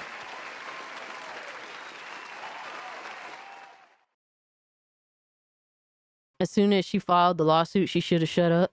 I mean, she should have shut the fuck up a long time ago. There is a long history of her and her vindictive, disgusting, antagonistic behavior. A long list. That's what I'm saying. If you notice any videos or any tweets that she has made that she has now deleted, definitely send those to Smash JT, man. Send them to him, or if you want to send them to me, and I'll send them to him. Whatever works, you know. I'll definitely let him know who sent them, who sent the tweets. But yeah, like, she's trying to delete information to make her, and she's putting out these videos of her fucking fake sob story, all this shit just to be seen in a sympathetic light. But it's all fucking fake, obviously. This time Alyssa has been using lawsuits to get Jeff's attention. And look, man, love is expensive, all right? I've been there. I know what it's like.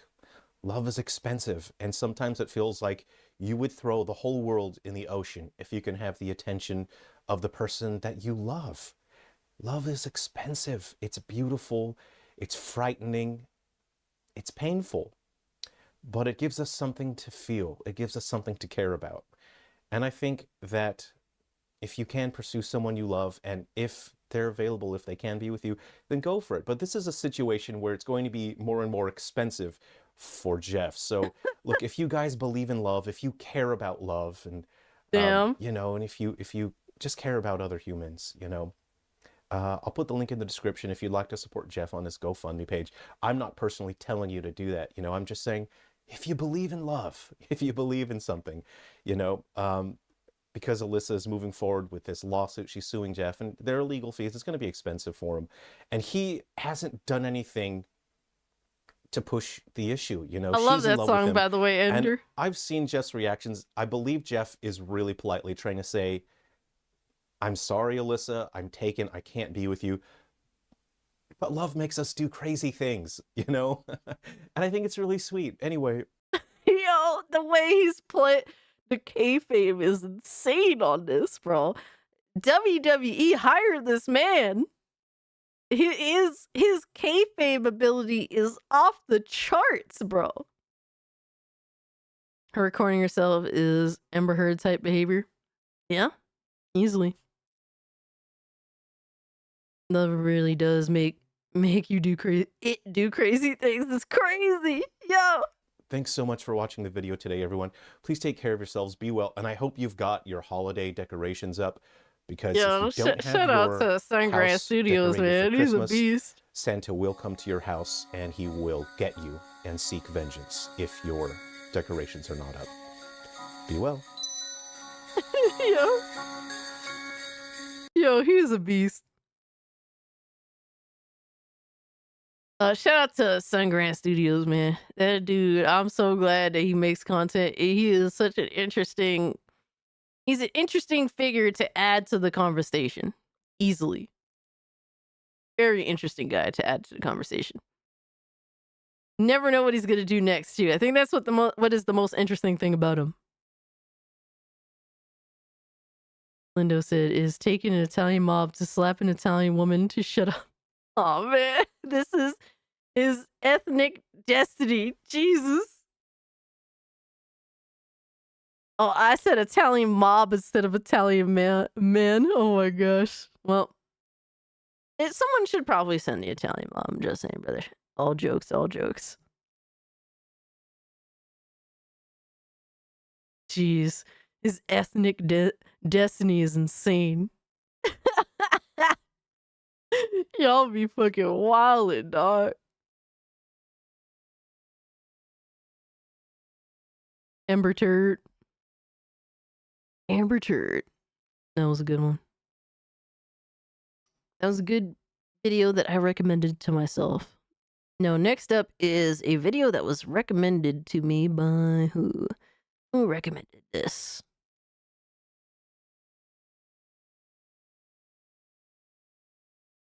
Devastator, you did this. You did this. Yeah, to be or not to be, I agree. Alyssa, notice me, Jeff Pie. Yo, Biosy will be wallin'.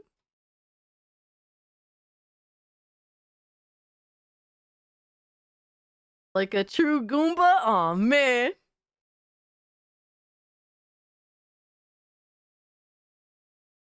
You already spoke to your Uncle Tony? Oh my gosh. Well, next up, we got Vera Dark. Riot Games to ban players for off-platform conduct. New TOS lets them police players outside of the game. This is just to get rid of content creators they happen to not agree with. Vera looks like someone you work with? Wow, that's pretty cool. That's pretty interesting. But let's see what this is all about, because I did vaguely hear a little bit about this and his wild-ass fucking behavior from a company. This is why you never link accounts. You're not wrong. Companies are constantly looking for ways to police players, and that is exactly what's happening with Riot Games right now, because their new updated terms of service is giving them the right to respond to players' off-platform conduct with penalties in-game, which is absolutely absurd. I have a few different things to show off, but before I get into the topic, if you enjoy the content I create, check out the links in the description, join the community in my live streams, and consider supporting through Patreon or YouTube memberships. Now, it is sad that we cannot play a game without having to worry about companies banning us because of what we are doing or saying off of their platforms and outside of their games, but that is what is happening right now. This is a Bounding into Comics article. It says, another day, another step closer to blanket internet authoritarianism. This time, as the League of Legends developer Riot Games has updated their terms of service to allow them the right to issue in-game penalties to players who engage in harmful off-platform behavior while using any of the company's video game services. Now, this is a major problem because it just goes to show that Tencent is not a company that you should trust. A couple of years ago, Tencent, of course, acquired Riot Games, and ever since then, Riot has definitely been headed in a risky direction, a direction that a lot of people do not agree with. They have been making changes like this to their platforms and to their games, and it's not something that is going to continue to be overlooked. I feel initially... Yeah, it's Riot has definitely said some crazy ass shit. It's Big Sister Riot, ma'am. Oh man. Yeah, I don't know how anyone could get behind this shit. Like, this essentially just says, hey, at any point we could just get rid of you. That's it. Like, how do you feel comfortable spending money in games that belong to this company? How do you feel comfortable in that? How do you feel comfortable investing long-term money and time in any of their games? You could say something on Twitter that's a little risky, but for the lulz, it could get back to them and oh, well, you're banned. That's crazy, man. Also, their feelings get hurt. You could slap with penalties. Seems like it. Actually, a lot of people were saying, oh, it's Arcane going good to only be, goes so far, you know, a absolutely. while until they get back to normal. There's going to be an adjustment period, but surely they care about their players, but press X to doubt. This is why I always say be very skeptical when it comes to a company like Tencent. They are a CCP entity first and foremost, and you cannot blindly trust them like you can't blindly trust most companies, but in my opinion, they are significantly worse because they will try to control you. And I get that, you know, initially Tencent did not own Riot Games, and then they bought more and more and more until they fully owned them. So people were, you know, cautiously optimistic. People were definitely saying, oh, I've invested time and money. I'm not just going to give up on the game now. But it's clear as day that changes like this are the norm, and they are here to. Well, at some point, where the fuck is the line? Like, you can't just be like, it's like at some point you got to have a line. You have to stand up, you know, because at any point they're saying you could be gone tomorrow. You should just, I'm not telling people what to do, but you should at least let it be on your own terms instead of on their terms. Lois says it's just fucking video games, and these companies feel the need to go full Stasi with them. I hate this timeline. Yeah, they want to be involved in everything, and it's really just a lot of policing, man. And I don't know, man. It's just ridiculous. It is every day. It's like we're getting closer and closer to like a social credit system. To stay, and this is not something that we should just blindly accept.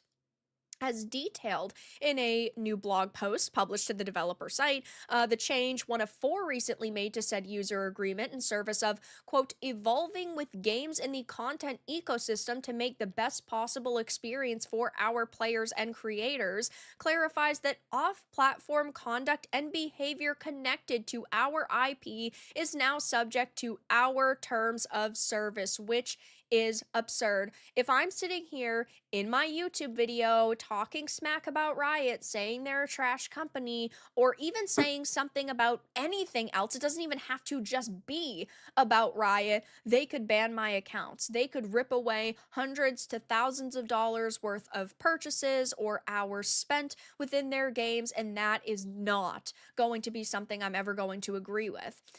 Yeah, it's like, bro, at any point you criticize Riot Games, right? And you just be like, if you make a YouTube video criticizing Riot Games, you just yeet this account, yeet this person. It's over. But yeah, I think it's very important to not link your accounts to shit.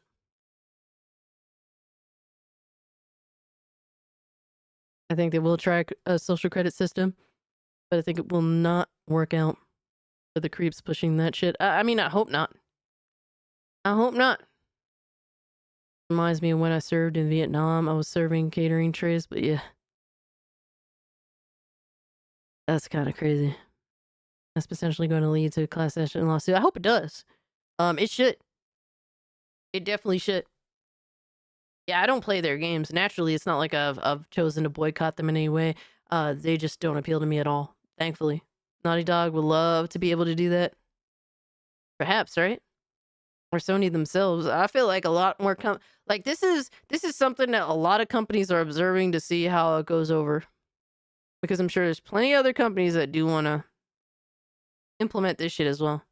Our intention with this update is to help protect players from harmful behaviors they can experience across the various places that touch their gaming experience. We know that that is bullshit, bullshit, bullshit. They just want Absolutely. an Yo, Jocko, what's up, easier homie? and, of course, legal route to be able to ban people that they do not like. Now, of course, they do try to say that this update applies very specifically and only to content where Riot's games are the background of the content produced, but at the same time, you cannot trust. Oh, so it's definitely to get rid of YouTubers that criticize their games or them as a company. That's what it sounds like.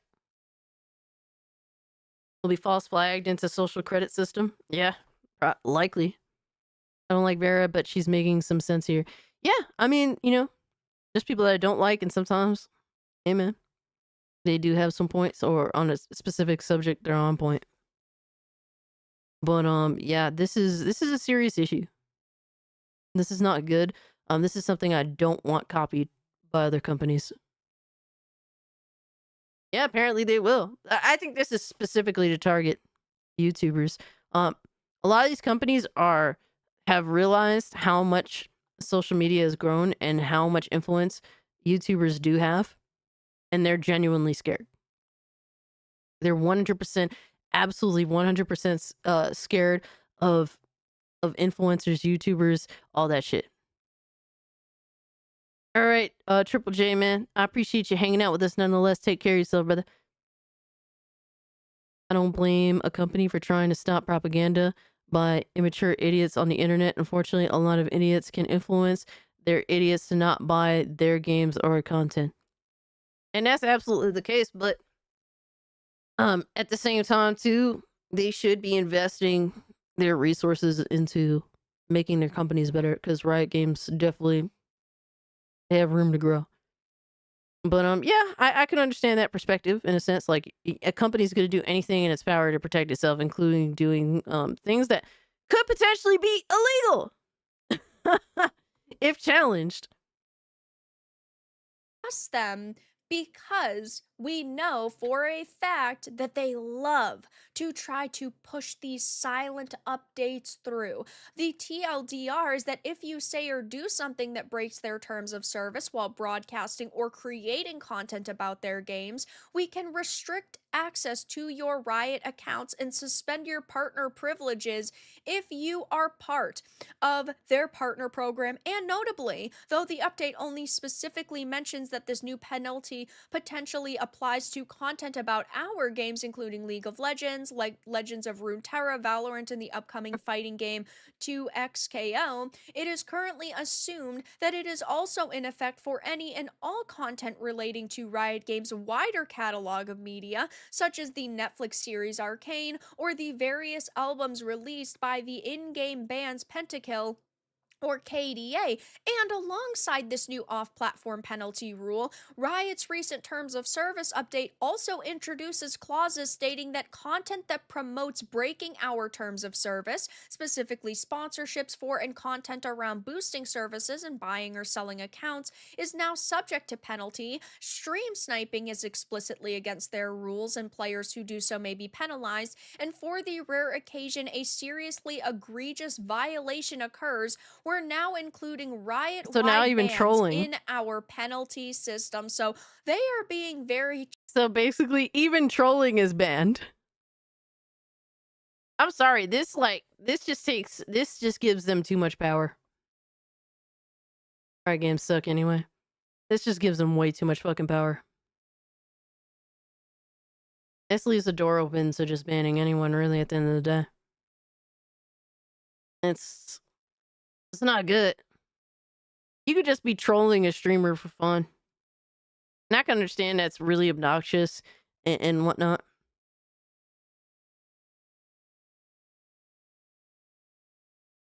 Is this for League with trolling being banned? This potentially leaves anything open, Calyrex. You could be a YouTuber that calls out Riot for something that they do, and they could ban you for that offline practice. I don't think YouTube liked what I said. Oh no, you said something sus. Oh shit, Miss Bella, don't let me find out. Riot Games is so sensitive, even snowflakes don't melt this easily. Yeah, they've proven in the past that they definitely say some such shit. Like, motherfuckers talking about teabagging in their games being like actual physical abuse, like being on the same level. And apparently Riot Games listened to them and shit. Like, reached out. Like, what the fuck?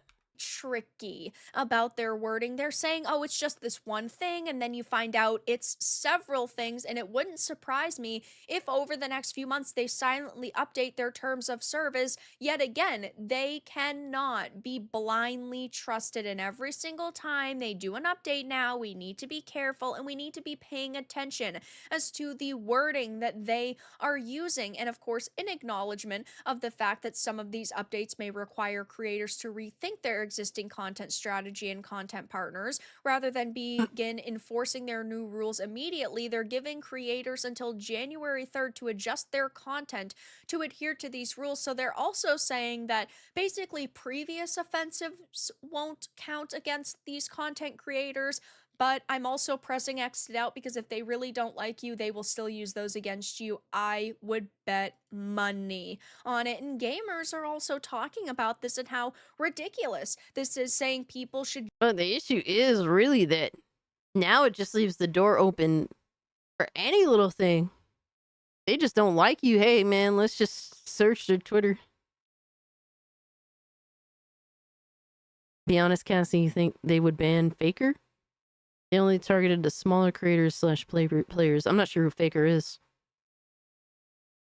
I sent you a Discord DM. I got you, Miss Bella.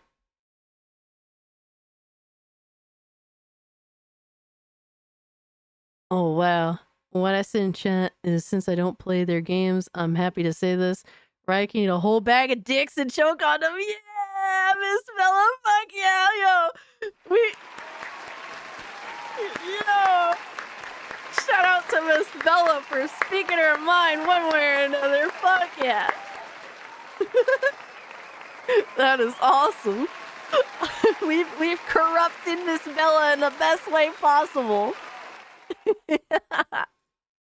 Shout out to Miss Bella. Yeah, that goes to show that I really don't keep up with anything Riot Games. I had no idea that this person named Faker was like the top League player. Yeah, I couldn't tell you. I know nothing about them. I don't know of any statements that they've made. I can't give an opinion at all. Based? Absolutely. Goon Gang, baby. Yes, sir. Miss Bella is certainly one of us. 100%.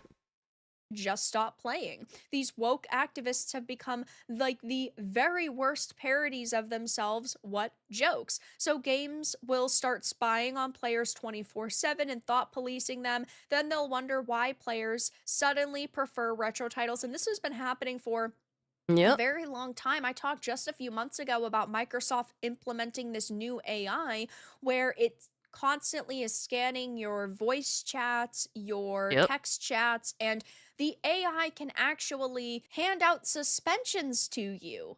This is why I told y'all, don't talk in that Call of Duty voice chat, man. You risk everything. I see sports in general when it comes to once it comes to that, we're normies in comparison, Cass. I'm kind of confused on it.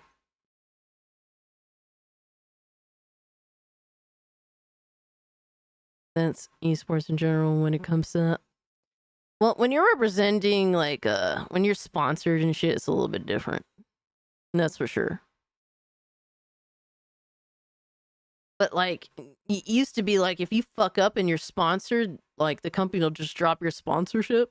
Now it's like, well, you fuck up in any way, we can drop your sponsorship and axe you entirely from even touching our game. If it feels you have done something wrong, and we know how AI is, it's not correct all the time. So we really are headed towards the worst freaking time. And we're not even bringing, like, we're not bringing up the possibility of false accusations here. Like, what about that too? Made up accusations about bullshit. And we're not even bringing that up. Line here. Gamers are also pointing out about how this policy may do not infringe use voice upon chat. rights protected by fair use, freedom of expression, and ethical considerations related to user consent, like violations of fair use protection, suppression of freedom of expression, coercive terms of service, and lack of informed consent, forced content changes and their consequences, failure to clearly define harmful content. Unfortunately, this is something that, yes, has happened a lot over the years with a lot of companies. They just want to be able to control people and ban individuals if they do not like the things that you are saying or the things that you are doing, and they just slowly but surely update their terms of service to reflect different ways that they can get rid of you. So it will be interesting to see if anybody at Riot clarifies, if they come out and give any more context. I highly doubt it, because they clearly are thinking through their moves months to years in advance, but this is already not sitting well with gamers, and I will be interested to also see if content creators speak out about this. Only time will tell, but for Yeah, I don't really hear too many people talking about this, but at the same time, too, I don't follow all of the creators that do talk about this kind of shit. Is that red hair wig? It's hard to say, because usually the best way to tell is by the hairline. I couldn't tell you. It's real hair. Yeah, see, I don't watch Vera enough to really know. But shout out to Vera. It's a good informative video.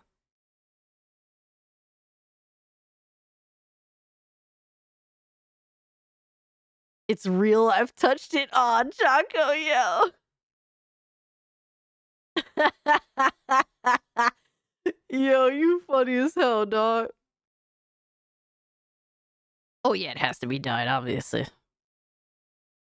Ugh, I can't imagine constantly dyeing my hair. If I go gray, that's it. I'm just accepting it.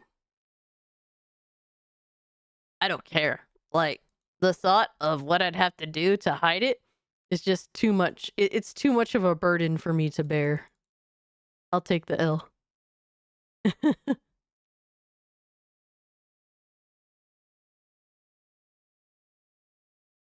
Miss Bella, the amount of work though with hair like that, I grew my hair out that long a few times. The last time I did, it was so annoying. It was the most annoying thing ever. I'm dyeing completely white if I start to go gray. Yeah, I mean, shit. You're going full Steve Martin? Aw, shit. The motherfucker always had white hair. I don't think there was a time he didn't. Become an anime character waifu with the white hair? Oh, man. I knew a chick in class that would dye her hair every single day. This was in high school, by the way. That bitch gotta be bald by now. No disrespect, but she gotta be bald. She looks like a girl you did in high school. But yeah, it was a good video. That definitely got me informed, because I wasn't too familiar with the subject.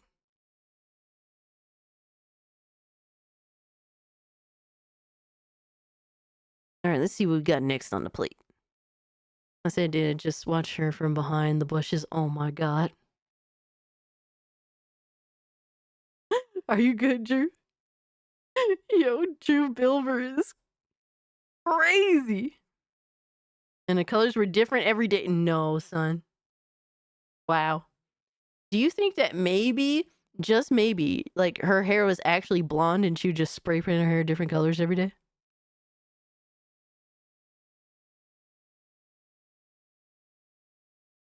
You dyed your hair blue, blonde, purple, red with black, green, and wow, that's too much. Y'all are too much. This hair dyeing is too much. It can't be me. That's all I can say about that. It definitely can't be me. Holy shit.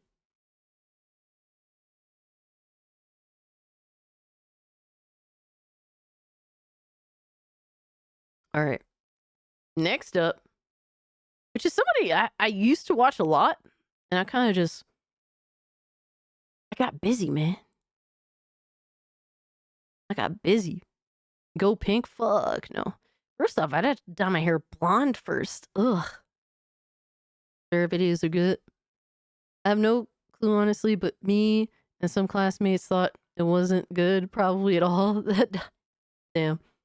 So, shout out to Pelvic Gaming. Why are the best games of 2024 remakes? That is a good question. And it's been like this like every year. Not just 2024. It seems like. It was like this last year, and the year before, and so on and so forth. My 3 favorite games of 2024 are all remakes of games that came out before 2024. Think about that. 3 of my favorite games that came out this year were not made this year. Persona? And this got me thinking, why?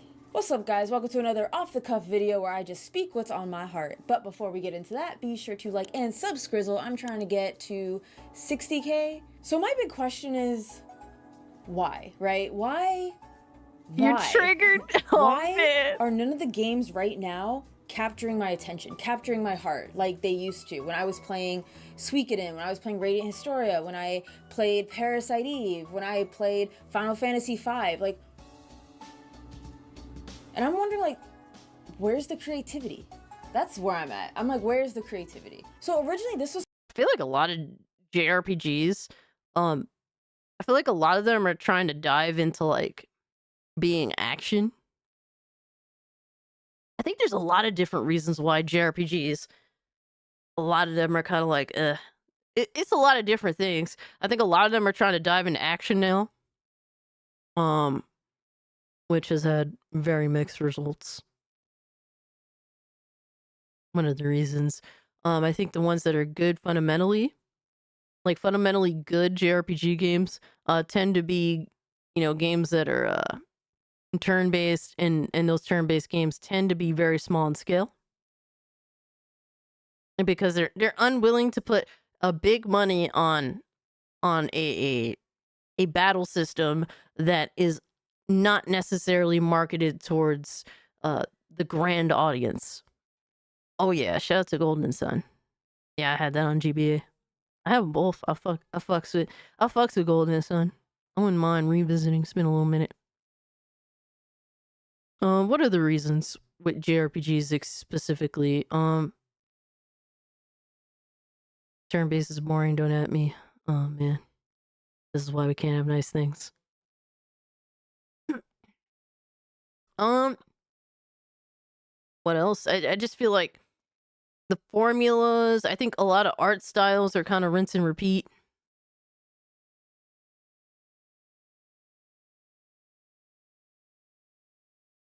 Yeah, turn-based is definitely boring if the game makes it way too long. This is why the remaster of Final Fantasy 12 is fucking amazing. Because you could actually make it go in fast motion. Thank you.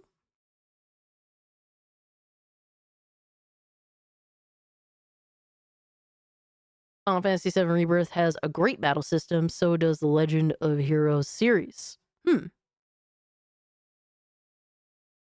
Yeah, Final Fantasy 12 is awesome because, bro, the remaster is amazing. It saves you so much fucking time. Persona perfected turn-based battle speed. Yeah, Persona's pretty solid at it. Most JRPGs follow the same formula. If it isn't broke, don't fix it, I guess. Yeah, it's like, I feel as though a lot of turn-based JRPGs can feel formulaic and repetitive, but the alternative is action JRPGs that are essentially foregoing. They're essentially foregoing their basic mechanics in order to look flashy, and fundamentals are ass. I think that's a big problem with a lot of action JRPGs. Waiting is my favorite game mechanic. That and listening to the same dialogue over and over. Dude.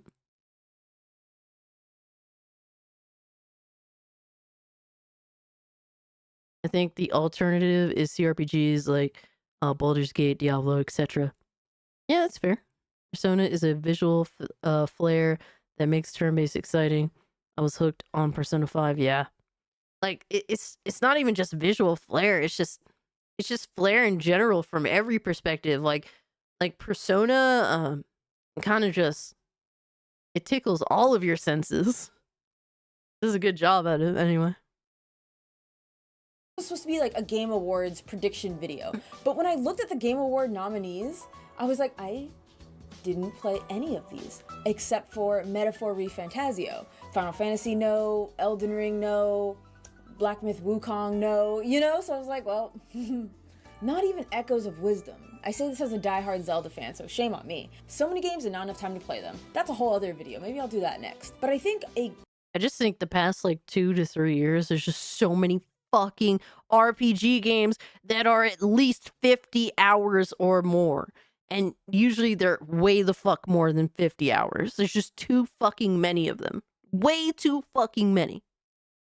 There's so many games that take so much fucking time to beat that you don't want to fucking even yeah, you just want to go with the game that you know is going to be good or you're familiarized with. That's why a lot of people are probably going to these remakes and instead of trying the other game that is sort of like it's taking more of a chance and all that shit, you know, like because these games are a long fucking time investment.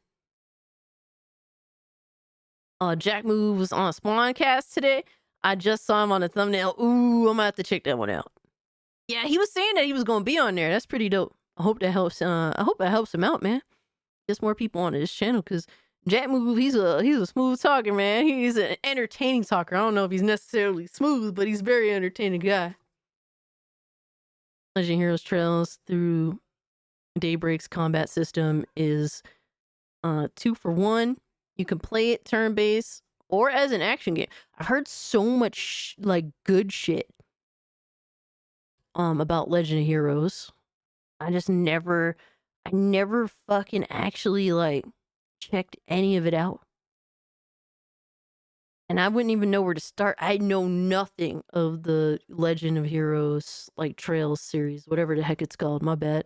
See, I'm so ignorant. I don't know. Even Hypnotic trying to bite and sniff that hair. Are you good, bro? core part of my frustration as of late is the creativity. Where's the creativity? Oh, I appreciate that, Lois. I don't know if the gaming industry is now just like Hollywood, like we're out of ideas and we're just like throwing shit at the wall and seeing what sticks, or rather playing it safe. Safe. It's definitely safe. Like, bro, we were watching creators throw shit at the wall when we were kids, and we remember all those positive games, like all those great games. We have those great memories, but there was definitely a lot of bullshit in gaming back in the day too. There was definitely a lot of bullshit, no doubt. Yeah, Trials of Cold Steel, I heard of that too. Like, a lot of people love that shit. Like, there was no guidelines to what worked back then. From at two different periods of time, at the very beginning when gaming started becoming a thing, and then in the 3D era. So like me, I was a baby when the 3D era started, like what, 95, give or take. So, I was like, what, 2-3 years old, give or take. So I didn't really start gaming until I was like around that 5-6 year old time period. So I kind of, I was at that point where I'm watching all the fuckery and all the fuck shit with games and camera angles and all that shit, like 3D cameras. So we were watching the experimentation go down 2 different periods in gaming history, and they were shit slinging. And some of it was absolutely phenomenal, and some of it was dog shit. Oh my god, Lindo Goonin. We're just not getting any new IPs from the big titles. Indie games are where it's at right now. Indie games, believe it or not, I'm like, oh snap. And I've been like dabbling more. I was thinking about doing some sort of end of the... I think that our indie game's great, absolutely. But I also think that our general perception, like for me, I admit to you guys openly, I'm gonna give an indie game the benefit of the doubt. Because they're like a small fucking game. They're not super expensive, like it's not like usually indie games aren't very expensive. Like, I'm gonna give an indie game the benefit of the doubt. Because like, who the fuck wants to crush like a developer of 2 people or 10 people? You know what I mean? You suck. Hey, Repa, thanks for the 2. The brown colors COD Killer 360/PS3. Absolutely. Yeah, yellows and browns, man. All the games look the fucking same in color. But at least the games were generally good. Hey, Censorship's playing Lollipop Chainsaw. Shout out to you. I was born in 98, and my first console was the PS3. Wow. Hey, That's awesome nonetheless. Unless you're copying and pasting someone else's work, but worse, like the crap Cuphead clones. Yeah, like obviously you have your clones, your bullshit clones. Like you have all that stuff too. But even indie game devs that were heavily, maybe a little bit of copying, but even ones that are heavily influenced by games of the past or even of the present, even some of those games don't end up half bad. Like I've been playing this game called Nico Dorico, and it's a 2D platformer. Basically, without being a bitch, but being honest with you guys, the game is essentially, hey, let's rip off Crash Bandicoot, but then put Crash Bandicoot in the boots of Nathan Drake. That's the type of character so far that I've gotten. But you know what? The platforming is solid. The gameplay is really good. The game runs really well. The visuals are very pretty. The music, it's not terrible. It's not great. That's literally what it is from what I played of it so far. Shout out to the game. I'm actually enjoying it. I'll talk more about it later and shit, when I play it more. But that's a little hole in the wall game. You know what I mean? But shout out to them. The year video on indies that I've played, not beaten, but just like dabbled in, and I like beat the ones that like really stuck with me. And some of them have, and some of them, haven't. Not every indie game's a hit, but speaking on modern games, I'm just missing what I love about gaming, and I'm getting it from like all the remakes. I was just thinking about the games I really enjoyed this year are all from the past. Persona 3 Reload, which was Persona 3 FES was my second Persona, and I really loved the story within that. It was something dark, it was something real, it was something terrifying. Like, it made me feel feelings, And then I look at Paper Mario Thousand Year Door. This was the first time I've ever played it, and I fell in love with it. One of the few games, I swear to you, that people like hype to high heaven, and it actually like met that hype. You have to like hype responsibly, right? This one. How often does it actually happen?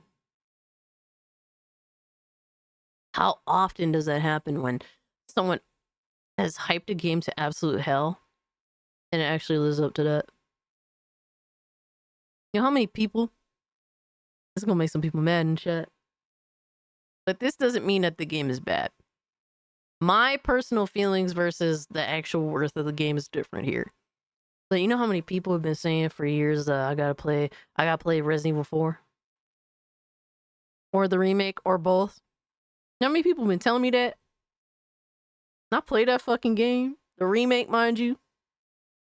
And I'm like, this is okay.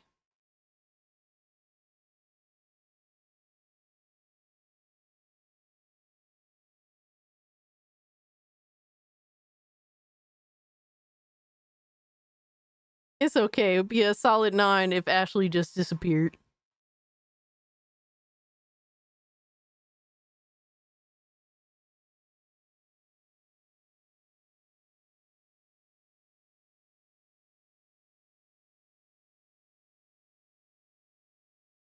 All this time, motherfuckers been telling me to play that. And that's what I got.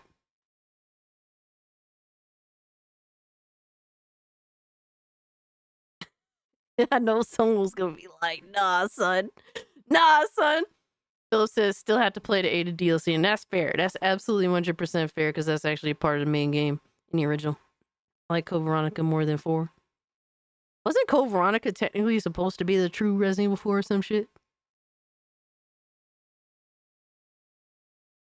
Maybe those people who told you to play and assumed you would do puzzles. To be honest with you, it wasn't even the puzzles. That was the least of the issues. I just think that a game being one giant escort mission is a fucking nightmare. It's a nightmare from hell.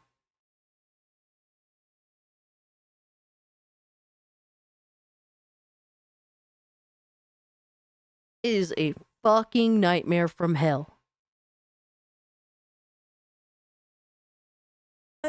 Nah, go crazy. I think it's great. I think it's Fan-effing-tastic. Kept me from beginning to end. I beat it so quickly because I could not put it down. Smiling the entire time. And then Romancing Saga, I would have never played if Square didn't Really? approach It's me supposed to be in first. And Resident I'm so Evil glad I 3. did, That's 'cause it, wild. blew my mind. And again, this is like an old game. Romancing Saga 2 originally came out December 10th, 1993. You know? 1993. Games were cooking back Goddamn, I was just born. Holy shit. then apparently. Even though, yes, it probably was a lot harder and missing a ton of quality of life issues, sure. But that game filled me with such community, adventure, and excitement and made me fall in love with gaming all over again. It's crazy when people hold, like, say a game is garbage just because the quality of life of a game fucking 30 years ago doesn't live up to modern standards.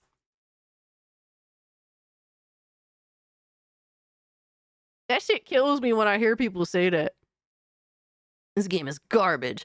It's like, well, you know, the game's 30 years old. It's not going to live up to modern standards, but for its time is a highly influential game and quite possibly influenced dozens, if not more, of the games you love to this day. No, it's just garbage. Hey, Brian, I ain't trying to hear that bullshit. I even recently replayed Parasite Eve, at least up until the museum. I didn't beat it yet, but even that was more enjoyable than these modern games. Why? Why is that? Why is this game that came out in what, like 1997 crushing it for me? Like, I'm just having the time of my life. And it Probably because the game had better fundamentals. Games are bloated fucking bullshit nowadays. There's so many reasons why games are fucked up nowadays. Games back in the day were just trying to get discover gaming fundamentals and get those fundamentals correct.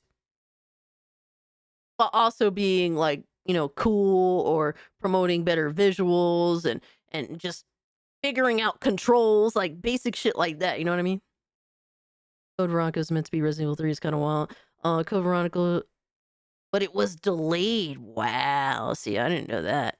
Miss Bella said, yes, I agree with that. I have enough trouble protecting myself in a game, much less some NPC that is likely going to get themselves into trouble every 3.7 seconds. Yeah, the more people are like, well, you need to play the original Resident Evil. Motherfucker, y'all just got done telling me that Ashley was even worse than that. You best believe I'm never touching that motherfucker. Shout out to y'all that did, and shout out to y'all that love it, and shout out to y'all that could replay it 1 billion times. Y'all got more willpower than me. Y'all got way more willpower than me. Shout out to y'all. But Resident Evil 0 was supposed to release on the N64. Have you seen Resident Evil 1.5?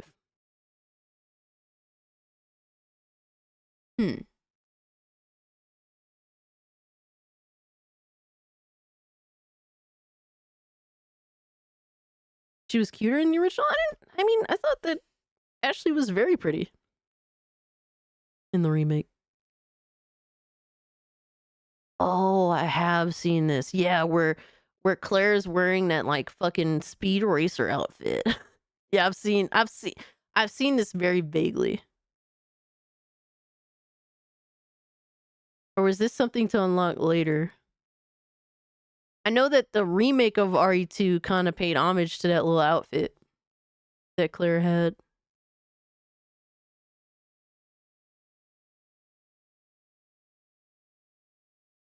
Elsa Walker. Oh, so it's not even Claire. Oops. Shout out to Elsa. Elsa. Oops. Ashley acts like a kid in the OG. Oh my god. This sounds horrifying. Resident Evil has some interesting, very interesting history. Lore, but also history. I love Parasite Eve. Just replayed it earlier this year. Nice. Retro games were pixels, and they weren't criticized for modern standards. Odd. Yeah, I know, right?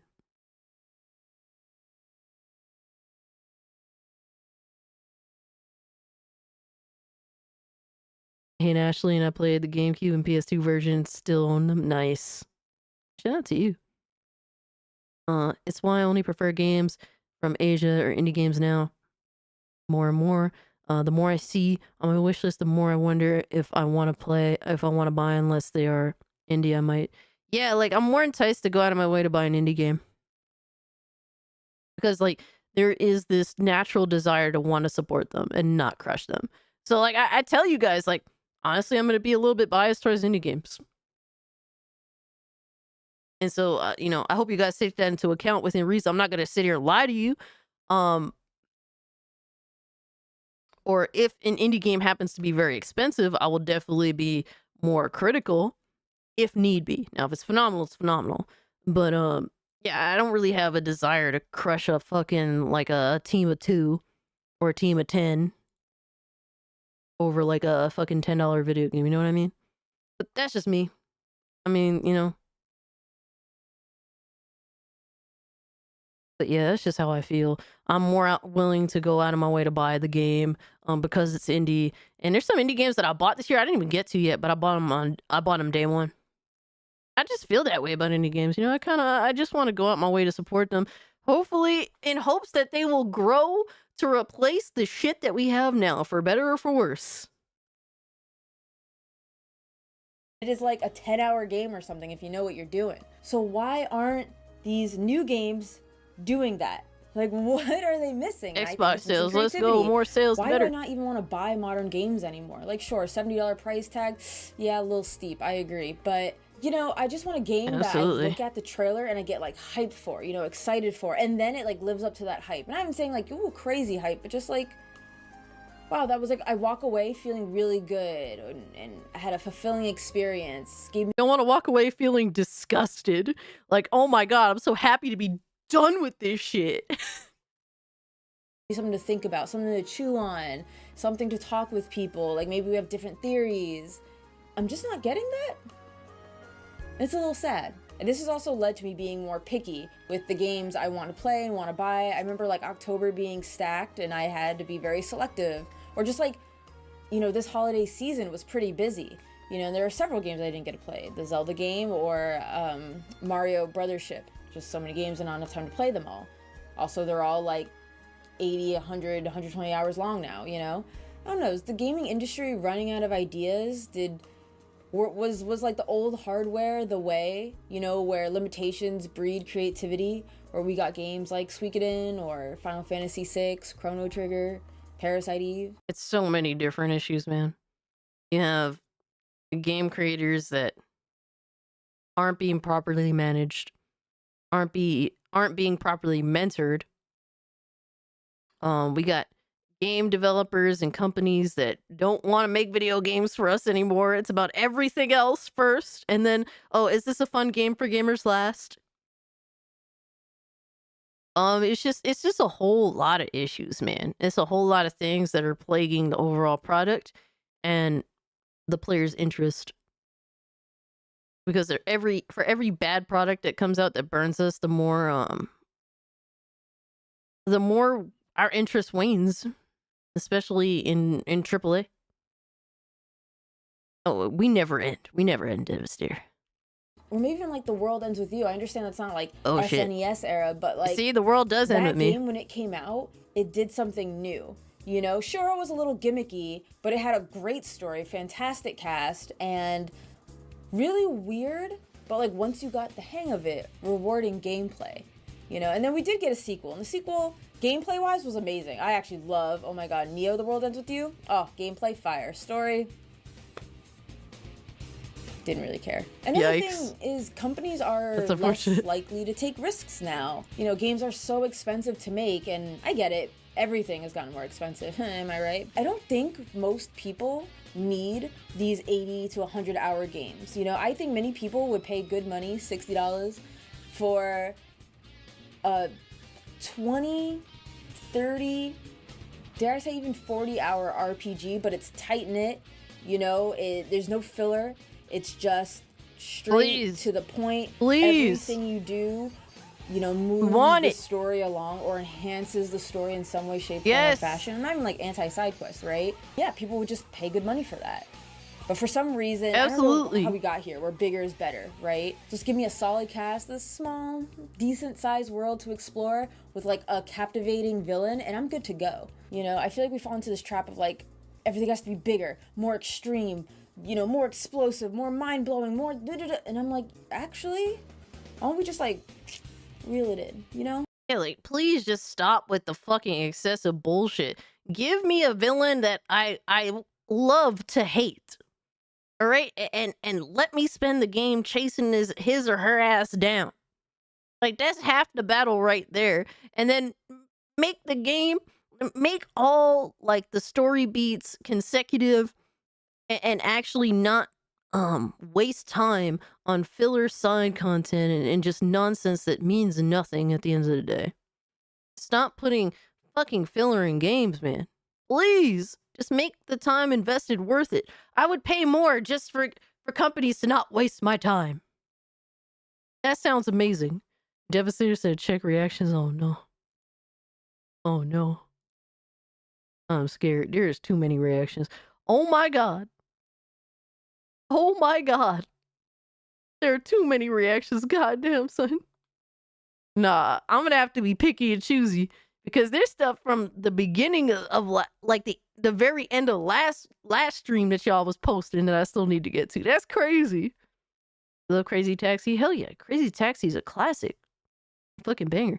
Okami, Jet Set Radio, Fatal Frame, Crazy Taxi, and Yakuza are all games that are unique and great games and have immense replay value. Whatever happened to that? Most games, bro, are unrevisitable. They're impossible to revisit after one playthrough. You're sick of it. There's some games you're just sick halfway through, man. Whatever happened to games that had replay value?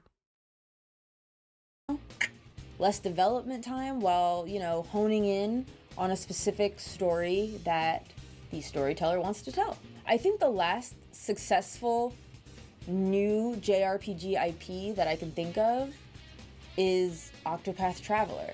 And there's also Metaphor, and we're gonna talk about that too. But Octopath Traveler, you know, it got a sequel. Pontiac, hell yeah. And I loved it. It was great. But I don't think they changed much from Octopath Traveler 1 to 2, if memory serves me. Now, Metaphor I got a little beef with, right? Let me preface this by saying Metaphor is a great game. I think Metaphor is a good game. You know, I enjoyed my time with Metaphor. Metaphor also disappointed me. Why? Because as Atlas's new pillar, new baby, I was expecting something new. And in the story and character development or character portion of it, sure, it did that. Like a whole new world. You know, while in Persona games, we're in Shinjuku, Shibuya, you know, we have like a baseline of like what to expect. But this whole new world of Metaphor, there's new races, new cultures, new cities that we know nothing about. So we're starting from ground zero, which is exciting. We have a whole cast of characters, all of different races. Super cool, super fun. We love that. Where my disappointment came from was the gameplay. It really did feel like fantasy Persona more than I wanted. We have the press turn system and then Persona mechanics, right? We have the calendar, we have the social links and your social ranking skills. You know, I was like, oh, fantasy Persona. It was Persona and SMT, right? Because they took the press turn system. And let me be clear, I fucking love the press turn system, okay? I love it. I think it's, I would say it's either number. So what mechanic makes Metaphor stand out? Because if I'm not mistaken, because I haven't really played Shin Megami Tensei, but from what I do know, what makes Shin Megami Tensei stand out from Persona is that Persona is a spin-off of Shin Megami Tensei, but has the like that system of like you know, creating those bonds and shit. That's like the outlier, like the power of friendship, the sort of deal with Persona that makes it stand out from whatever the fuck Shin Megami Tensei. I'm correct on that, right? Like that's the main big outlier there. Yes, Shin Megami Tensei is the mature one. Yes, like the whole power of friendship shit with Persona definitely. You know, obviously it implies that it's not as mature. I guess the high school setting. Never played Shin Megami Tensei. Shin Megami Tensei is devil bargaining. Persona is social links. Yeah.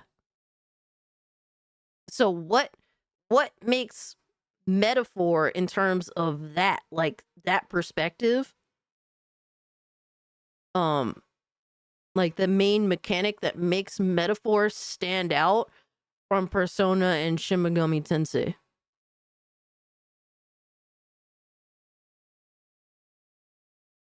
All right, Miss Bella, thank you so much for hanging out with us. Have yourself a good night.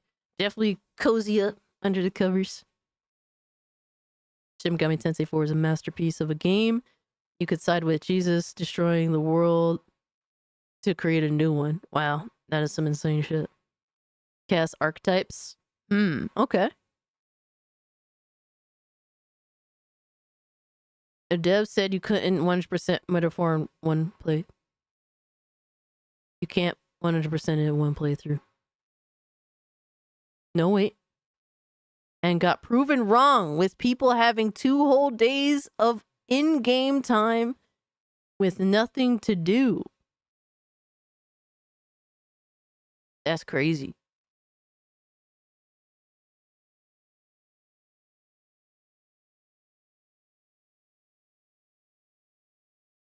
Censor says Shin Megami Tensei is also a spiritual successor for Megami Tensei based on the books of the same name that was on the Famicom in the 80s. See, I didn't know that.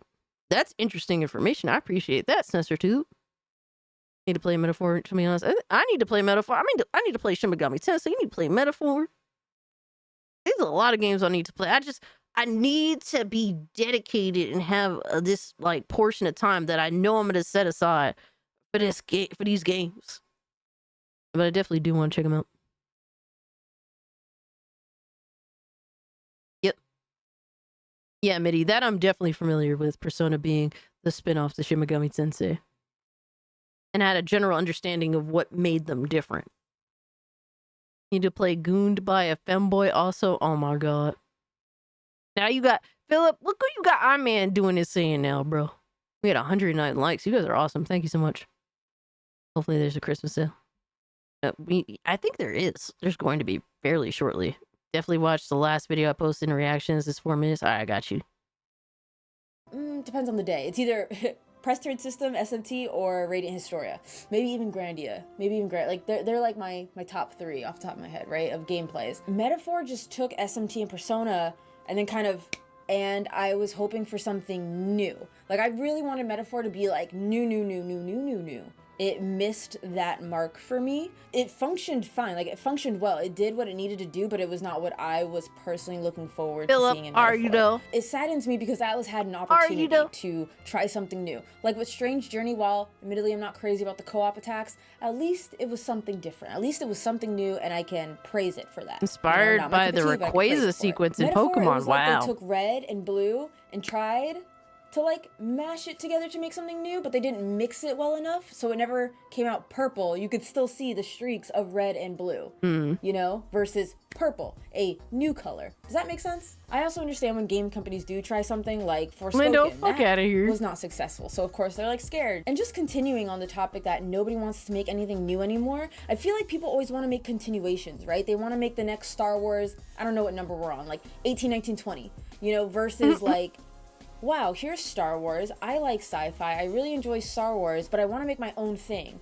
But what did I like about Star Wars? And take that and now mold it into something new, something that speaks to me. And if it speaks to me, hopefully it speaks to others. Maybe PlayStation did that, and they said, "Here, play Concord."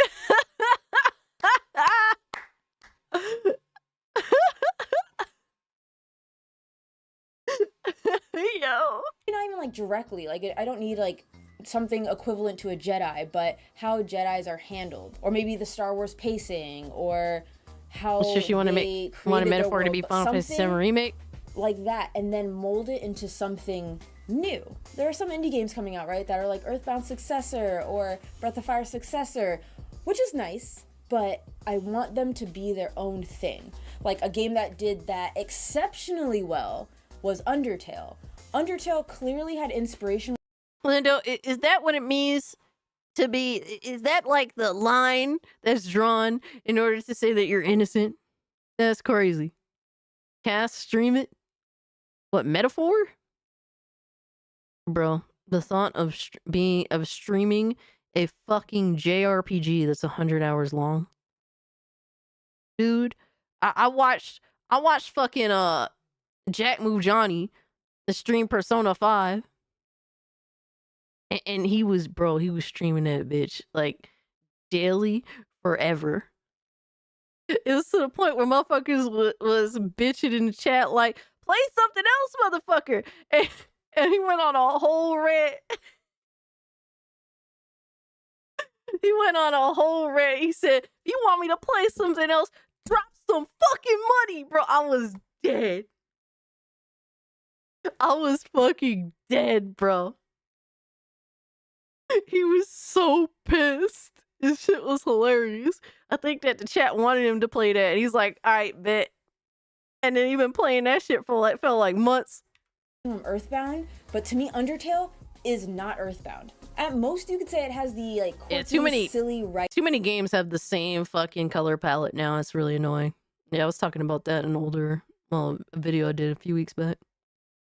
Writing of Earthbound, but it's not Earthbound. It tells a totally different story, completely different characters. You don't have a whole party. The gameplay is so different, and I love that it kind of combines, right, like JRPGs or like RPG, I guess, and then bullet hell. You know, it created its own thing. I like that Undertale looked at Earthbound. It was like, cool, I really like these aspects of Earthbound. I'm going to take it, mold it into something completely new, my own thing. I think Undertale truly stands on its own. It doesn't feel like, oh, just an Earthbound clone. No, it feels like Undertale. And that is something I want from modern gaming. Undertale made some...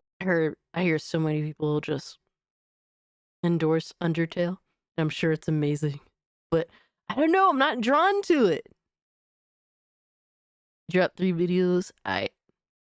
We gonna get to it. But chat can help you metaphor by giving advice and tips. Here's the thing, Devastator. I'm sure you guys would give me amazing advice. But do you actually think I'm coherent enough to take that advice properly?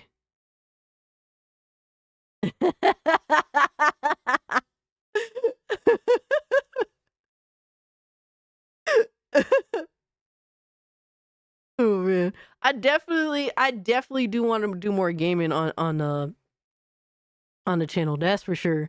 That's something that next year is definitely going to be more of a thing. That's a goal for me.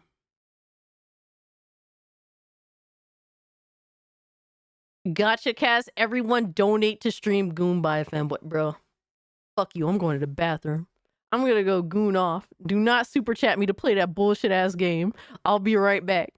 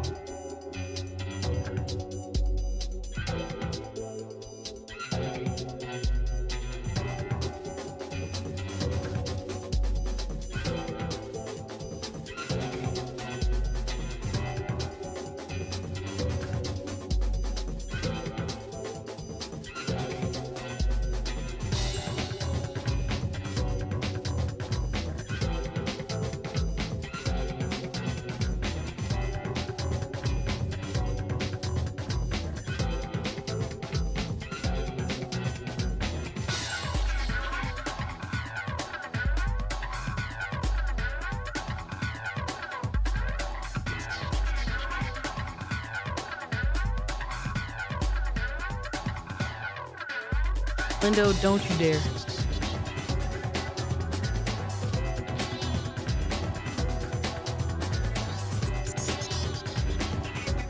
I'm not trading my dignity for money. It's official. You suck. All right, Elliot. So Play the boy game smiling face with sunglasses. where can I return this $2 for you, bro? Where can I give you back these $2? I ain't playing that fucking game. I ain't giving that shit a heart either. Fuck out of here. Where can I give you back those $2? I ain't playing with your ass, bro. I ain't playing with you, Elliot. Fuck out of here. Nah, son. Appreciate you, Philip. Nah, we ain't having that. Nope.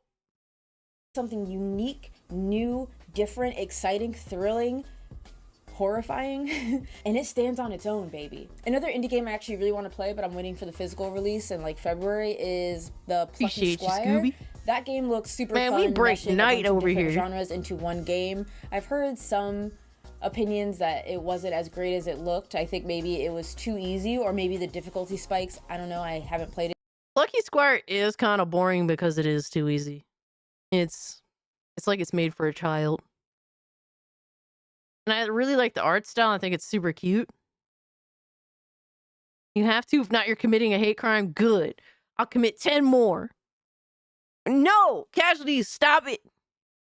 I'm not playing that game. I like, bro. Nope. Nope, nope, nope, nope, nope. You gift me all these, I will start rejecting the Goon games too. Official. You suck. Play the game. Never. Never. You can give to the Ziggy Fun. I appreciate that, Elliot. Appreciate you, dog. But yo, son, I ain't running that shit, bro. What happened to the days when the games made for kids were hard? Imagine you put the old man emo. Yo, for real though, you ain't lying. Would you rather play gooned by a tomboy? No. Hell no. What the fuck? It yet, but at least that game to me, I was like, oh. Like I saw the trailer and I was like, oh, ooh, I'm excited. I appreciate that, Arepa. Thank you. What is this? You know, and I will and that's definitely what I watch want that. gaming to get back to. But yeah, that's. But I also said I also said that I would completely watch the TMNT what's his name game video that was sent to me, and I still have yet to do that. So yeah, I will do my absolute best to get to that. Hopefully I'll watch it tonight while I have free time. That's what's been on my mind lately. I want games to be as great as they were back in the day. That same creativity, that same experimentation, fun characters. I don't think every character needs to be this complex, like multifaceted person. I don't mind one-note characters. Like, listen, I love Kratos, okay, from God of War, like the original, like back in the day. Now he's a little bit more dynamic, which is fine. I do like current day Kratos as well. So yeah, how are you guys feeling about modern gaming? Am I off my rocker? Am I onto something here? Are you guys like also feeling the mediocrity? Games are fucking boring now. Not all of them, obviously, but a lot of AAA mainstream games are just boring. For many reasons. Gaming's too corporate. Game developers don't connect to gamers anymore. Game journalists lie about what gamers want, or they give their personal opinions, and they're not even gamers, on what video games should be, even despite knowing that the audience that will, is supposed to buy these games don't give a fuck about the shit that the journals want. There is zero connection between the companies and the audience. There is a massive disconnect there. And it's really, really hurting. It's hurting games. There's no proper feedback. And to be fair, when we just lash out over like it's official. Minor things. You suck. Hey, casualties. Here's 2 more for the cat food fund. Absolutely. Ziggy gets the best, and you guys definitely contribute to this, so thank you so much, casualties. I appreciate the 4. But I think it does, when we concentrate on little tiny battles that a lot of us can't even agree on entirely over the overall issue too, it can hurt. It can hurt the feedback that a company gets. Like, I think that people arguing over whether Siri in this new Witcher game is ugly or not. I think that's not even the second or third main issue with this game. You know what I mean? Put out a community post on YouTube and Twitter. The YouTube post has a pic, temporary thumbnail. Ooh. Okay. That sounds cool. At the end of the month, I'm gonna be on Scooby Pup's podcast. So I'm pretty excited for that. And she's just kicking off her channel and stuff. So if you want like a person with a good head on their shoulders that's in the gaming space that be playing games and wants to talk about it and other things too, definitely check out Scooby Pup. She had a good first live stream. It's pretty solid. Pretty good start. Definitely better than my starts, that's for sure. I'm hyped for Witcher 4, but it's Unreal Engine 5. So I think at some point, Unreal Engine 5 is going to get better. And given this game will probably come out maybe in 10 years, Unreal Engine 5 will have plenty of opportunity to be well primed and polished and lubed up. So if Unreal Engine 5 is your problem, I'd say, I get it, but don't let it wane on you. And that's me just goon loop. But that's me just trying to settle your settle your worries. But I don't think that Unreal Engine 5 is gonna always be shit. Of gaming as of late, like, I can't even say it's nostalgia, right? Because I don't have nostalgia for Paper Mario. I don't have nostalgia for Romancing Saga 2. Parasite Eve, I mean, like, yeah. For now, that's all that I really had to Whoa, discuss in this what video. happened? Let everyone know your Oh thoughts. shit. I shit the bed on that one. But the main issue is game developers now don't even understand what fundamental mechanics are. And don't even know how to get that shit right.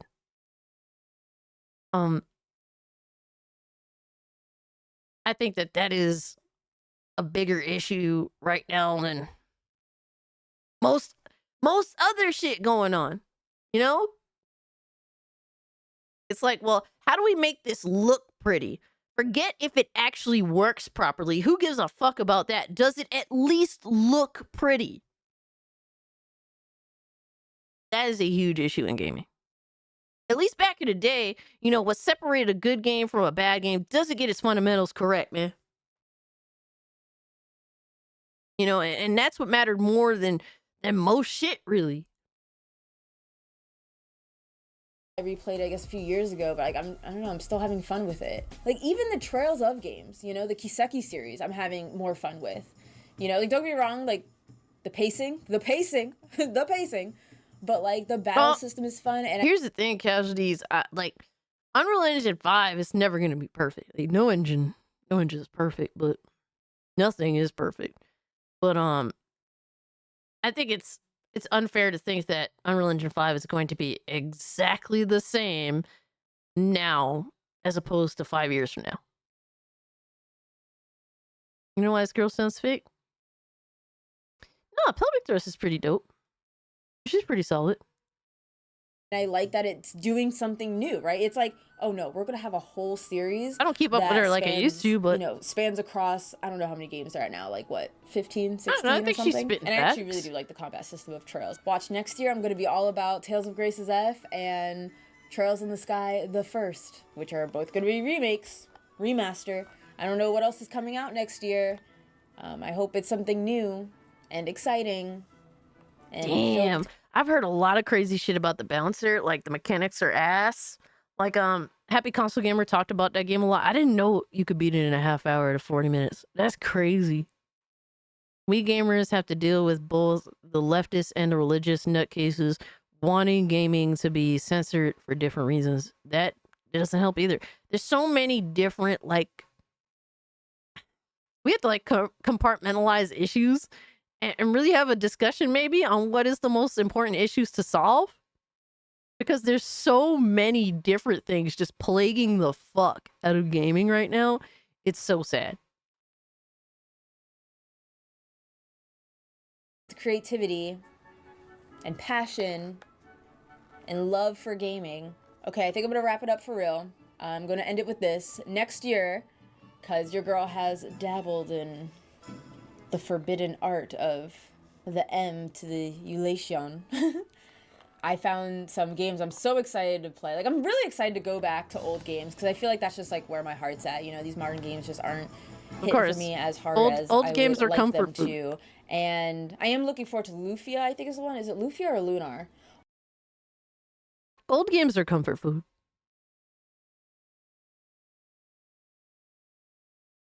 Shinobi on PS2. Dude, Shinobi on PS2 is insane. Really, really amazing soundtrack, too. If you want to listen to a good soundtrack, check out Shinobi on PS2. That is a hard fucking game, Jocko. Absolutely.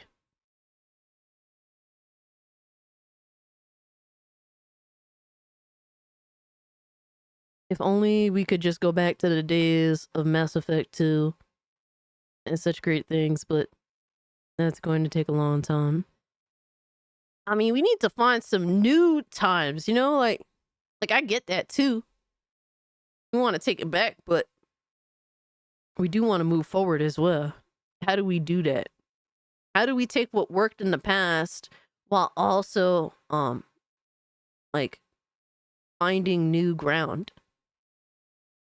It's not an easy thing. It's not an easy discussion, you know?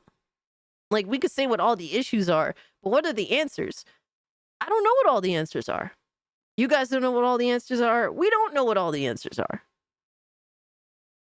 It's the attitude that needs to come back mostly. I agree with that. I agree with that. And more than one way. Like, I love the 90s because a lot of 90s stuff had attitude, you know? But I know what the other way you mean about that, like how do you say, the work ethic and shit. Like, I love a lot of 90s anime because the art style had attitude to it. Now a lot of art styles just are too soft for me, man.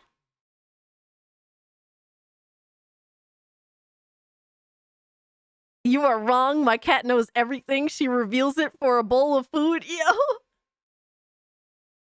Your cat's better than mine, that's for sure. Holy shit. Alright. Well, I did want to watch a couple more videos, but they're way too long. They are way too long, and we definitely got reacts that we need to hit. So I'm gonna try and do. I can't promise I will get to all of them. I definitely cannot promise that, but I will try to get as many of them and try to be fair to everyone as I can. All right, let's see what this is. Yeah, so what's going on, bro? All right, so we got Rags. That friend who cares about your problems more than you, yo. That ends up being my situation sometimes, if the person actually gives a fuck about me, because like my issues, bro, I'm so like half-assed with everything. Ask your cat when GTA 6 is gonna come out. Biggie, when's GTA 6 coming out?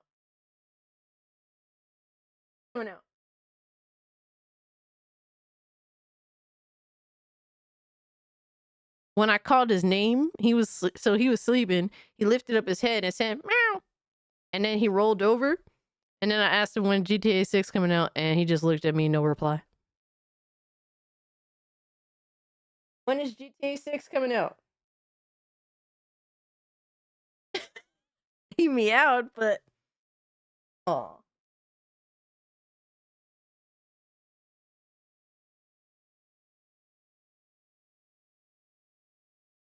When is GTA 6 coming out, huh? Do you know? Know the answers? You know the way. Do you know the way, Ziggy? He's sleepy. He's a sleepy man. Yeah, it's a meow. I don't know if you guys could decipher that. He said something. But we got that friend who cares more about your problems than you do. Let's see. Yeah, so what's going on, bro? You never pull up randomly like this, so what's up? Kim, she just left me for somebody else. Oh, What? She left you for another I already nigga? had suspicions before that she was cheating on me. Oh Till no. I seen her texting a nigga. She lied and said it was a childhood friend. Wow. I don't know. Wow. Just, I'm gonna get over it. I Hey, just man, let's needed blow some up her time house. Have to I mean, like, offer fuck Ziggy it, like, sacrifices? Let's blow up her house today. Like, we both off. We don't got work. Like, we free all day. Like, let's blow up her house. Hey, yo, son, this motherfucker crazy. He's like the male version of Vivica A. Fox in Set It Off, where she's like, let's just go in there and blow it the fuck up. Yo, I love that is my favorite scene in that movie. And Set It Off is when Vivica just says, let's just go in there and blow it the fuck up. Like, that shit kills me every time. Like, her passion in that moment is insane. Nah, bro. Hold on, let me call my niggas, man. We gonna get this set up. That's like, we don't got. Oh my Yo. god. Phillips sounds like a good Code plan. 54. Yo. I got you. Get everybody to meet up. Yo. All right. Yeah.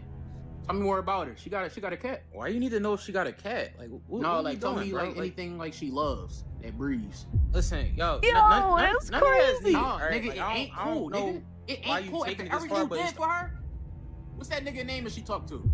Yeah, I don't think I remember. Nah, bro, Like, you was I up in don't- the messages. I know you remember the name. Yo. Don't forget nothing like that.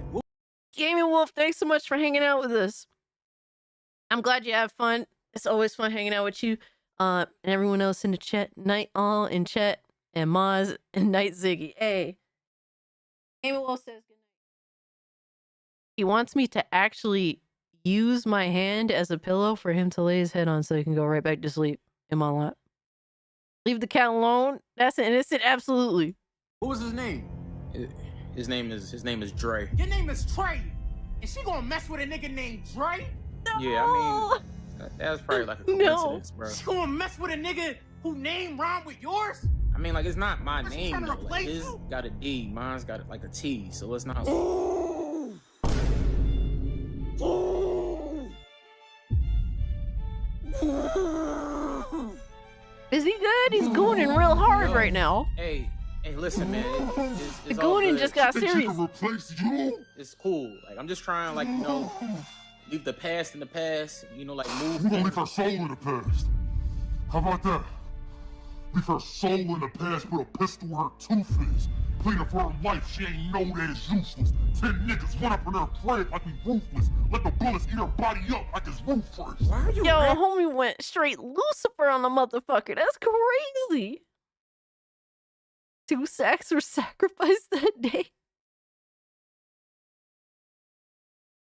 It looks like he's holding in a big shit. Oh my god. All right, yo, listen, stop. It's getting too intense, bro. Like, I'm telling you. No, it ain't good. Cause you a good guy. You a good guy. You a good guy, nigga. Oh my god. That's wild. Goonin and hating and gooning. Absolutely, Arappa. Absolutely. That's Cass. If someone messed with Ziggy, absolutely no. I wouldn't even have to have a discussion. I'm just pulling the strap. That's it. Bro started rapping. Yeah, he did. Gooner assist is needed. Oh man. Yo. That's crazy. Just what is on these TVs nowadays? All right, we got Shad Kinda Funny. What game callouts sound like to your parents? Oh no. What is a busset challenge? Oh, that's scary. Somebody help! Come get this dude off of me!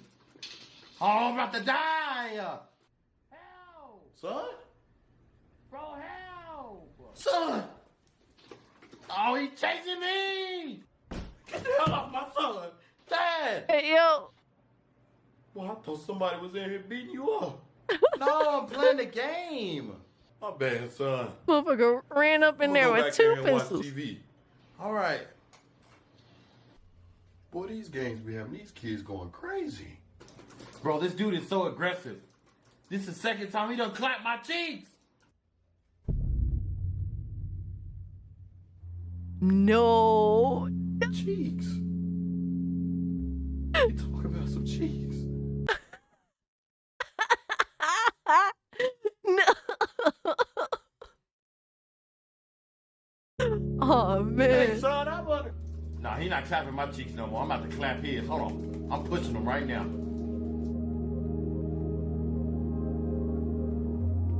You lost him, sir. You lost him. It's over.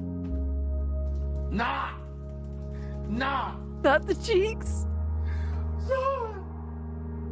How many dudes have I knocked at once? It's over. Bro, I knocked at least like 5 dudes at Superstore one time. At the store? Yo, it's 3 dudes in the shower right now. I'm about to push in there. I knew I should never bought them skinny jeans. How's he Not taking the all these skinny shots? jeans, bro. That's Son, crazy. don't give him no more shots. Yo, I knocked at one dude and he started screaming in my ear. I didn't rage him like this. Terrible. Bro, I tore that last cop up. Honey, come listen to our song.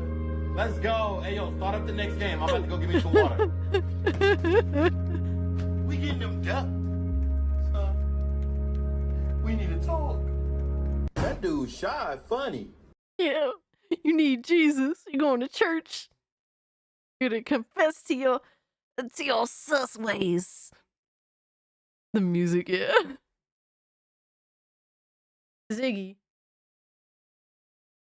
Ziggy's hanging halfway off my freaking legs.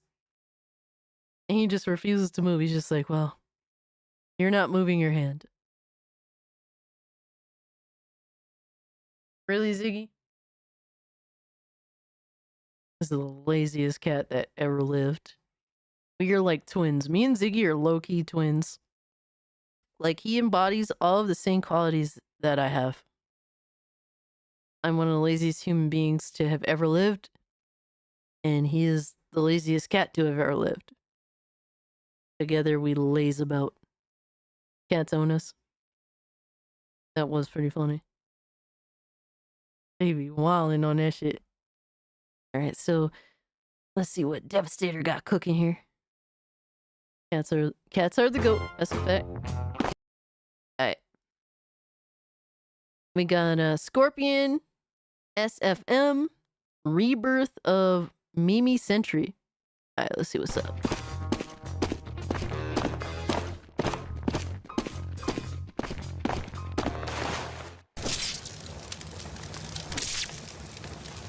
Okay, I want to play that cat quest though. Holy shit. Might boot that up.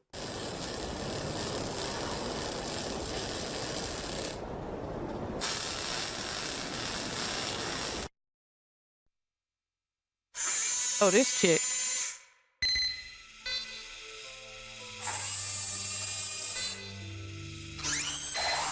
I like her hair design, Loki.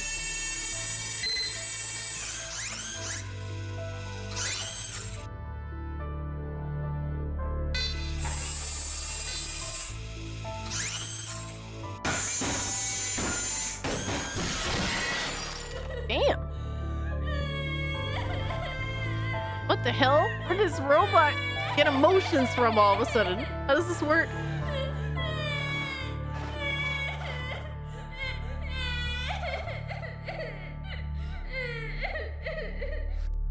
Little baby Zigman. You treat him like a little baby. And he hates this so much. The Goonbot? Oh man.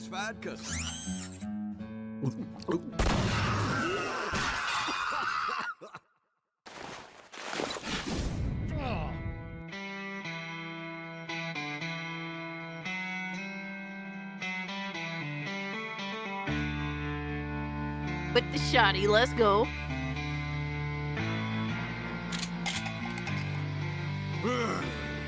Uh-oh, he's mad. He's mad. You just ain't doing it right. I'm done playing games.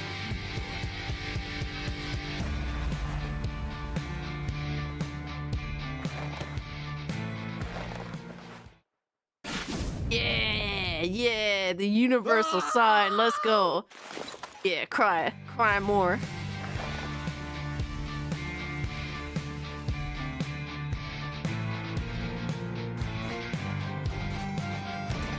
Oh, that was like the dad that abandoned her or some shit.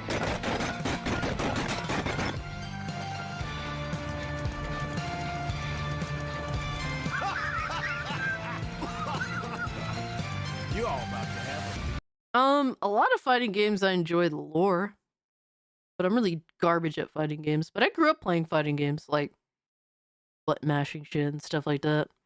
But I fuck around. I fucked around with stuff like Tekken, Mortal Kombat, Street Fighter, other games here and there, but nothing too crazy. bad day.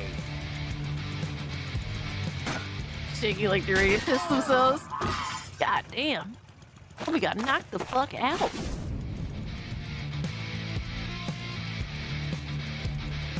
Oh man, it's not processing correctly right now. Damn, sister too.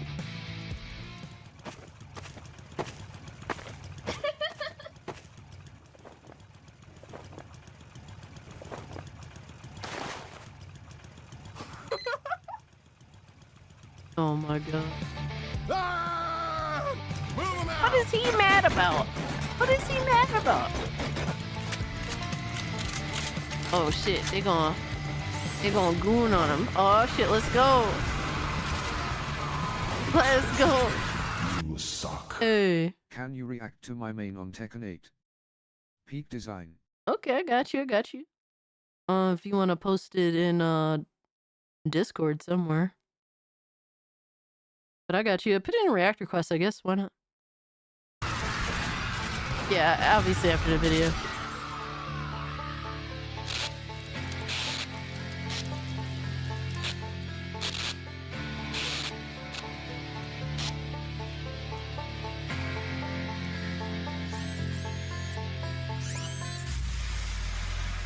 Trying to clean Ziggy's eye crusties. They always bother me.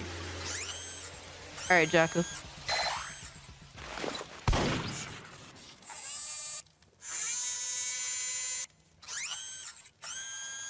What the hell?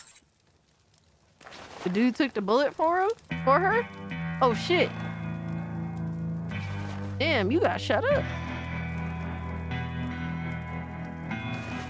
Damn. You son of a bitch. Ha! Yeah, you did. It's over. It's over. Father and daughter reunited. What a glorious story. What a glorious story.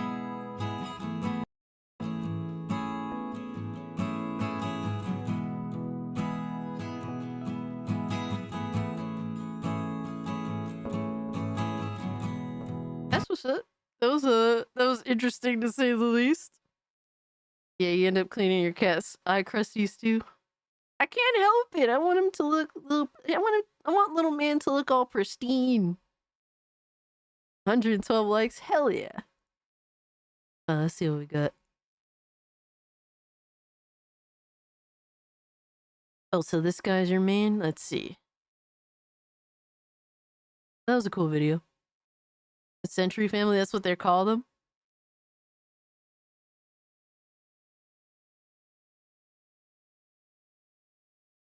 Oh, so this trailer came out like a year ago. I'm like vaguely familiar with the character.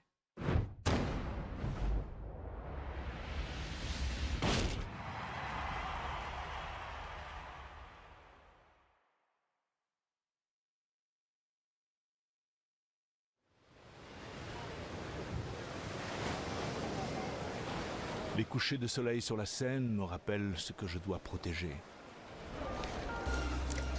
Je vais m'en charger.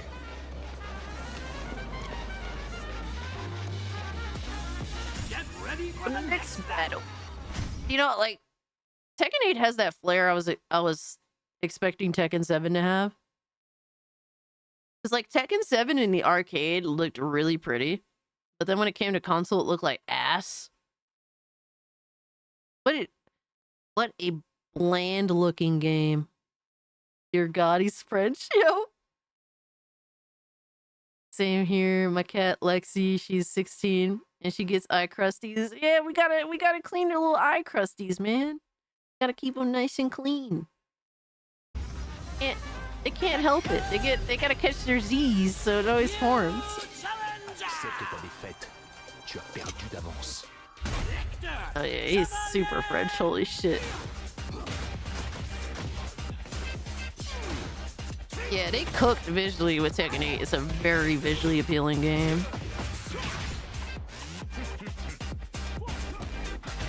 You fucked up my boy. Martial law, how dare you?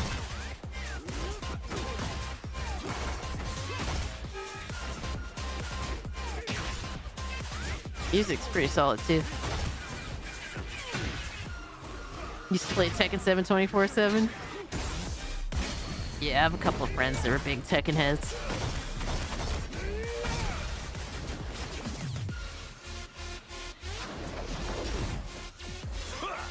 Il y a de l'amélioration, Raven.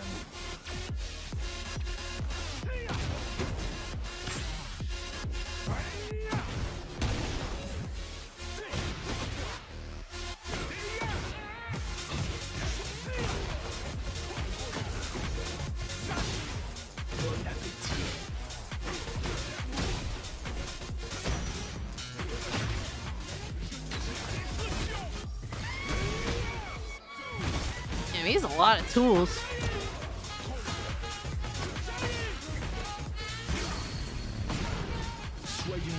Gym hype music, yeah, that's true. Oh yeah, very beautiful game. Yeah, Tekken 8 is phenomenal visually.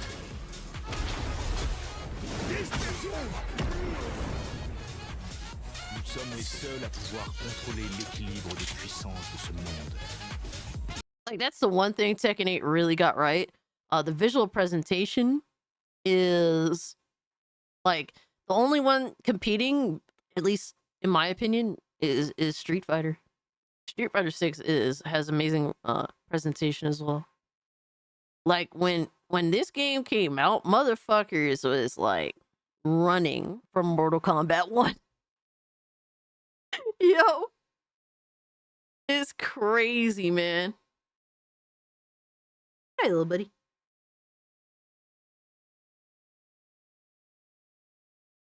Yes, you guys definitely keep me stacked with content. It's so much so I can't keep up with it all. But even the hair, bro, the hair is fucking insane. The visuals are insane. The effects are fucking awesome.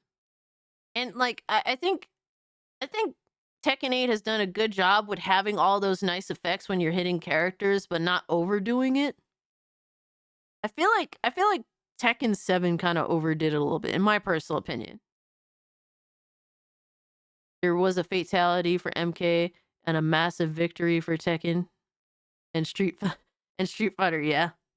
Yeah, and it isn't like Tekken and Street Fighter were on their best behavior, but they were just so interesting for so many ways that people didn't care. Lily's your main. Nice, nice.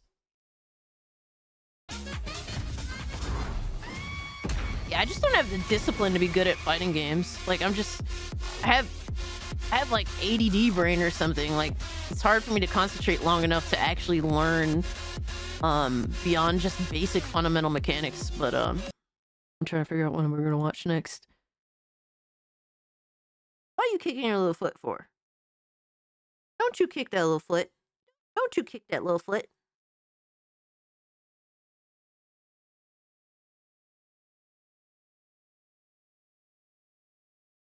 Let me see. Philip did post a video, so I want to make sure I'm trying to make sure I get at least something from everybody first. All right, so that was a good video. Cool character, even though, he is French, so we're going to have this unconscious bias against any person that happens to be French, but still respectable character. A lot of interesting tools that motherfucker has. He has like a small knife, his sword, his gun. Homie came packing. Oh God, not this. This is from Dungeon Soup. Oh God.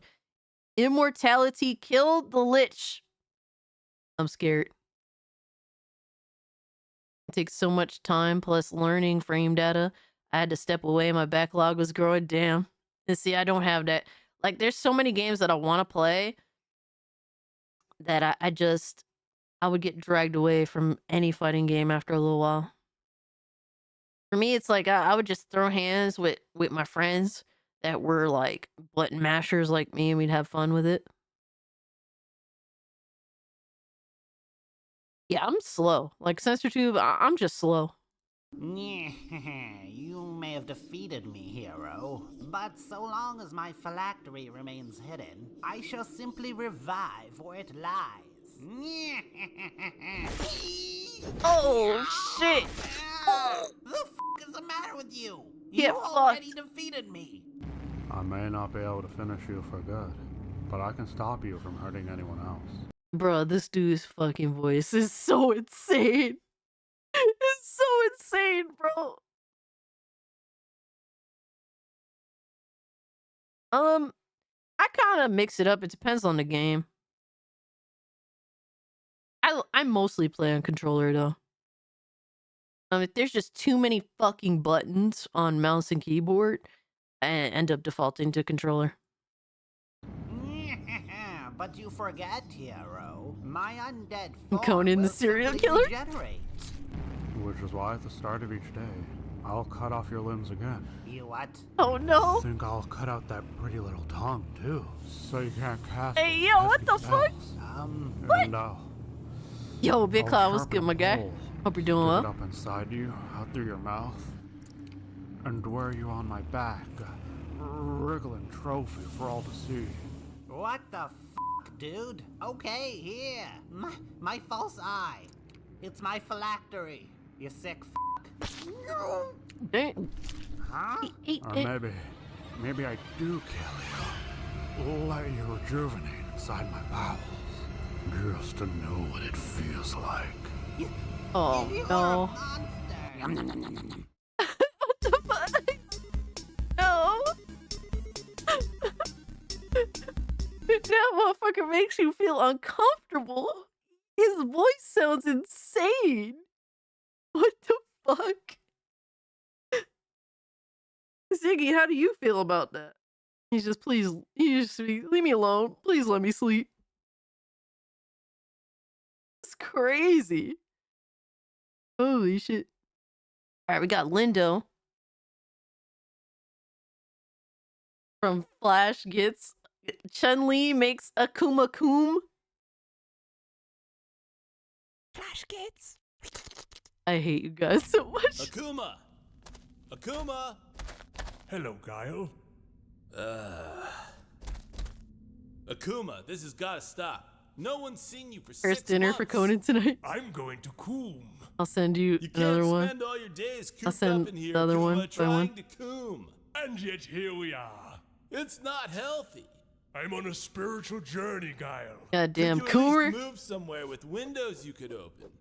I'm afraid not, Guile. Motherfucker smells like ass. Even the slightest of movement Edging could for cause me to lose months? control and send all of my hard work down the drain. That's crazy. Even Ziggy want to get the fuck up out of here hearing this shit. Right, Zigman? Where are your Well- prayer beads?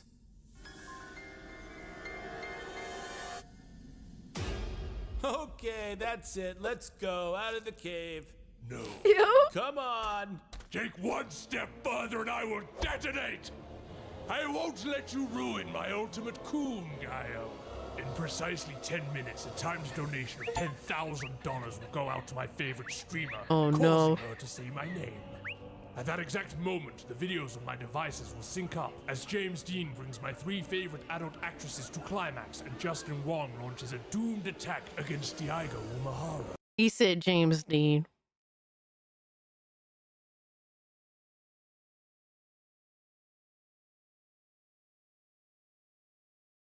Oh Lord. 37. The greatest When you say moment James in Dean, sports people assume the porn star. But really, fuck that dude. Who cares about him? Out my prayer beads like I'm rip-starting a lawnmower. I want to talk about Causing the an actor. explosion of the Setsukum Hadu, sending me to Nirvana. Okay, you need to speak to a real woman. Hey, No. Chun-Li. No, he just needs prison. Wait, just put this motherfucker in prison. He has a whole goal set up to how to coom. This motherfucker is stupid. It's over. It's over. Clear the room. Oh my god, no. No, run. Take cover. Take cover. Uh-oh. No. No. No. That's my car! What the fuck? Explosion is crazy. No. Did you just enjoy the intellectual brain food you just watched? Well, there's tons more. Oh my god, they be wildin'. That's crazy. Alright, what else I miss? Let me see. Hell Alchemy posted. Let me see. Oh no. Brain Monarch comedy. Arnold, Bob, Ross, Schwarzenegger painting mountains. Oh my god, no. No. Are we for real right now, bro? Are we fucking for real? Hi, welcome back. Certainly glad you could join me today. It's a fantastic day here, and I hope it is wherever you're at. Let's start out today and have run all of the colors on the screen that you'll need to paint along with us. And I thought today we'd do the painting little together? opening painting that you see. Jerry Morton put together that is so fantastic. And then below these happy little clouds, I am painting these booby mountains. Look at the Booby mountains? No. way it shades very nice with this color.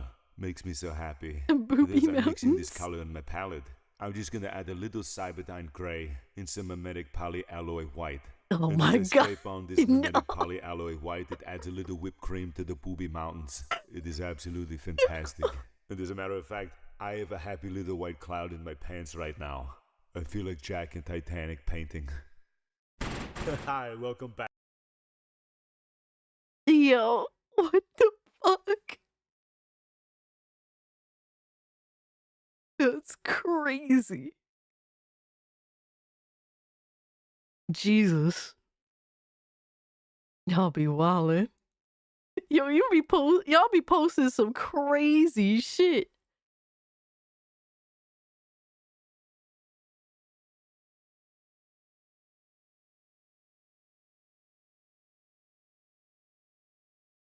What is this? You wanna argue? I can't argue with you. You mad? I can't argue with you. No. Look at you. Look at you. You mad? Oh no. I'm trying to cover everyone first, I'm trying to get something from everybody, and then we gonna see what's up. What is this?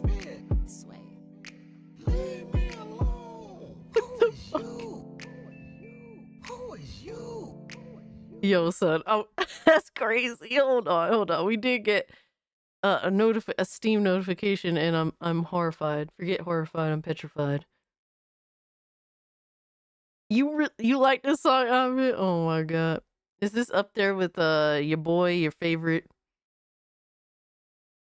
hip hop artist, the innovator, the bass god? Is this up there with the bass god? All right, let me see. Steam. I'm scared. I'm petrified. Oh my god, Casualties of Gaming. What did he do now? Oh shit! I've actually been meaning to get this game, Prince of Persia Warrior Thin. I've heard a lot of great things. I've actually never played a Prince of Persia game. Fine Goon over this instead of fanboys. Might have to use Steam input for controller support. Hey, that works for me. If I could play it on my Steam Deck, even better. Now, that's an awesome gift. Thank you so much, Casualties of Gaming. I really appreciate that. Yeah, I've heard a lot of good things. This is actually one of TJ's favorite games. I appreciate that. Thank you. You guys are far too kind. Like, you guys did too much tonight. Y'all don't have to do nothing else. Thank you, base god. For real, you guys do not have to do anything else. Like, you did too much. Thank you. All right, let's hear some more of this song. I never got the opportunity to play the original RE2. Sadly.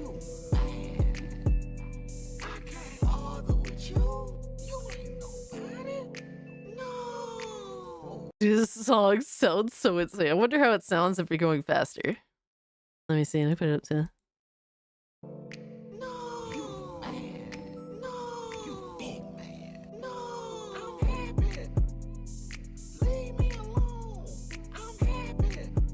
Oh, they are on GOG? Huh. It's kind of interesting that they're not on Steam. Argue. I can't argue with you. Remix God Suede? Never heard of him. But shout out to him. The song is insane. I had to put it in like fast motion. I was curious how it sounded like that. You about to lose your job. This is the same dude, DJ Suede and Marquise, lose your job. You about to lose your job. Get this dance. You about to lose your job because you are detaining me for nothing. You about to lose your job.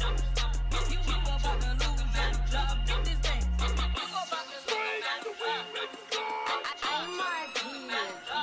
You about to lose your job. Get this dance. You about to lose your job. Get this dance. That is crazy. Oh my god.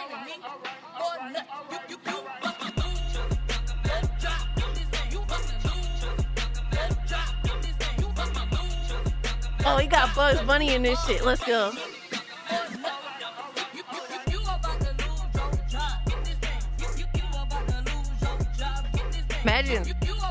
Imagine dancing and singing along to this and then losing your job. Oh no. Yeah, that's crazy. Yeah, I might have to cop that too, Unicorn. Is this shit worth you losing your job? Cause you bought to. Cause you ain't got no reason. Yo, that's a crazy remix. Memphis written all over it. Really, you could tell? That is very entertaining.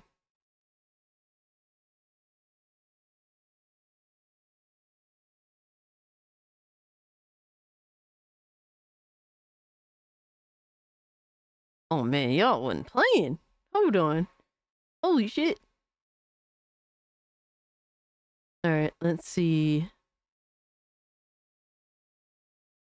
Got these Instagram reels. Let's see what's up with this.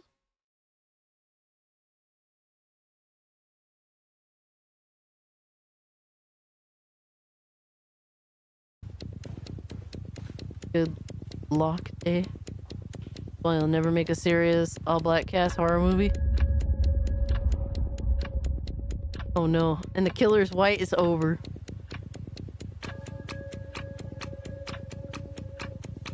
Oh man.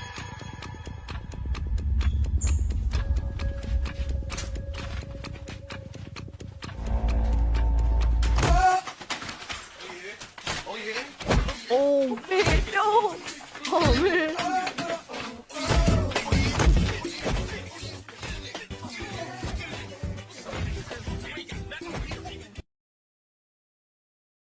Jesus. No, not a gangbang, bro. Oh man. They beat that motherfucker like he was a living embodiment of racism, man. Got his ass.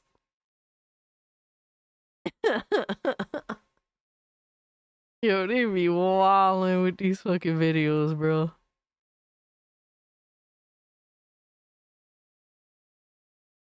Oh, this homie again? Alright. What he pulling up on now? Real Mike Mizzle. Let's see what he's up to. Oh! Damn. He needs some milk. No! No! No! Please, don't stop anymore. No! What the fuck is that?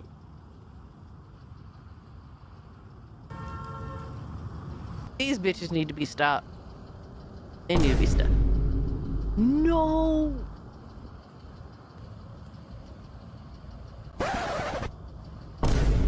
God have mercy upon us. That's crazy. Let me see that first one again. Because I didn't really... Well, wait, what happened? My PC is being retarded. I know, for some reason, it fucking froze. That's crazy. Alright, let me check.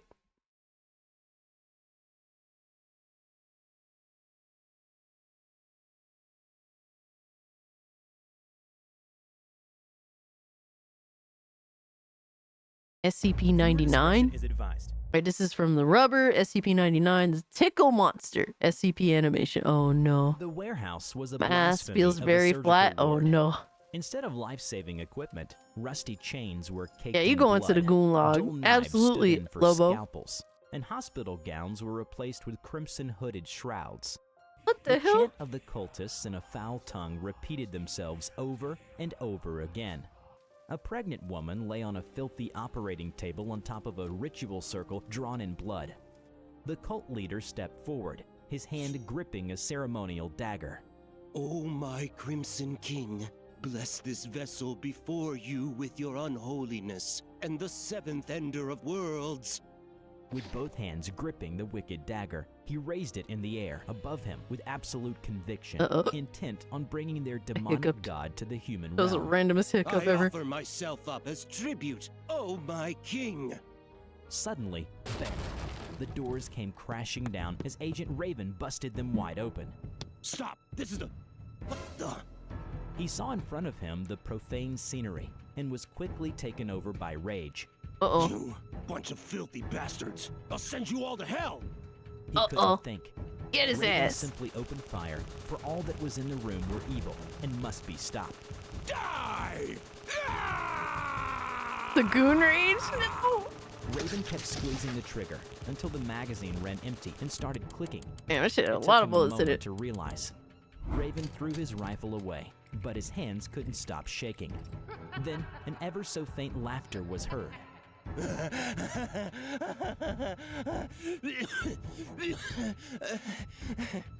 Raven pulled out his sidearm and charged at the crazed zealot. He pushed the barrel firmly against his forehead. What's so funny, huh? I should just end you right now. You're too late, Foundation. You can't stop this. The ritual is complete. What are you saying? Suddenly, an ear-piercing scream echoed through the room. Behold, the seventh child of Scarlet King, the World Eater, the bringer of end times. Oh no. No. Raven rushed to the woman's side as she Oh, writhed she's on doomed. the It's table over. with She's excruciating dying. agony. Conflicted, It's over. he wrestled with his inner turmoil. She's about to give Kill her. birth to something terrible. Just kill her. Do I shoot her? Obviously. Or do I save her? The birth of Diddy is crazy, bro. Raven's Are you head was good, about to Lindo? burst, but Are it was you too good? late anyway, for the ritual was completed. The seventh child of the Scarlet King, the World Eater, and the bringer of end times was born. Before them was a golden, slimy, translucent blob, almost like jelly even. It looked as menacing as a golden retriever. The newborn gurgled and slithered around, sniffing its surroundings like a curious puppy. What? Are we for real with this right now? This is what we doing? Hello everybody, I'm the Rubber. Today, we bring you SCP Foundation Safe Class Object, SCP-999. SCP-999 appears as a large, amorphous, gelatinous mass of translucent orange slime. What does he do? It weighs about 120 pounds. 120 and has a consistency pounds? similar to that of peanut butter. 999 is capable of changing its shape and size How does at he keep will, himself though together? Its preferred form closely resembles a dome. Its body is filled with an unknown viscous orange substance. It can also eat and digest organic matter with ease. The purpose of 999's birth is to usher in the end of the world, plunging it into chaos and utter mayhem. Kind of cute. Yet nothing could be further from the He has truth the about the consistency of squishy peanut ball of butter. joy. Does he keep himself together? Despite its horrific origin, it is not. It's like Togepi. Holy shit. I don't know why. It just reminds me of Togepi. Only well-mannered, but is also welcomed by all Foundation personnel. 999 loves to hug and snuggle with just about anyone, all the while emitting gurgling and cooing noises. Simply touching it will bring He has relief kitty and face, happiness to even the most miserable existence. He A far purrs. cry from the would-be god of death that the children I of the want Scarlet one now. King had envisioned. It's truly hard to think that the world was supposed to Orange end on the goon night of the birth monster. of No. SCP-999. I want one too, Philip. The Tickle Monster. In a realm The as far away Scooby Pup, as that's you can imagine, crazy. but closer to us than anyone is comfortable Yo. admitting, resides one of the most powerful and horrifying ancient beings in existence, the Scarlet King. A being whose only thoughts are destruction, where every single desire means to bring about harm and devastation in the most grotesque ways imaginable. This personification of evil and oblivion is held in check by a single chain. Legends speak of its power to conquer and destroy worlds, threatening all creations across dimensions. Even the low elder gods tread lightly around the Overlord. Thus, the Scarlet King is classified as a multiverse threat. The Multiverse Scarlet threat. King's depiction varies across different sources. Jeez. Its true appearance is beyond comprehension, so its form changes depending on who gazes upon it. It is said that the Scarlet King is the manifestation of humans' dissatisfaction with modern life, a primal desire to return to violence, a secret yearning for the darkness long before time. It Let's go hungers for back to the negative darkness, emotions baby. and infects anyone who opposes it Yes, with sir. madness. As such, the Scarlet King is worshipped Bring it as back. an unholy deity Bring it by back its to survival of followers, the fittest. Let's go. predominantly the cult called the Children of the Scarlet King. These fanatics seek to quell the weakness in humanity by promoting endless wars, casting away any idea of peace and freedom. The Children of the Scarlet King constantly perform rituals in an attempt to free their demonic god from imprisonment. One such ritual involved preparing 7 young girls as Destroy appropriate everything. vessels to bear their master's horrid offspring. And their purpose? To usher in a new age of chaos and disarray. Each birth caused more destruction than the last, and the last and 7th birth was said to bring about the apocalypse. However, the 7th bride was not like the rest. Her will was not broken by the king's subjugation, and thus, instead of an eldritch horror, she gave birth to SCP-999, with the hopes that one day it will defeat its 6 siblings and overthrow its father, the Scarlet Oh King. no. Oh But for no. now, 999 has found its home in the SCP Foundation. Its caring nature and playful demeanor is a welcome addition for the personnel and their morale. Bro, they really be 999 wilding even with this engages in shit. spirited This lore tickle is wrestling insane. matches with the staff, especially his favorite ones. Hey, stop Aw. it. When he purrs, it's so cute. We need more things that purr, damn it. Oh God, not that spot. Have mercy.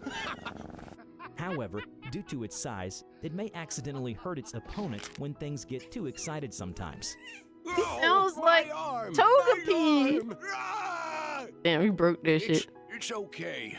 Don't worry. Not your fault. This is but an easy The orange fix. goon Just monsters gotta are get to the only hope. infirmary. Oh. Recently, 999 has been helping Dr. Jack Bright's therapy sessions to help It Foundation has personnel hooked Cass on the suffering from tickle mental monster. trauma. Oh man. After his mission, Agent Raven was called in for a session with Dr. Bright. My hands haven't stopped shaking since. I can still feel myself pulling the trigger. I couldn't help it, but I know I did the right thing. God, I was so close to ending her life right then and there. That poor woman, she doesn't deserve this. 999 gurgled and cooed as it snuggled against the remorseful agent, comforting him. Agent Raven, if it wasn't for you, she might not have made it at all. What's important is that she's safe now. You did a lot of good there in that hellhole. You've saved a life and brought back a wonderful asset to the Foundation. Good job. You should be proud. Indeed, what was born that night was everything but the bringer of Armageddon. As the golden blob slithered over to the dying cultist, he felt bliss that he had never felt before, and for a fleeting moment, regret. the cult leader died with a smile on his face, even after knowing that his plan was motherfucker. thwarted by the goodwill of humanity. Such is the contradiction of life. Agent Raven walked over and picked up the orange goop. When it touched him, he felt serenity and tranquility, a glimmer of hope in a sea of madness. Currently, 999 is allowed to roam freely within the facility, but must stay in its room either between 8 to 9 p.m. to sleep or during emergency lockdown for its own safety. 999 is not allowed out of its pen at night or off facility grounds at any time. Fuck them. 999's room must be 999 kept should clean do whatever and he have wants its to food do. replaced twice daily. Any Foundation personnel on break are allowed inside to interact with it. 999 is to be played with when bored. I don't trust and these spoken to dudes. in a calm, I don't trust them with non-threatening tone. 999. 999 is a good boy. I don't trust any of them with 999. We hope you enjoyed today's video. Don't forget to click like, subscribe to the channel, and hit the bell. Have a favorite. Shout out to 999. They grooming the slime? Maybe. That's what it looked like to me. They're a little too affectionate. A little too much. All right, let's see.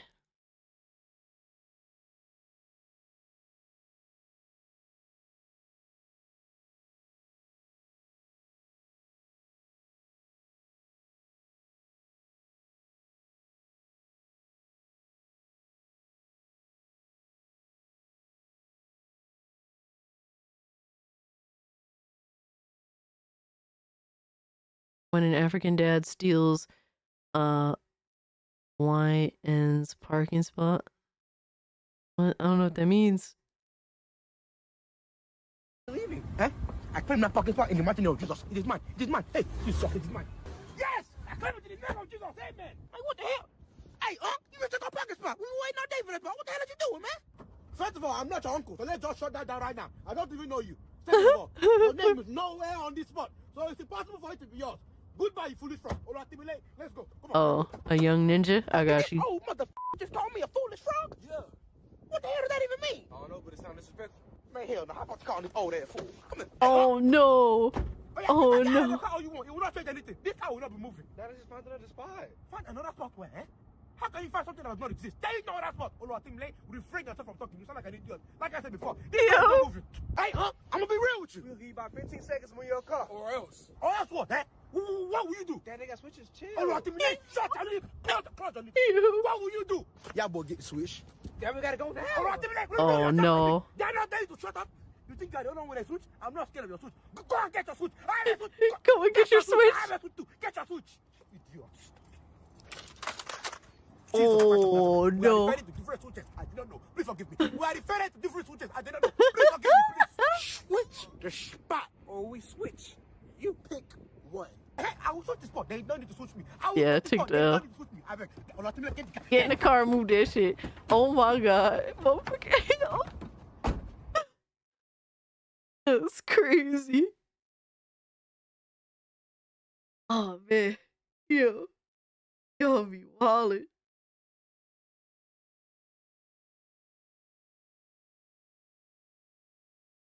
Oh no. I don't know how much more I got left in me, guys. Lobo, what did you post? I need to see this. A 9-minute video? What the fuck? I don't know, like, I've always wanted to try making my own. Alright, so this is, Boglum Chronicles. Honey Hot Habanero Mead? King Cobra JFS? Honey Habanero Mead. My own wine, and then one day I just decided to start doing it, and I haven't looked back. This is a really, really fucking fun hobby, dude. It is my birthday month, YouTube, so if you wanna... Homie sounds... He sounds like he's on the spectrum. Could be wrong. But I don't think my ears deceive me, though. I feel like a steak all of a sudden. I don't know. The way this new house look, I don't know if you're gonna be hungry for much longer. Help Cobra celebrate his birthday. Please consider donating to Cash App or PayPal. It sounds like Harmon. Shout outs. Right here I have sliced peaches. Oh, you're being too mean to this poor bastard. Mangoes, both 100% juice from Signature. You're gonna enjoy it, Cass. Lobo, if this is some mega bullshit, you owe me. That's all I'm gonna say about that. You owe me, and not more furry fucking goon bullshit ass video games. Select. Both of these are in like a nice heavy syrup.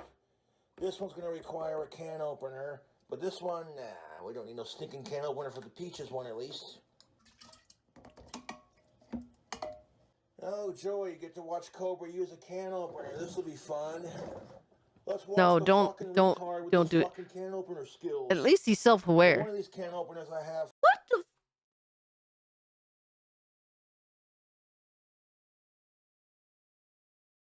Can opener skills. And one of these. What is going on here? What's that? Cancel.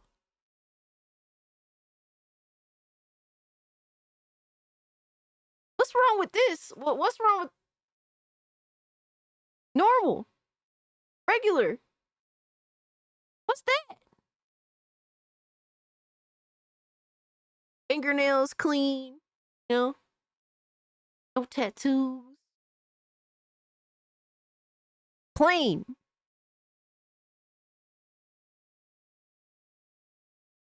Goon hair.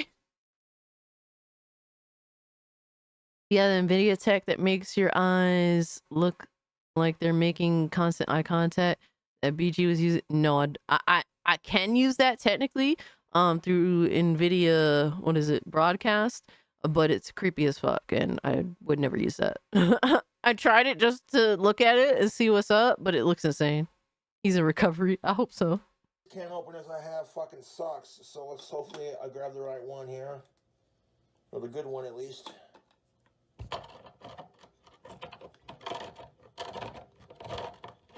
No, I will not be doing that at all. Look at that, I grabbed the right one. Oh, look at that. Disappointment from my YouTube trolls, because, they're assholes. God. Is this the DSP of food?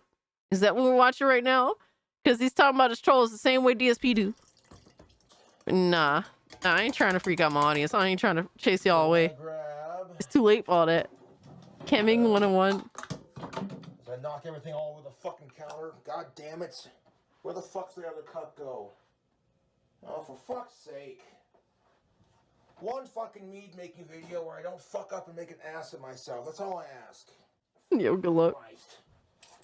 It's all good. In the hood, YouTube, we're gonna grab this, our magical wooden spoon here. And we're gonna take the honey and the sugar and the peaches and the mangoes. And we're gonna just kind of stir it around real quick. Give that a nice mix. Okay, next what we're gonna do is we're gonna take our habanero peppers. And this is how Goonie Gooby Goo snacks are made? No, that's not how they're made. We just cook some up. Matter of fact, I still need to upload that. Hold on, let me see if I can do it now. Just tear them in half. I don't know what the fuck this is. I'm in. Throw them in there. Kind of give them a pop and a squeeze. Hey, yo. Tear them in half, throw them in there. Is he good? Tear them in those half, are hot. throw them in there. Are those habaneros? Pop it, lock it, and there we go.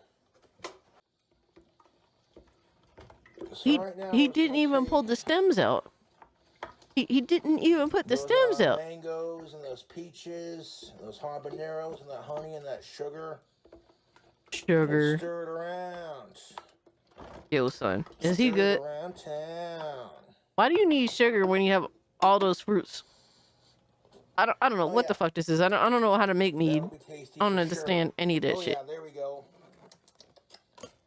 The sweetness of everything definitely overpowers like the heat of the habanero, but you can definitely taste it. 100% You Dole tried it? juice, orange, peach, mango. YouTube, take a look at that. Not a sponsor. Why does he need By the sugar? time my birthday come around, Why man, does he this need meat's gonna be sugar? done, Goon son, juice? so No. stir No, this no, no, juice no, in here. no. No, no, no, no, no.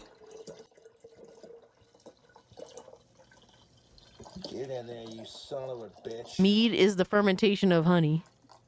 Oh, that is fucking beautiful. Okay, I okay, love that's when a interesting. plan comes together.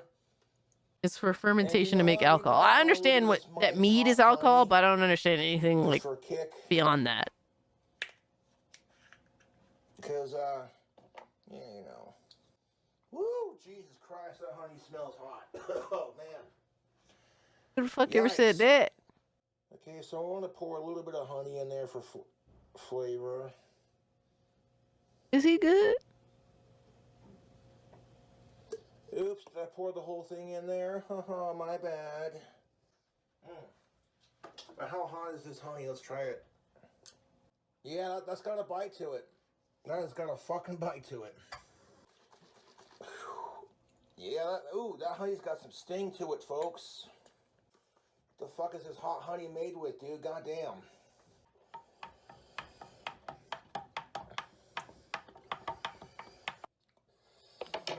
Yeah, after licking the spoon, that's definitely going to be hot enough. That hot honey definitely burned the tip of your tongue nicely.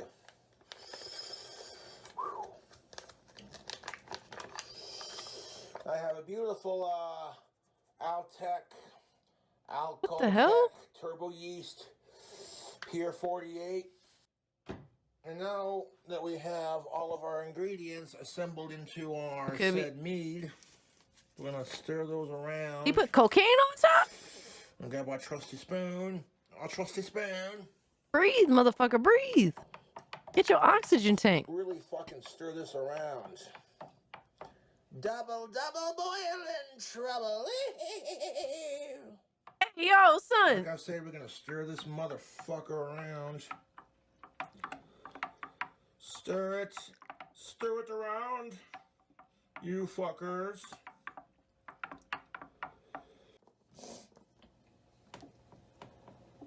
And there is a crack in my lid, that's why I'm gonna add some painter's tape to the lid to keep it from, you know.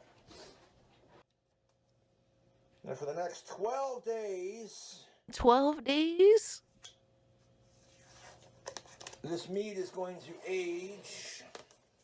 We're going to let the fruits and the peppers in there ferment and do their thing.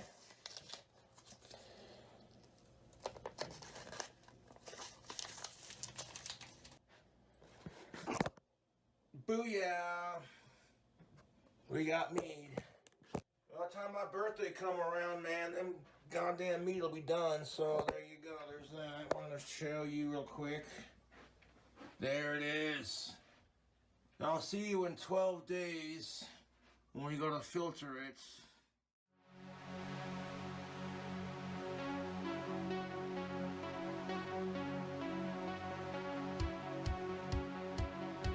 That's what... You wanted us to watch that?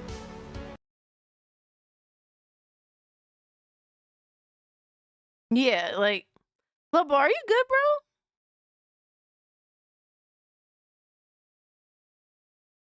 bro? While that was playing, ban him. He should be banned. He should be banned, especially for the fucking...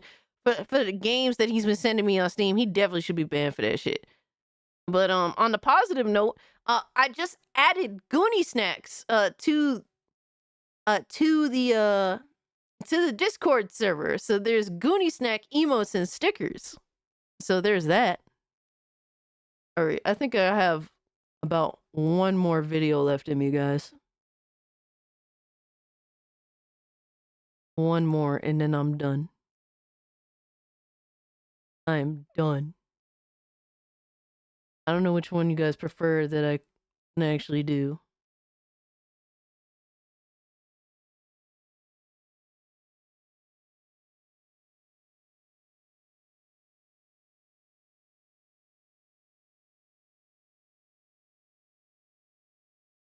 SCP.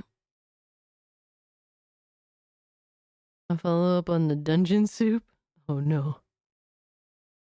All right, Scooby Pup, it was awesome hanging out with you. Have a great night. Want me to send It's official. You Jocko. Watch the one I sent, pleases. Need your Leave thoughts? your thoughts. All right, we'll see. Appreciate the two. What did Lobo say? Want me to send you to Skittle? No, go fuck yourself, Lobo. Fuck you. I'm convinced you were here to sabotage the stream. This is the only reason why you are here. There is nothing else. You were just here to sabotage the stream.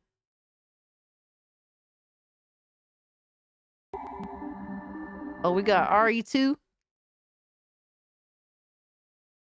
Birkin injects the G virus. From the gaming restoration, Resident Evil 2, Birkin injects the G virus remastered in 4K using AI machine learning. I need to see to make sure this is in 4K. I can only see it in 2K, but oh, Mikey left the server again? Alright. This is interesting. So this is like up-resed.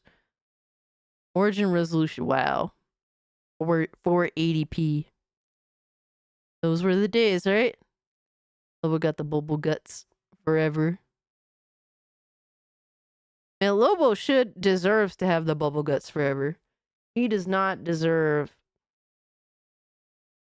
He definitely doesn't deserve any level or semblance of relief.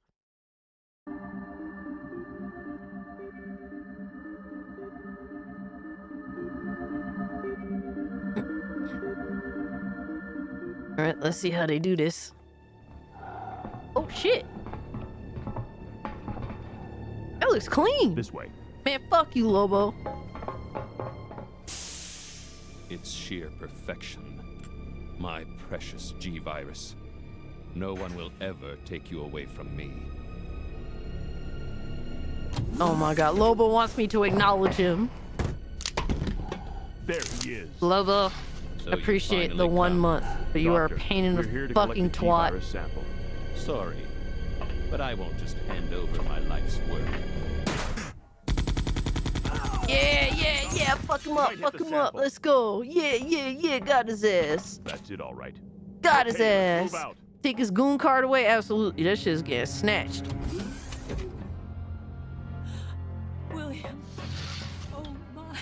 Hold on, darling. I'm taking care of that. Man, fuck out of here, you liar. Stay here. Yeah, you fucked him up. Yeah. Uh-oh. Alpha team, have you retrieved the sample yet? Affirmative. We'll be at the rendezvous point in 1 minute. Roger. Really? Wait.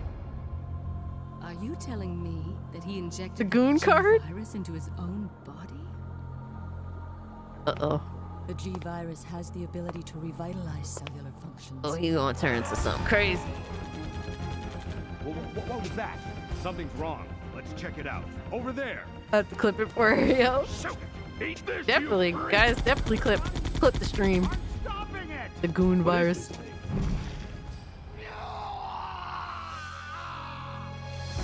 Hurry! Oh, she was talking to Ada? Huh. Uh-oh. It's over. What is this thing? Fire! Fire!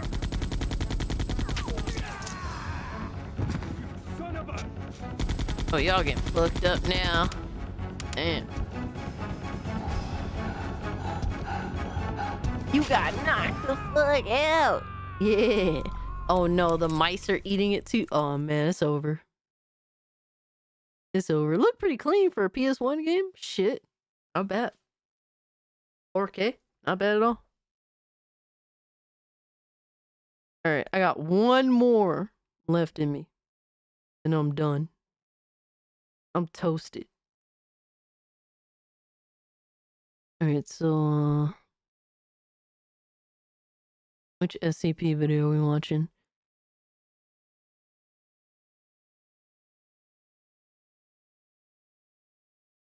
SCP-662 or SCP-1913?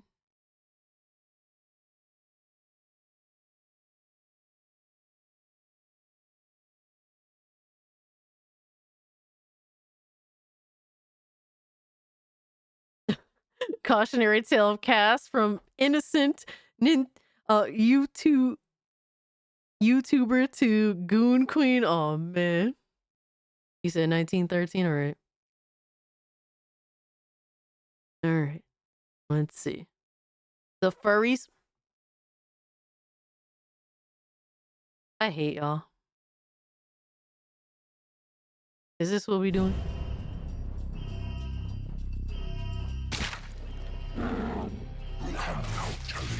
Hey yo. More important things to do. Damn. Kitty. Wait, what the hell? Forget her. We've got no time. Go, go, go! Damn, she just up and disappeared. Love furry humor. Cassie origin point? No. Don't slow down. If you even touch that brake, we are going to die. Good. Die. Today's briefing is to provide contextual information on SCP-1913 and prepare a strike force for Mission Theta 1-3. They really do acknowledge it as the furries. Primary mission of which is the capture and containment what's of up, all Duffin? instances of SCP-1913, which is the collective term for 3 separate entities, designated SCP-1913-1, -2, and -3. The instances do not show signs It's of misspelled. mortality, either regenerating fatal injuries over time or Delta, they reappearing won't. near the place I've been of taken death when its hostage. body Delta, has help been me, destroyed please. within an hour. Please. -1 is a sapient ceramic statue depicting a cat. It is capable of communication, emanating a young female voice from its interior. Oh man, The ink Delta, covering member for 8 months. Appreciate you, dog. SCP-1913-1's eyes, mouth, and paws upon contact with the living subject's epidermis will be absorbed through the skin. The affected areas This is the will last rapidly video. begin to dissolve I've and established it. eventually It's been set in disappear. stone.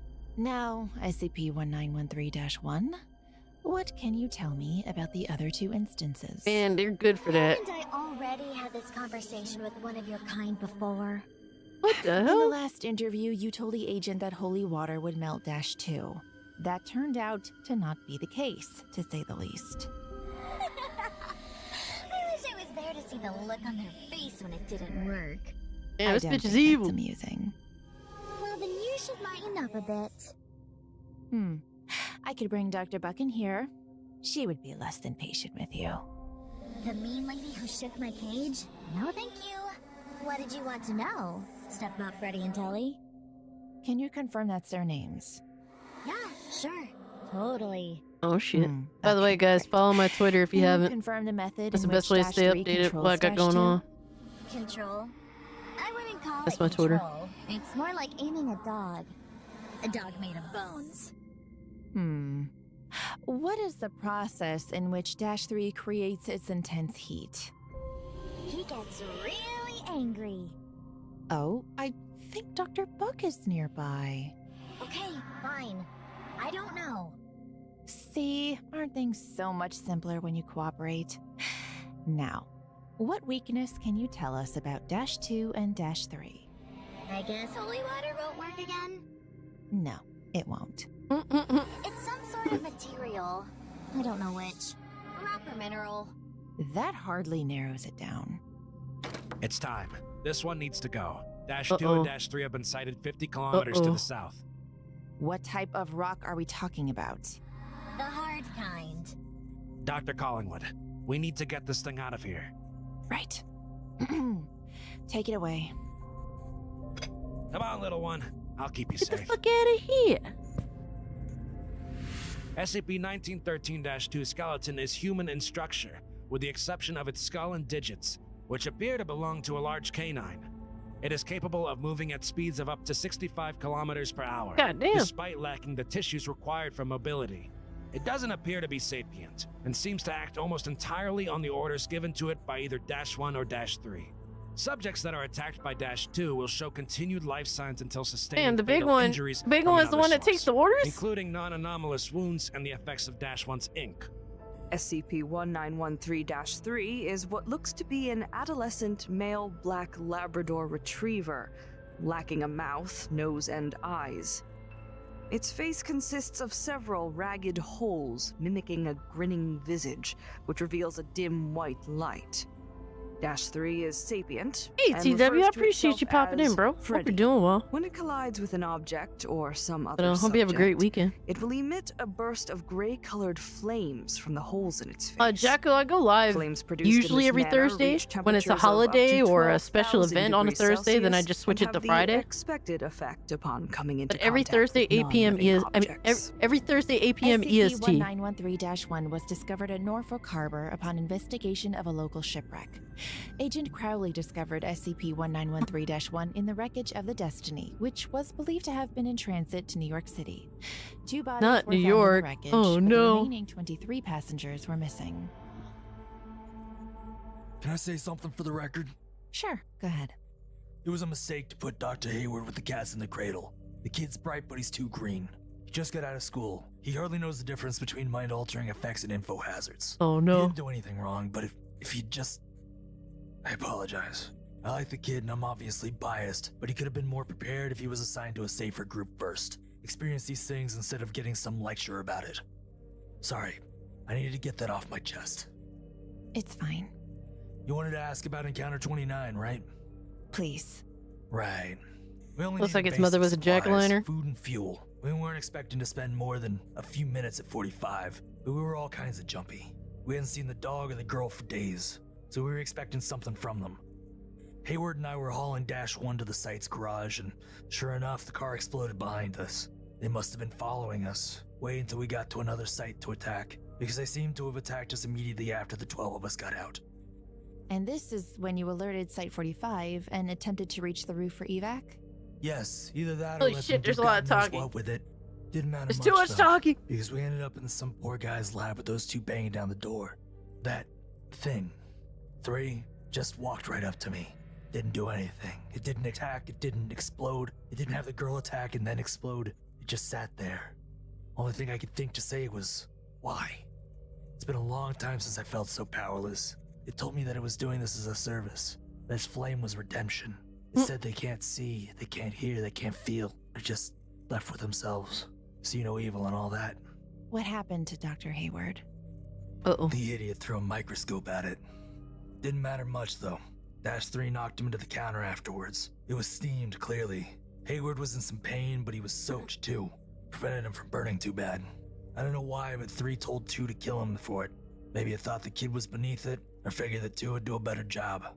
Ended up picking the kid up and throwing him at the far wall, crashing into these jars of sulfur before... This is part of an animated series, by the before way. Dash 2 Wow, reached see, through I his didn't even know chest. that. Dash 2 was about to charge him, but it stopped. 3 seemed to get angry at 2 till it took a look at the rocks covering Hayward. I put 2 and 2 together and assumed that the rocks were what was spooking him, so I did what I could. It felt good, seeing those things actually running from us for a change. Hey, is that all? I'm hoping to see some people at the infirmary before visiting hours close. You said to remind you that you wanted to share a concern about the SCP-1913 entities as a whole. What was it? Oh yeah, Hayward was going to report it to Site 45. He's been interrogating Dash 1 for a while and got something out of it. He's had his suspicions about how SCP-1913 functions. Yeah, and there's felt an that there was insane amount of something more to it than exposition. what Holy we knew. fuck. Didn't tell me what, but it seemed urgent. Thought it was worth bringing up. Listen, I'd tell you if I know it, but all I really know is that I lived to see those things tear out Hayward's heart. And You so can see did my he. eyes like super red. You could tell I'm just done. Dr. Hayward was released from intensive care 1 month after his interview, recovering from third-degree burns over his arms and torso. Oh, you started and the watching Dexter? cauterization of I a never hole watched it. through I heard his it was really chest. good though. With the information obtained from Encounter 29, Foundation personnel started Picked the wrong experimenting with episode. sulfur Aw, in Dash man. 1. They You found know, it had fucked extreme up. aversion to the substance and quickly devised a plan of action for Mission Theta 13. Dash 1 was driven to an abandoned Oh, quarry the new located in an spin-off, undisclosed part of the Mojave Desert. Dash 2 and 3 were lured deep into the mine, at which point sulfur I haven't even mineral seen the dust original. was used to separate each instance of 1913 and contain it in a sulfur-coated prisoner transport vehicle. All SCP-1913 instances were Step my relocated game and up, contained bro. at least What more do you 1,600 want kilometers from me? away from each other, in areas where the Foundation has What established more major must I sites. give? You got 7 hours from me, sir. 7. 7 hours. Right, that's almost an entire work shift.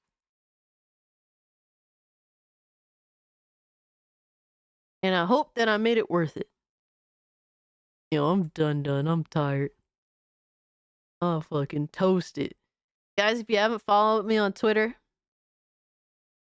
that's how you can best keep up with me and my bullshit ass antics. I'm always up to no good. I was trolling Puerto Rock. And he was upset and called me a grifter. Yeah, we didn't even talk about that. That was kind of crazy in itself.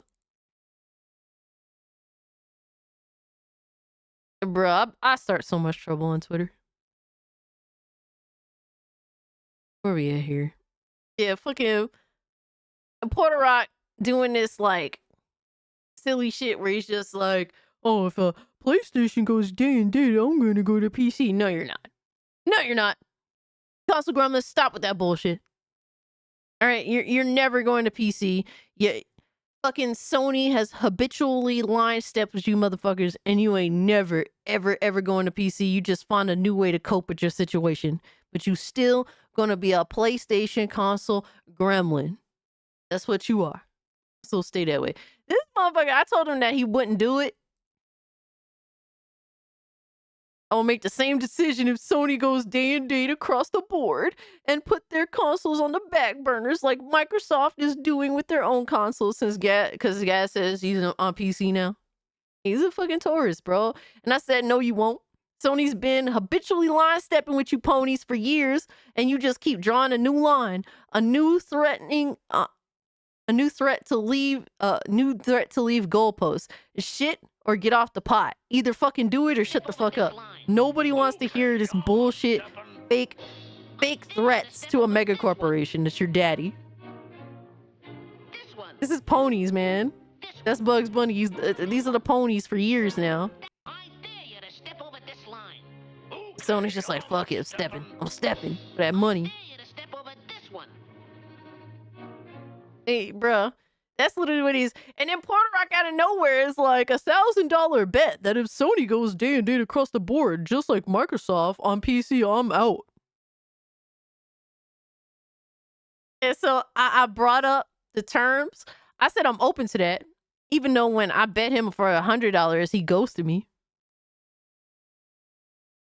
But I said I was open to the bet with stipulations because you're gonna have to earn that $1,000. And when I brought up the stipulations, bro, he was done. He tapped out and then he threw a hissy fit. That shit was hilarious. Yeah, it was an easy dub. He thought I was just gonna shut up when he put $1,000 on the table. And I think I was fair. Mind you, there was 4 things he needed to do. 1, he must sell his PS5 Pro consoles to a company that can provide sales receipt. This must be shown as proof. This is where his PC journey would begin. So the stipulation obviously would be PC going day, PlayStation going day and date with PC, and so that would be the first stipulation. You have to actually sell his PS5 consoles.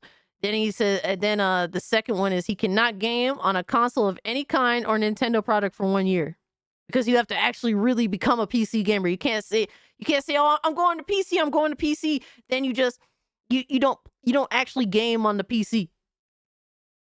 And then the third line was Puerto Rock must produce the same numbers gaming wise on PC that he does on PlayStation. His 2024 wrap up would be the numbers he's held to. So, and mind you, his 2024 wrap up wasn't really that good. It would have been easy to match this. I'm pretty sure. Can't be that hard. A little over 500 hours. 33 games played. Nothing too crazy right there. So that would have been easy as fuck. Puerto Rock. The fourth and last one is Puerto Rock cannot appear online or unlock PSN trophies for 1 year after PS5 console sale confirmation. And if you hate PlayStation as much as you do, for going day and date, why would you care about logging into PSN and unlocking trophies? Because you really got to be about that life. You say you're going to be a PC gamer. You can't just say you're going to do something. You got to do it if you want the $1,000. He's trying to impress somebody. And after I posted that, And I said, failure to do this, you know, he would forfeit and he would have to pay me $1,000. And if he was successful 1 whole year, I'd have to pay him $1,000.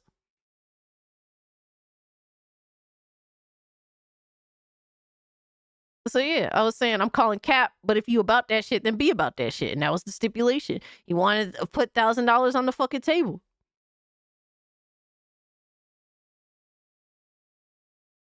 It's hilarious. He made every excuse. He's like, oh, the stipulations means you're clearly running away. No, you're clearly running away. Because we know this motherfucker will run into... Bro, he would have to update his drivers to play a game. He'll have to update his drivers to play Ghost of Yote. And guess what? He's not going to know how to do it. And then he's going to be fucked. And then at that point, he would go back to his PS5 or some shit. Because these console gremlins have no fucking idea, bro. No fucking idea. They have no idea what they're doing, what they're talking about. They say that, oh, it's easy to jump on PC, but they don't do it because they're too stupid. Puerto Rock could barely run his podcast on PC without issue, let alone actually being a PC gamer. So stop the fucking cap. Stop pretending you're going to go to PC if PlayStation goes day and day. PlayStation's going to go day and day, and guess what? You still going to be on that piece of shit box. All right, if it be the PS5 or the PS6, you still gonna be on that piece of shit because you're gonna find some new excuse to justify staying on that garbage ass console. Never fails. Never fails, and that's all I gotta say about that. We didn't even get that shit. I almost missed out on talking about that shit.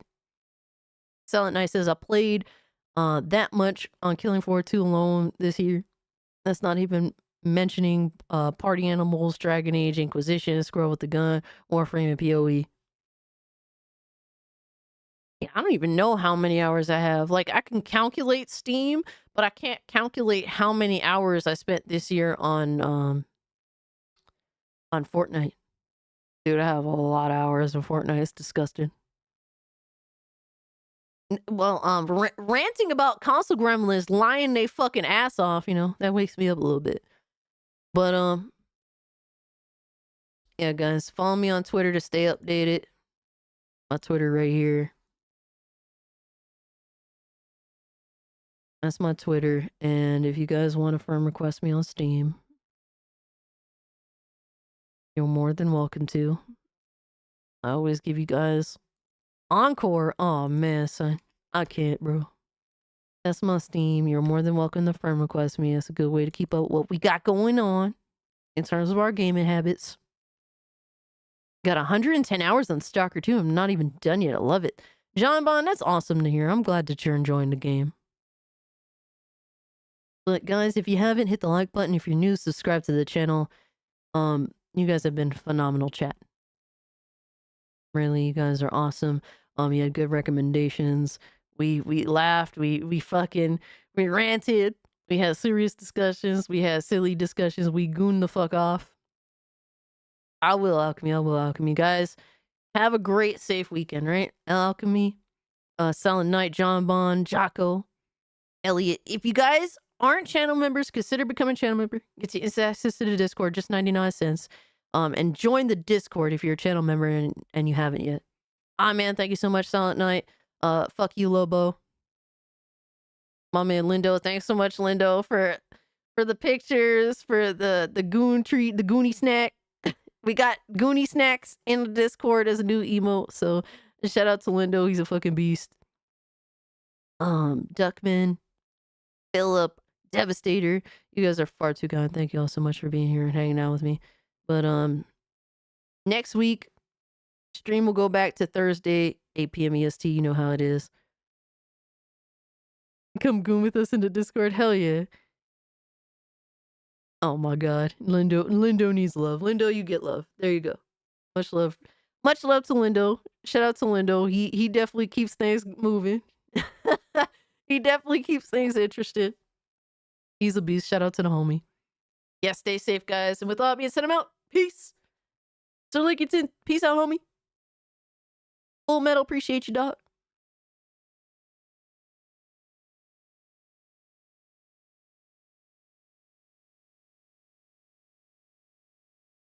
Night, Lois.